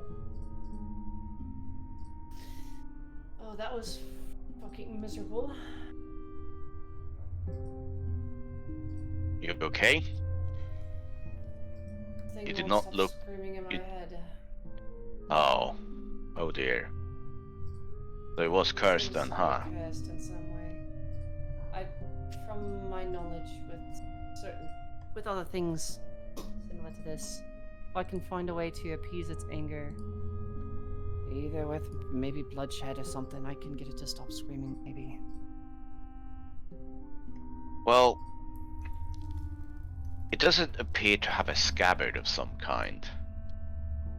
Maybe it'll stop screaming if we put it back into its scabbard. Where would we find it? Oh, hang on. Have Zandra been speaking in not her made-up accent this entire time? Like, she's so I'm speaking exhausted. in accent. Oh, okay. Right now. Okay. It's just she's sleepy, so she's not speaking animated and quickly. Right, buckle She up, didn't everyone. sleep well. We're about to enter, and do you think we could maybe take a break now? Oh, we've only got an hour left of playtime. That's true. Do we want to take a break, or do we want to No, push through? It's fine. Let's push through. Well, let's hear from the rest of the I'm group. good to push through. Push through? 2 for push through? Anyone need a break? I can keep going. I can keep going. Perfect, then yeah, we push through.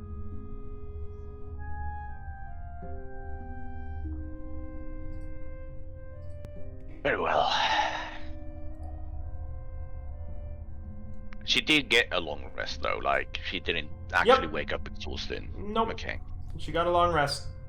She's not a spellcaster. The screaming is annoying for a roleplay perspective, but it has no detriments on her.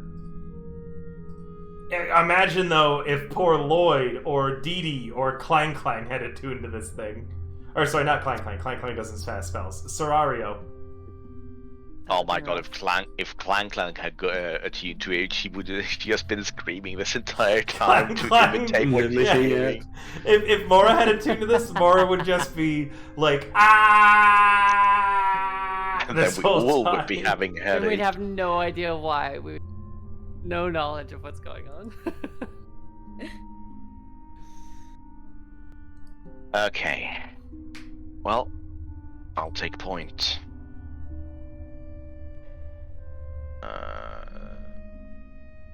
Just gonna roll a quick perceptions check. Do I hear anything inside?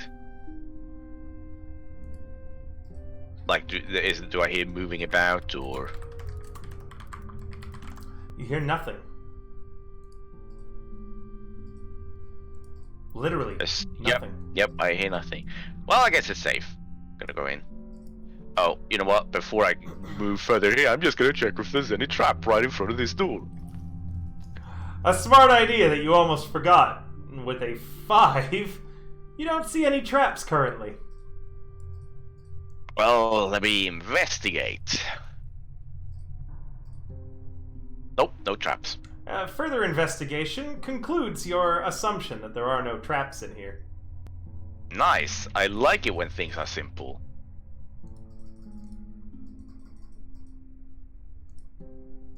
a moment.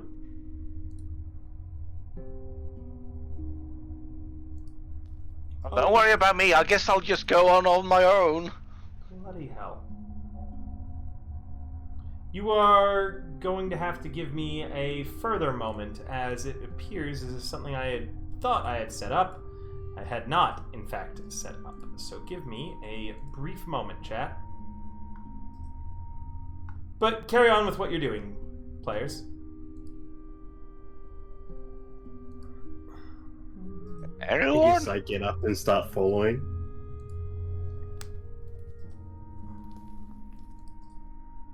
Thank goodness someone's coming along. I thought I was gonna get locked in here alone. Oh, that's how you move. Okay. I'm gonna move up to this stone face. Perfect. I'm going to describe that in a moment. I'm looking for something here.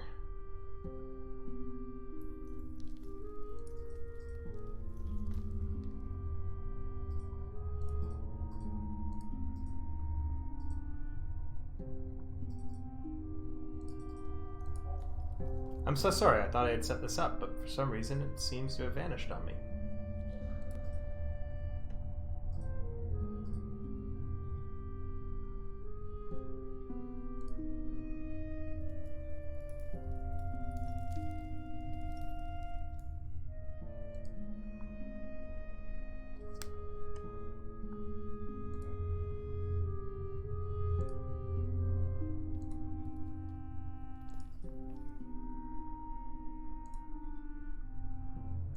God damn it.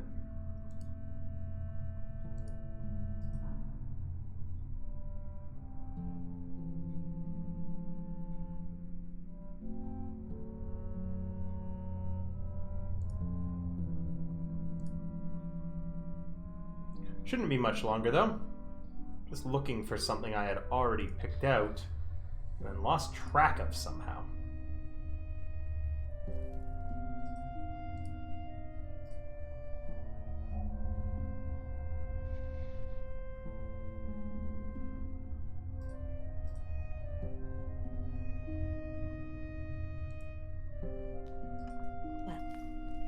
While doing that, I accidentally closed the map, and how do you reopen it? Someone can... Double. If you have your character sheet open, if you double click on the top right picture that says token when you hover over it, yeah, it'll reopen the map to where your token is. Oh, thank you. Keep in mind, it only works if you actually have a token placed down on the map. So if it doesn't work, then you'll have to pester River about putting you down on the map you need to be on. Gotcha.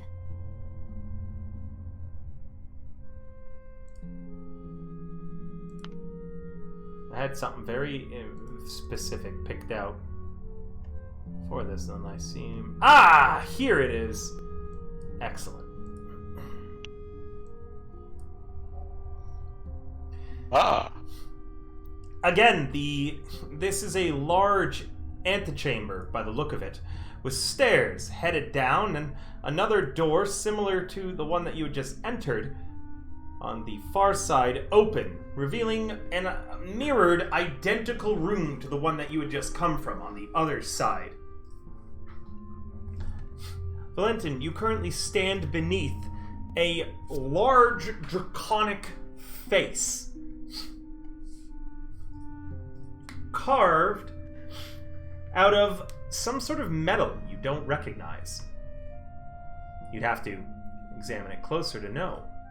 Beneath the face is painted floor and a few raised steps. Red down the middle, blue on the sides and in the front, with yet more hands, not facing down palm-wise, but instead all of them angled weirdly at the wrist to face outwards, as if they were pushing the floor to its sides.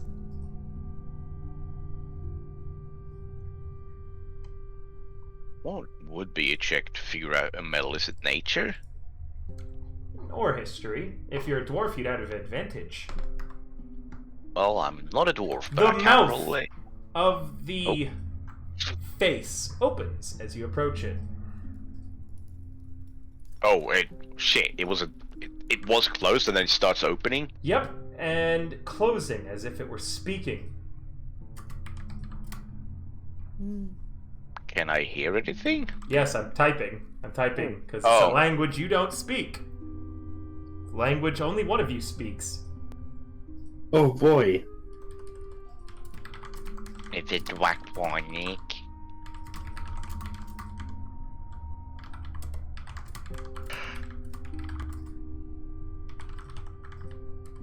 But it sounds like the what we've heard so far, right? Exactly the same. Lloyd, what does he say? I'm more concerned about the growing shadow, but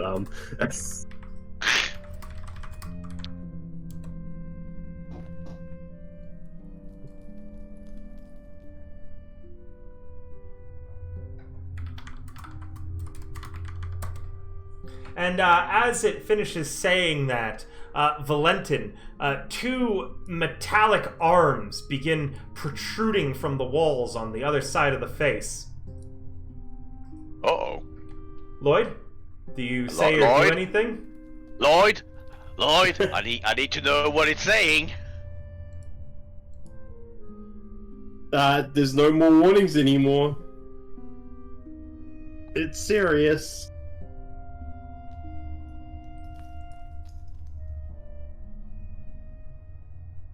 Serious in what? What's going to happen? I don't know. Give me a more literal translation of what's going on instead of the bullet points. It seems like it plans on fighting. Again, that's not what I asked. I asked for a Roll literal initiative! translation. God damn it. Time to fight. Lloyd, why is it so difficult to communicate with you? And Valentin, you might want to move back. Well, once its arm started going out, I was backing away from it for sure. Sure, go ahead and move a bit. Shit. I can't. I'm underneath the metallic peacekeeper. Go ahead and move yourself. There you go. I'm just gonna move to where I would have backed off. Sure.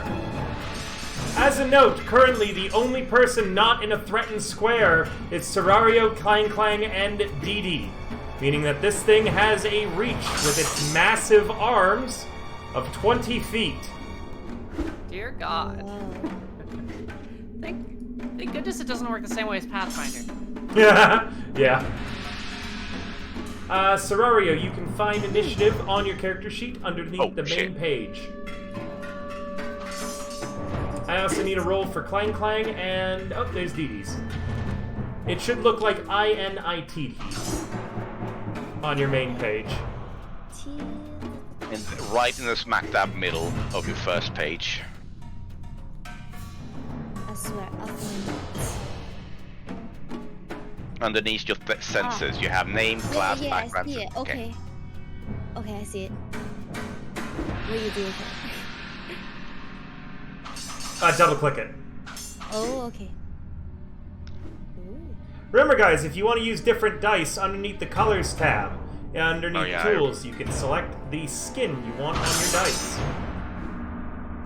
And if you purchase any of those skin sets, do so with my link. I earn a little bit of money on that. Valentin, you're up first. It. The eyes open and a strange bluish metallic color comes from it. Ah, shit. Okay. Well. Oh, God, I do not want to be in this position, but here I am.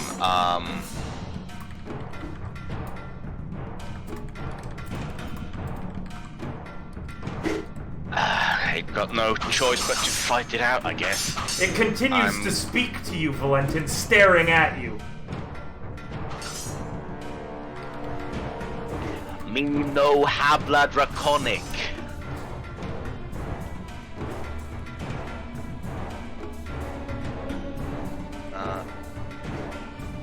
Lloyd?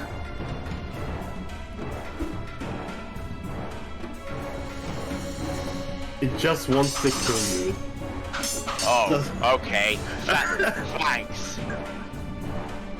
It's amazing advice. Very well. Oh, did I get my strength score back, by the way? Yes. It's already been reapplied to your sheet, I believe. No, it was still minus. Okay.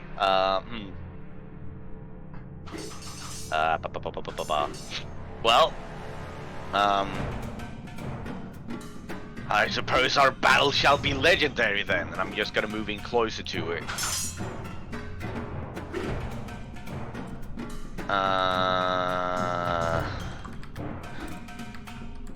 And target it. And then I'm gonna attempt to attack it. Go ahead as it continues to speak.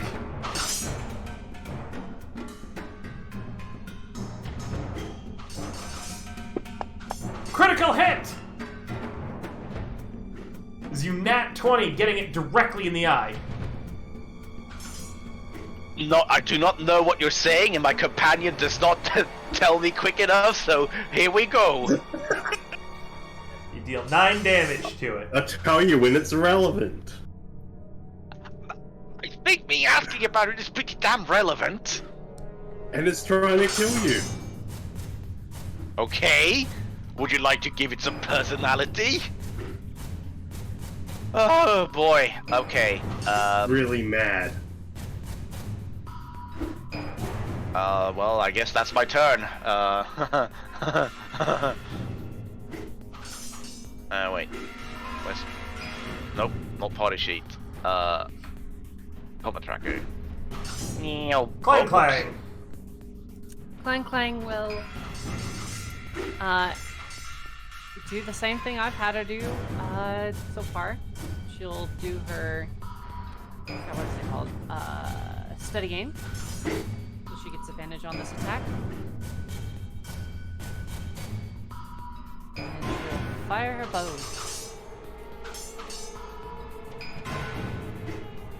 You gotta target it, but that will hit it if you drag and drop the check. Yep. Okay, now target to roll the damage. Does she get sneak? She does Yes. have sneak attack.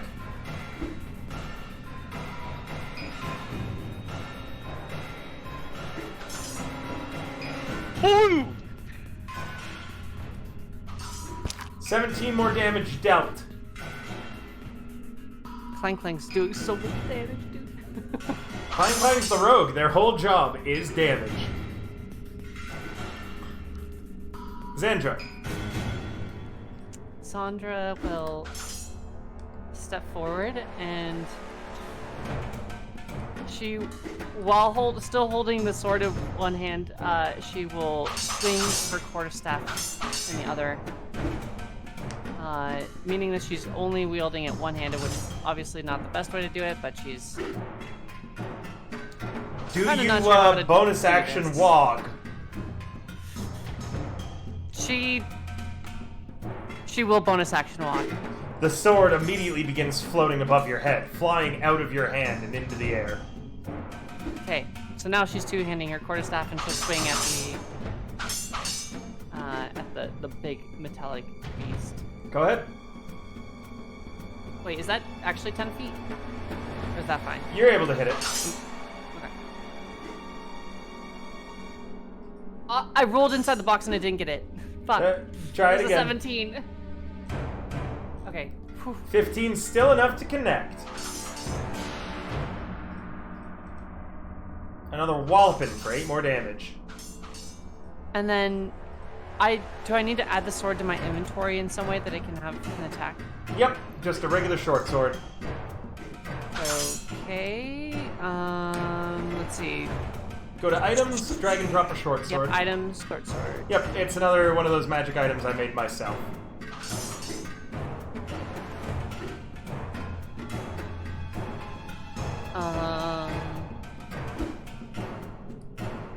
It didn't show. Sorry, I didn't think to do this beforehand.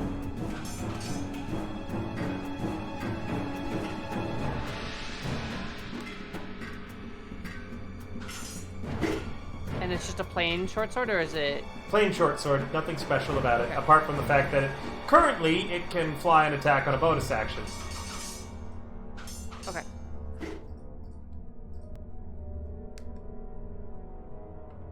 It's essentially an off-handed weapon that, a main-handed weapon that could be swung as a bonus action, like dual wielding, or you could hold a shield in one hand and the sword in the other. With a nat 1, the sword misses its very first attack ever and immediately flies into the mouth of the creature, vanishing from sight. You still hear it screaming, so you assume it's still in there and just fine. It's not actually damaging it right now. How do I control this thing? Lloyd.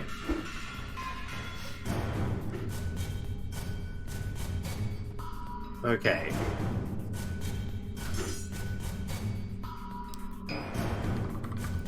That. It says after it kind of swallows the sword.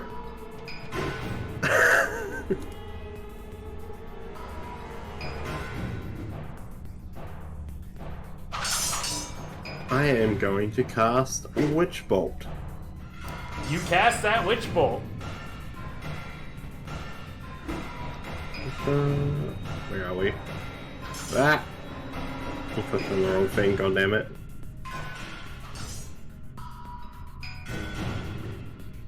Why is it broken? There we go. 17 will connect. What damage type do you choose? No, that's Witch Bolt. No, right. Sorry. Yep, carry on. No. I was gonna say, I get to choose the damage type, so it's just lightning. 9 more damage dealt to it. The statue seems to have taken a fair hunk of damage.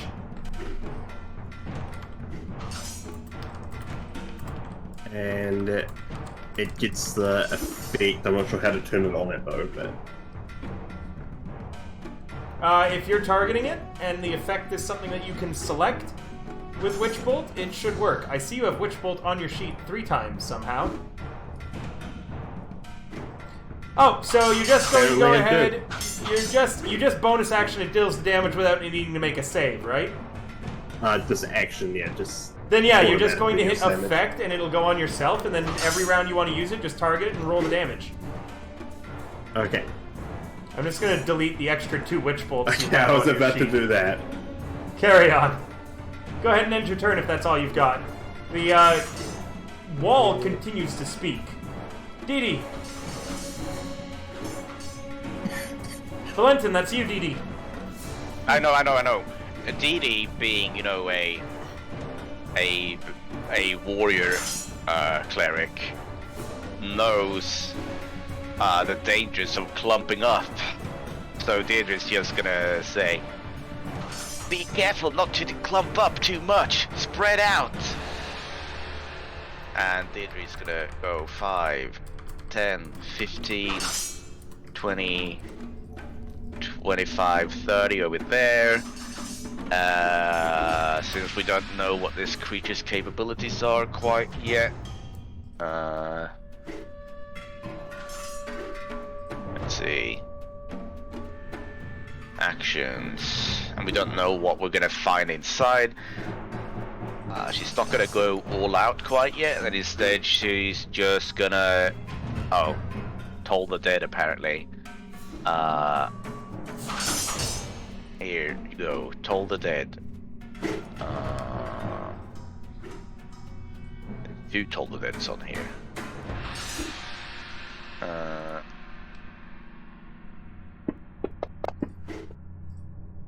It resists.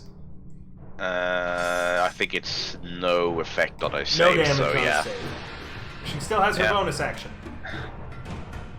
Oh, right, bonus actions.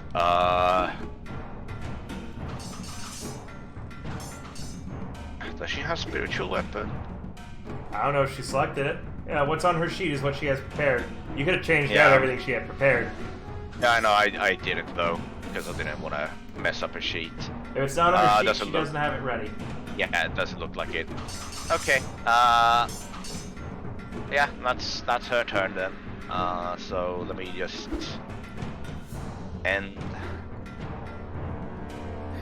Serario, your first combat turn. Let's go. Come on, Serario, you can do it. Alright, players, help her out. Remember, she is a wild magic sorcerer.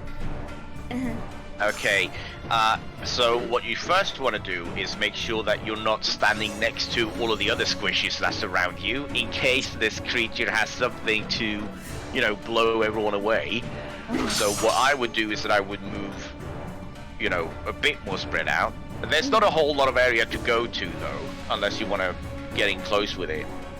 But I would probably move over to the corner or something, over by that torch. Okay. And then here? no, the other, yeah, over there in that corner. Oh, okay. Pick an actual square though. You're kind of in between two of them. Okay. You could be 5 yeah, feet more back. Like you could be in. Okay. Like, yeah, you'd be there if you wanted. Yeah. Could she be one step down? She could.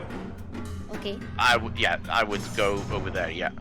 And then I don't know what spells she picked because I wasn't paying attention to that part, but you can either pick a really big spell to try to finish this off in one go, or you can pick a cantrip which doesn't cost you any resources to try to feel out how strong this creature is from the get-go. She has a single offensive spell, which is Chaos Bolt, and then she has some offensive cantrips. Oh, actually, this thing might be immune to psychic damage if it's a wall. I don't know how walls work, but you could do the firebolt on it. Okay. It's metal, so maybe it works like Pokemon, where it's weak to fire. Okay. Okay. Do you just press cast first? So you're gonna control left click its big token, and that will let you target it. You say control left click? Yep. So hold down control on your keyboard and left click the big guy.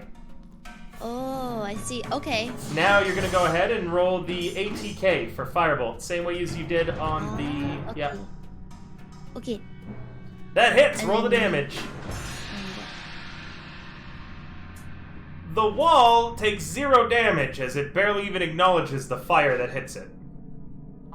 Bullshit! Ooh. No, that's not how Pokemon works. Serario, you have certain metamagics though that you could use, which is Quicken, meaning you could spend a sorcery point right now to quicken one of your other spells and cast that as well. Now that you know it's immune to fire. Okay. Though I don't know what I'm doing. No, that's up to you and the players. I'm just reminding you Okay. and the players that she does Okay. have that option. And remember too, she can also Tides of Chaos at any moment to get advantage on anything she does. So, players, go ahead and advise your allies. She could also grease the wall or cast Mage Armor on herself. Why would you cast Mage Armor? Shut the hell up, I you feel like- slut. At this point, I don't know if there's anything she should do right now. We're still trying to figure out how strong this thing is. It Blowing could also. her big spell is a little early for that. Yeah, that is one option. We also could, finish it off before it gets a chance to attack us. And then it's like, we didn't need to have to worry about how strong it was, because it could one-shot all of us in one turn. We don't know. It's up to you, Serario. True, it could The one-shot party, us. half the party is saying that you could try to do something big to kill it fast, or you could just hold off and feel the fight out. Which do you Yeah, prefer?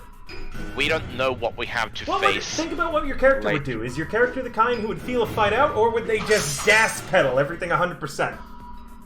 Yes, pedal. Gas pedal? Okay. Alright, so you're going to spend a sorcery point. You're going to check off Okay. a level 1 spell slot. So at the top of your action tab, you should see spell slots and then a bunch of bubbles, right? Click on a first level spell slot. Okay. I Okay. did that. And now you are going to roll attack, ATK. Okay. For the level 1 spell, right? Yep, and I also need to check and see if you have a wild magic surge or not. Okay. Exactly this way. You do not. Natural 20! Really? Boy. Oh boy. Oh boy. Alright, Is that so... bad? No, it's very good. It's very good. I just have to read how this works. Uh-huh. So you rolled 2 damage types, I think it is. Like you rolled 2 damage dice. Okay, roll 2d8. So just, so what you're gonna do is you see the dice with the 8 on it underneath the chat bar? Yeah. Right click that, Uh-huh. and then just throw 2 8-sided dice. Like you should see roll 2 times 2. Yeah. It's gonna put them in your hand, Okay. and then just throw them on the chat bar. Okay. A 4 and a 5. So you can pick between the damage of force or of lightning. Okay.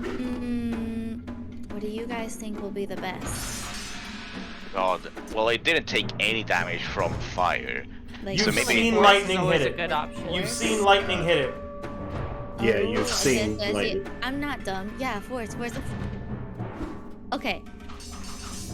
So force. You want to do force? Sure. Okay, Yeah, do I force just press then. the damage there. Go ahead. Just press the damage on force then. Yep. Yes, I think. I think. Oh.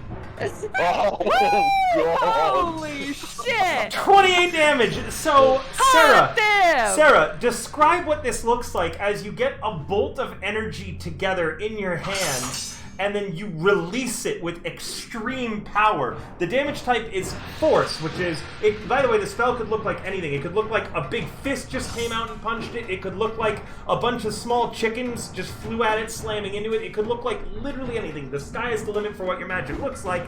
What you should say is that in this case, instead of an element, it just hit it with actual just physical force. And, yeah, that's basically it. But go ahead. It could be like a giant fist just fucking slammed into it with just like shimmering or something. So all up to you what it looks like. Okay. So that. Because you're a sorceress, so you can flavor it whatever shit you want. Okay. Okay. So we're doing this spell, and it's a lot. But this really big foot comes out, and I'm like, I'm gonna kick it in the freaking butt, and it kicked its butt.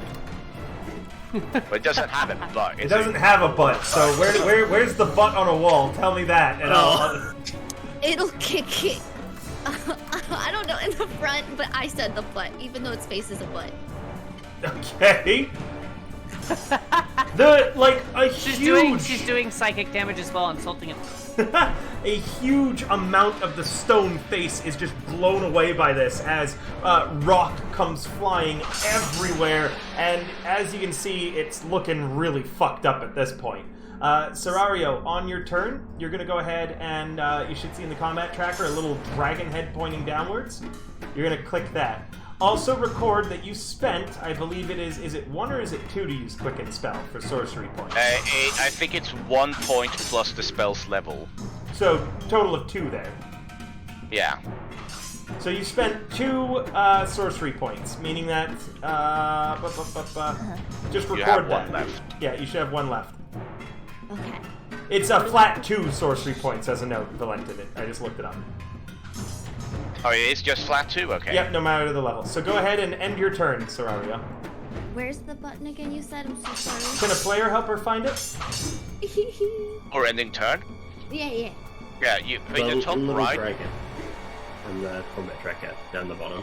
you have to click the double swords first on the combat tracker. It says combat tracker when you hover over it. Oh, I have the combat tracker. Yeah, and then there's a little dragon in the bottom left of that screen. Oh, I see it. Okay.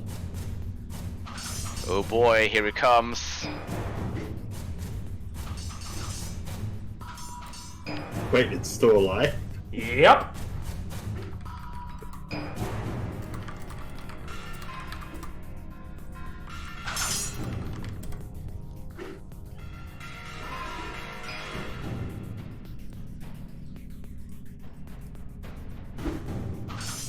Lloyd, Xandra, Valentin, Deirdre, from its damaged body, a strange mist begins pouring out from its eyes, its mouth, everything around, and begins coalescing around you all.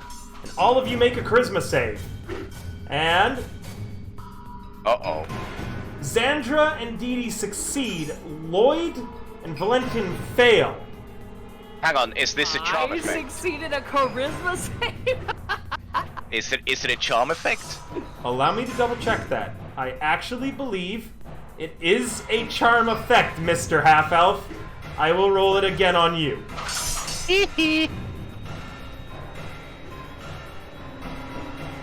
One day I'll pass the save. It's another failure. God damn it!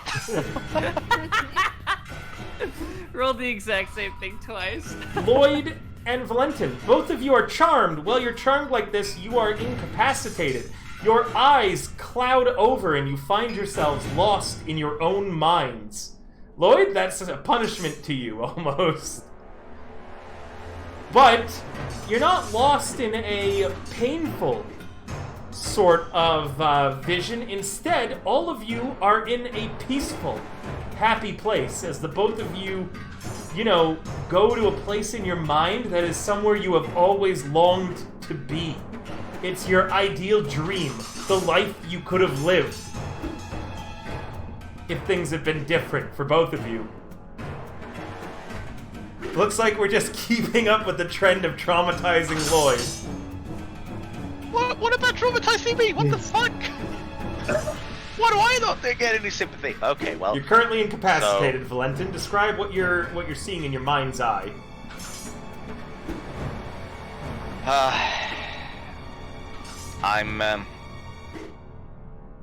I'm seeing a field in front of me.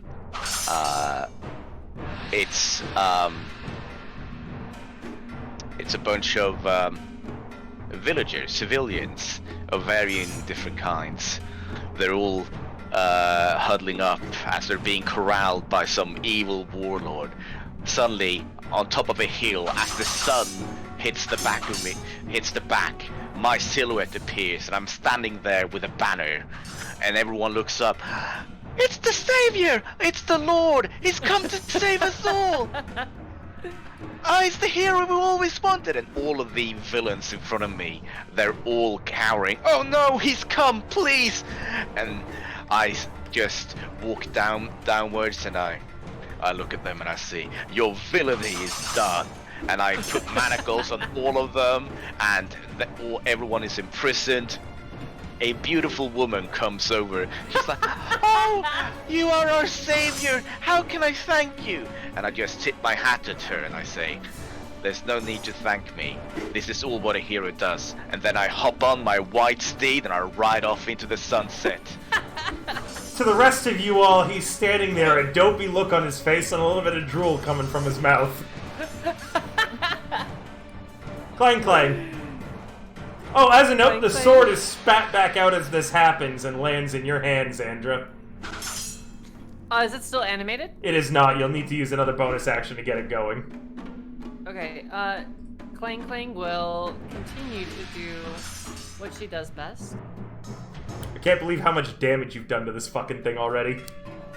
Mostly because Serario crit it with her most powerful spell. Twice in the same round. Yeah, that fucking hits. Roll damage.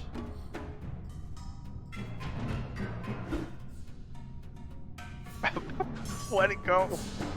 Oh, sorry, I was. You were you not? What happened? I don't know. Oh, there we go. Got it.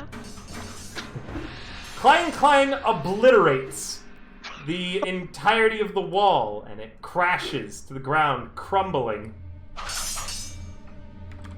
Its final words are that, Lloyd.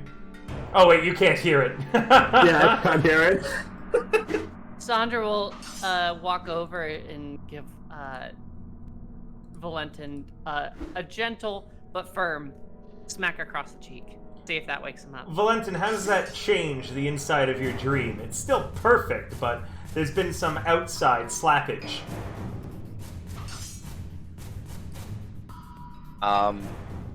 So as I'm riding off into the sunset on my white steed, I think to myself, it's time to go back home to my family.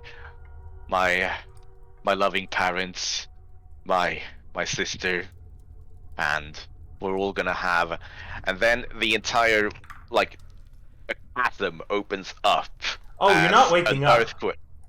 Yeah, no, a chasm opens up, and because of an earthquake, and my steed rears up, and I go, whoa, and I start looking down, and there's mounds of treasure below, and I say, all in a day's work, and I jump down to go find this dragon sword that I just stumbled upon, because I'm that good of an adventurer.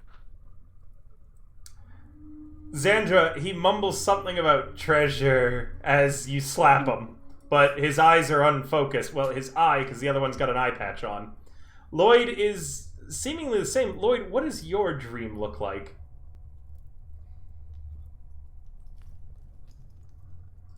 My dream, Lloyd's dream, it looks like a family dinner. And there's quite a few people at this dinner. There's Lloyd's parents, his brother, his wife, and his kids. And this is a nice, simple family dinner. Nothing super special about it. But if you're looking at, like, Lloyd's actual body at the moment, he's starting to shed, like, tears of joy.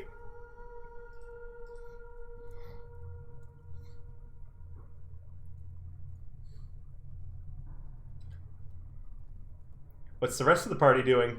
As Lloyd is crying happily, just, again, standing there staring at nothing. Valentin's muttering about treasure with a big handprint across his face. Xandra will roll a medicine to see if she can understand what's happening to him, if he's in some sort of trance or something. Of course. He appears to be physically fine. It's just strange. His eyes aren't focusing anything. But you do note that his pupils are expanding and contracting, not according to stimulus in this room. He's in a form of rapid eye movement. As you can see, his eyes are kind of darting around every now and then. He's in REM sleep. Hang on, I'm immune to sleep effects. It was a charm effect. God damn it. They're in... I mean, obviously they're under the effects of something, but I don't think that they're harmed. They seem physically fine, or at least Valentin does. Perhaps it'll wear off, I don't know. Maybe it's just a temporary thing. Has anybody else got any ideas? Deirdre walks up, and you have to do her voice. Undyne's been excited to hear you do Dee Dee's voice this whole time. I don't remember what she sounds like. Take a guess.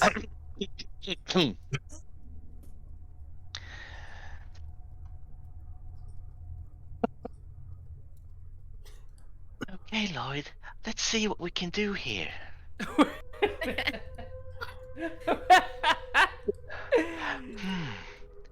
You seem to be in some sort of deep slumber.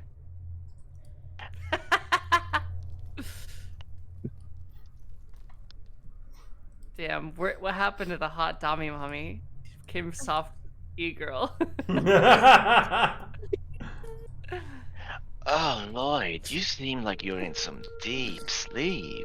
That's your Dami mommy voice? That's e-girl. Sure, roll something on him. I'm gonna do a quick medicine to just mostly to see if it's going to wear off or if it's a more permanent thing that we need to actually treat them with.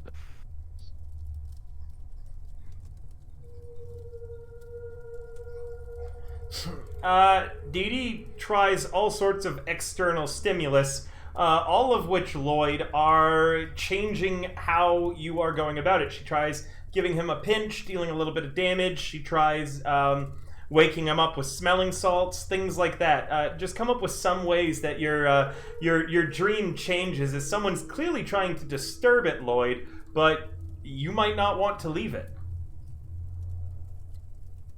there's some external stuff. Perhaps the house shakes. Perhaps, something negative happens. Your daughter trips and falls over during playtime or something like that. But none of it's enough to wake you up just yet. So describe what's going on.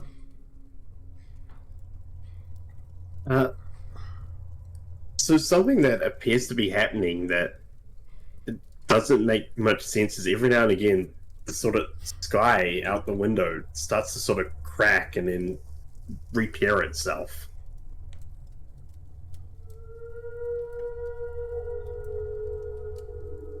In different degrees and patterns, sort of like lightning forking out, then just sort of reversing.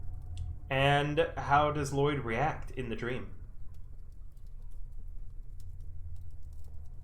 He just sort of brushes it off and goes back to his dinner. Either way, Dee Dee is able to tell physically there's nothing wrong with them, and she can't seem to find a way to break them out of it by just using non-magical external stimulus.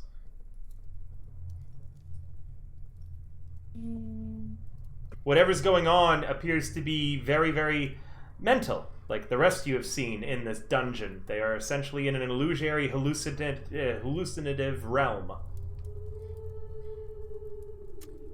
Can I try a... I'm just gonna try Knowledge Arcana, even though I'm big dumb. Sure. You're not certain. Serario, are you doing anything? Currently thinking. Curious why Lloyd is crying, since I don't really know his dream.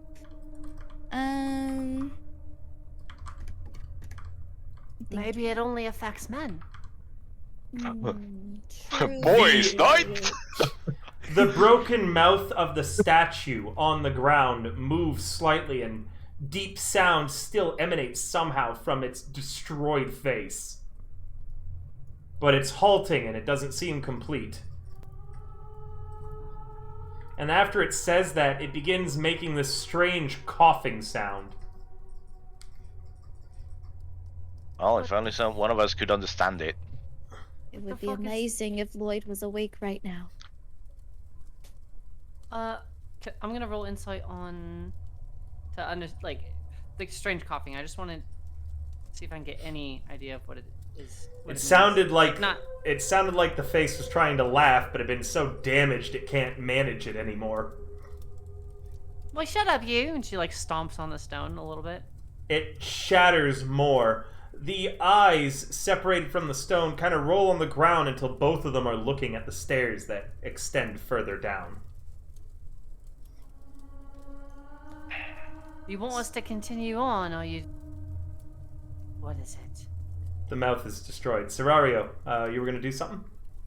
Oh, Serario is thinking very, very hard. Is the darkness expanding? It does pulse in and out. It's fucking with my eyes. It makes it look it is. It's been messing with me too. I'm glad that you guys appreciate the level of detail I went with the light play in this. Twitch can't actually see it because they don't see the multiple effects that I put and layered onto this, because I need to see the map in its entirety. But I hope that you appreciate the extra little bit of showmanship I put on for the lighting. It's definitely I've been losing at it because I keep seeing it. I'm like, it's getting bigger, but it's not shrinking. It might be getting bigger, yeah. Who knows? Again, I set this lighting up very specifically. I'm glad that everyone appreciates it. I'll see if there's a way I can't show it to you all, chat. Well, I guess it's time to start doing some more physical therapy. If doing things like, medicine isn't seemingly doing I was going anything. to do something. You're unconscious, eh? I mean... No, but I'm Deirdre right now. Oh, gotcha, Yeah. gotcha. Sorry, I thought you were talking as Valentin. No. I'm Deirdre right now, so... But you what didn't Deirdre's... do your voice. I was gonna have this was just... Zandra grab Valentin by the shirt collar and shake him back and forth while screaming, "Wake up!" How does this affect your dream, Valentin? You're in the perfect place for you. Everything you want is right with the world. She's gonna try using persuasion with that. Well, so after coming back home to the castle where I'm from, there's a knock on the door and wake up, big brother, wake up! And a younger girl in her late teens comes rushing in. You're always sleeping, you big dummy! And I just ruffle her hair and it's like, yeah, you're right. It's time to get home with the day. How are Mama and Papa? Mother and Father are doing just fine. Come, there's a circus in town. You wanna go with me, big brother? Yeah, let's go. Let's go, little sis. Ah, how I've missed you. Wait, why have I missed you? Oh, it doesn't matter. I'm just glad to be back. He doesn't seem to react to that. In fact, his smile only gets bigger as if you somehow pushed him further into the dream. Meanwhile, Deirdre's just gonna scream in Lloyd's face to scare him into waking up. Are you gonna roll anything on that, or are you just screaming? Intimidate. Sure, roll that's intimidation. no, that's the wrong one. Here's intimidation. Nope. Wow. Oh boy. Oh boy. 2 nat ones. So, I guess Wake Lloyd, up. describe of how you're intimidated into further staying in the dream forever. As both party members, see, Sorari, you're able to witness this as well. Both party members with their charisma-based skills, which you are really good at, by the way, seem to be only convincing them to just stay asleep forever. Can I roll to put a performance on that's like super loud to see if it wakes them up? Of course you may, but first I want to hear how Lloyd is permanently scared into just wanting to be in this dream forever, Lloyd. So,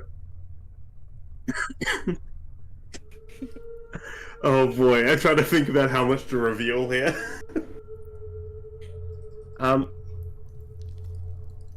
Something shifts in Lloyd's dream. Instead of being at that family dinner, he's now back at his house. And he seems to be making some form of medicine while his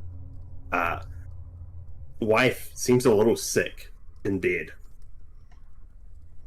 Why? Your happy dream? Hold on, this is how he gets scared deeper into it. Carry on, Lloyd. He really didn't like his wife. Yes, finally he's dead. He's like the Louis C.K., you know? And finally I can cash in on that life insurance. Carry on. I've been wanting to divorce this bitch for years. After finally finishing this medicine he's been working on, he hands it to his wife, and she starts showing signs of immediate improvement.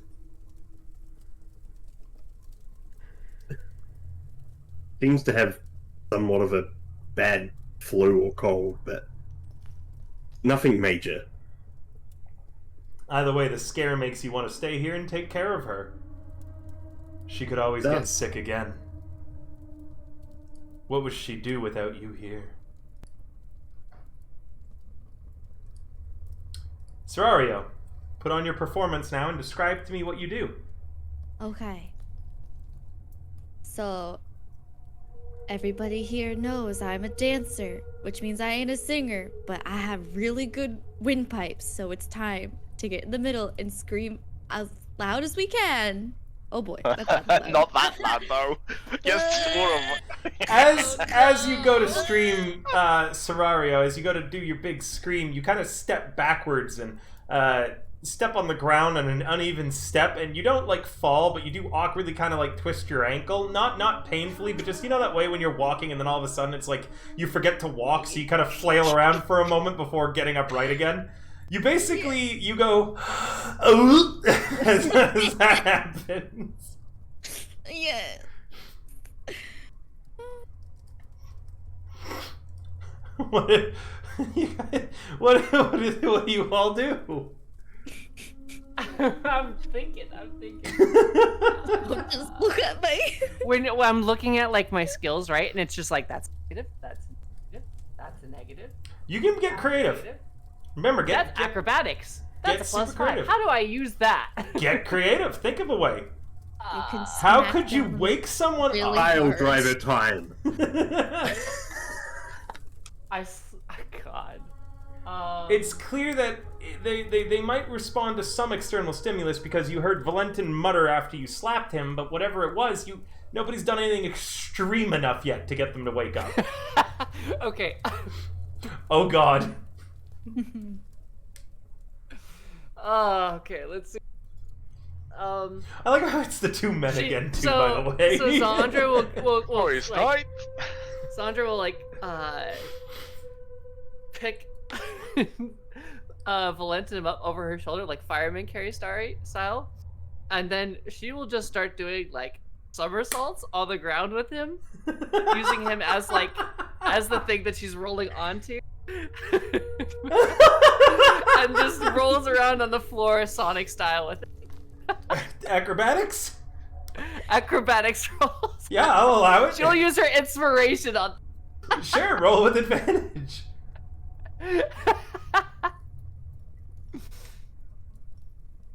Valentin, how does this change the dream you're in? Well, I mean, I went to the circus, right? And so I'm just watching performances of, trapeze artists and, for some reason I'm in a hamster wheel, but, it just seems normal. Then my sister's laughing with me. I look over to the side and I see my two parents looking over us. And I wave and they laugh as I fall on my face, and then I get off the hamster wheel and we're just laughing together. Despite getting off the hamster wheel, Valentin, even in this perfect dream, you're beginning to feel extremely nauseous. As Xandra, you can definitely tell that what you're doing is having an effect on him, but it's not enough to wake him up, but you might have made it easier for someone else to wake him up. Just imagine this happening in a school. Okay. Anyone else want to try anything? Valentin seems far closer to waking up than anyone else, as Xandra is still just rolling around with him on the ground. Deirdre's gonna look. His body is like... Hold on, sorry. His body is fully limp, by the way, because he has no, energy, meaning that, he's not rolling. Instead, every now and then, there's this wet slapping sound, like spaghetti hitting your fridge when you just try to test to see if it, sticks or not, if it's ready. So he's just, she rolls, and then Valentin... She rolls, and then Valentin...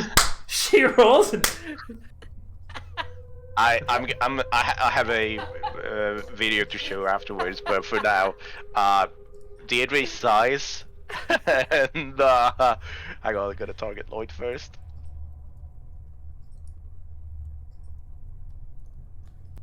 She just punches him. All right, straight in the stomach. Roll damage. This could kill a man. Lloyd keeps concentration on Witch Bolt, and Nat 20's his con save, meaning he stays asleep. That's the one time he makes a save. The one time he makes a fucking save. The one save, dude. Lloyd is clinging onto the stream God. You're never gonna get me out of here. I'm finally happy. Lloyd, you nat 20 that, meaning in your dream, there's literally no change at all. No change, as you don't even notice. Oh my god. Lloyd just took a punch like a champ. I can't believe that's the first save you make. Okay, Can clang? Oh no, wait, clang wouldn't have heard it. Never mind, nothing. Sandra will stop like doing the somersaults, she will hook Valentin by the backs of his knees, like under her armpits, and like holds his legs, and then she just starts spinning in circles.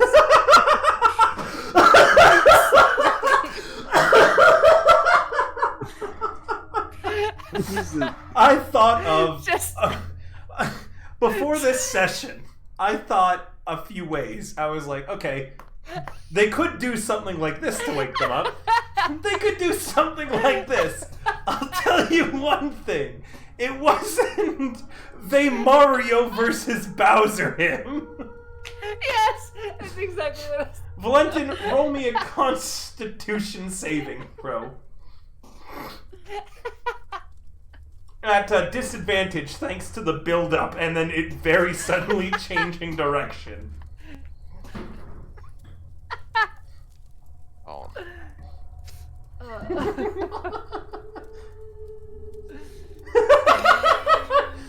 Valentin, what does this look like in your dream as you wake up? Well, I'm on a merry-go-round. And I'm still there with my sister and we're laughing, but then suddenly the merry-go-round starts going faster and faster and faster. And I'm like, oh, I want to get off this wild ride. And then suddenly the horse breaks off. The horse that I'm sitting on just breaks off the carousel, and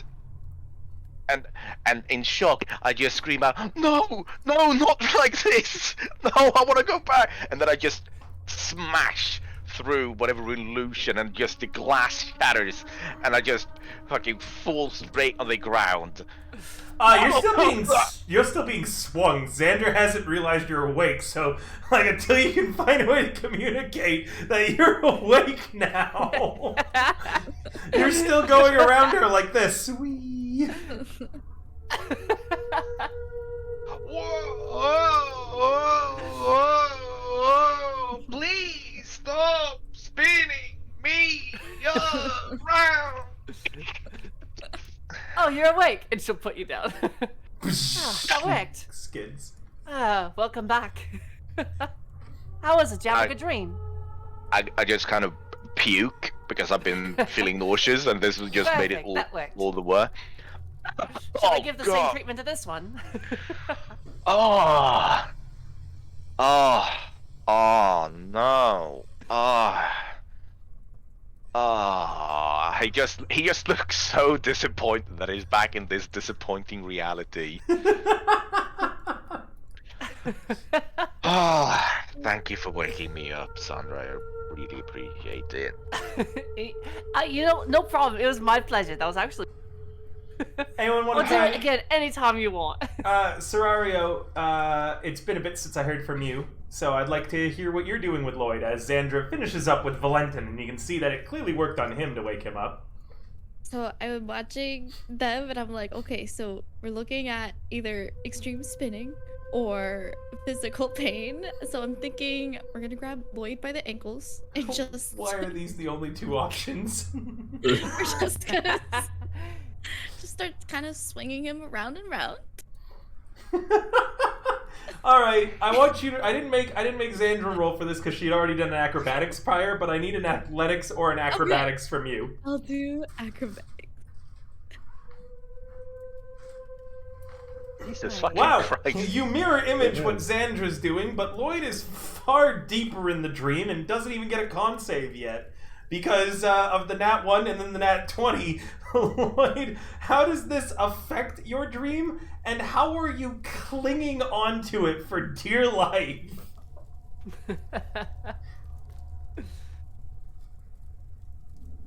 So,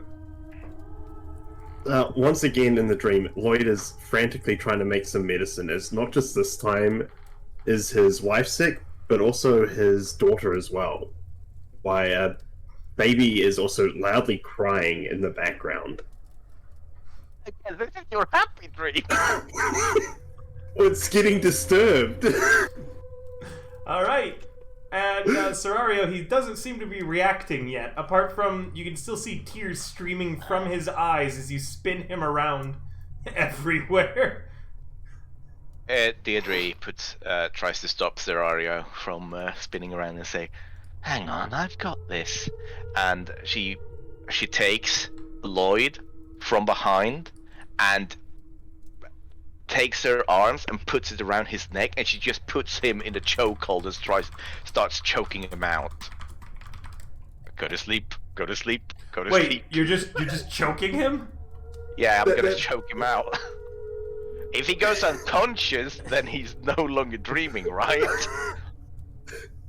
I'll tell you, That is chat, good. I had a few ways of like how to solve this. This wasn't one of them.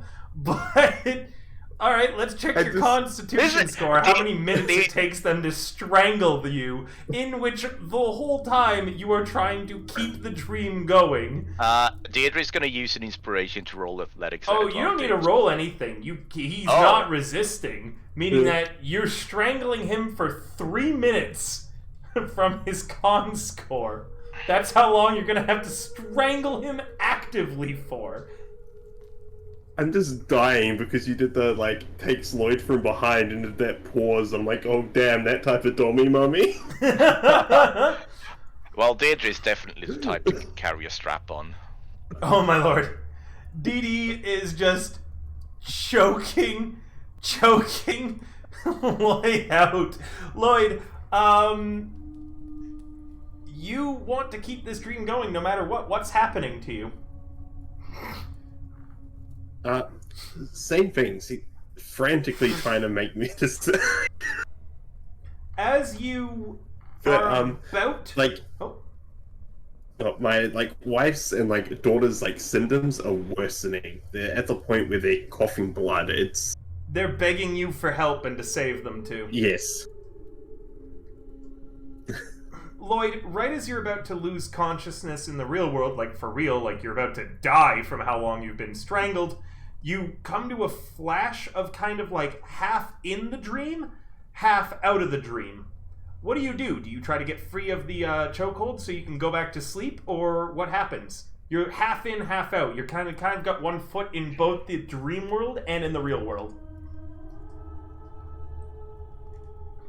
I'm gonna try to get out of the chokehold. Okay. Roll now. You're gonna roll in athletics versus his. So you're gonna target him, still Dee Dee, and you're gonna roll me a grapple. Oh yeah. Using my inspiration to roll at advantage. Okay. Really want to choke this guy out. You're trying to break a grapple right now. Oh. What? Oh, I see what the difference is. That's the one I use. A 23 versus a 9. So, Lloyd, you kind of come conscious and struggle in the grapple and are unable to get out before passing out. And, Dee Dee, he's just full limp in your grip now.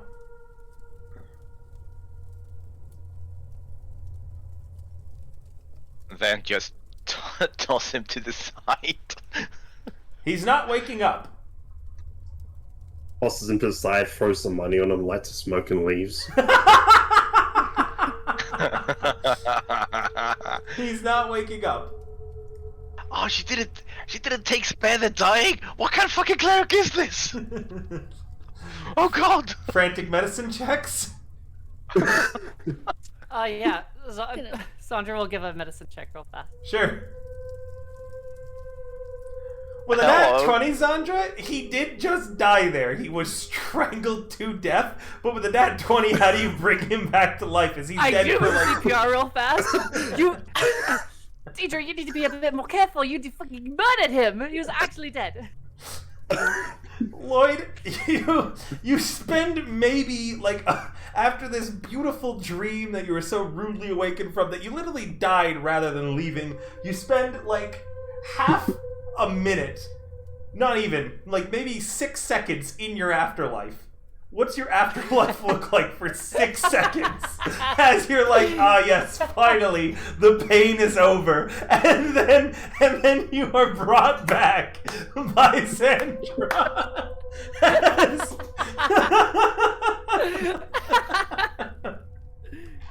It's probably just back to the start of the dream where it was much happier. Except this time it feels He's yanked away again. Yeah, it feels more real.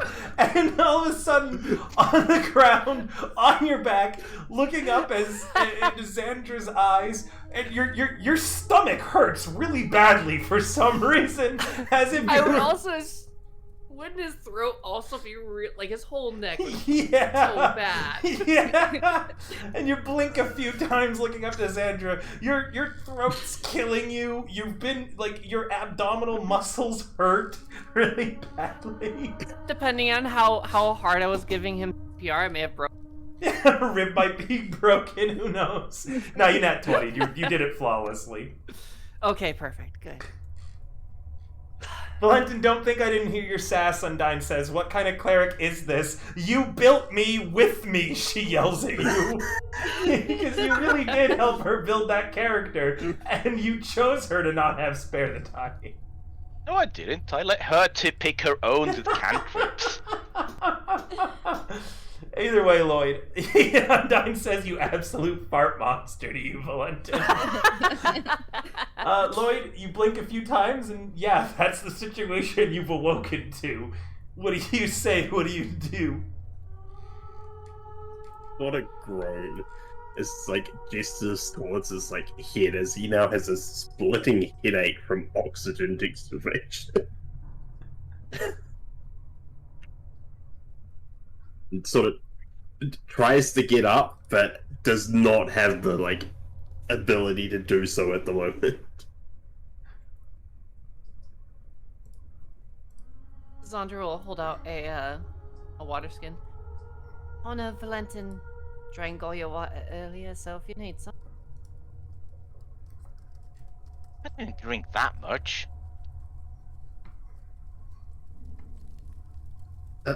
I'm good.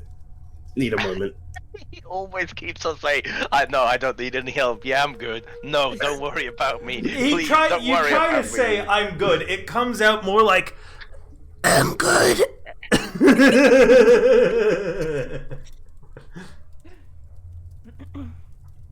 And I think... Alright, if you say so.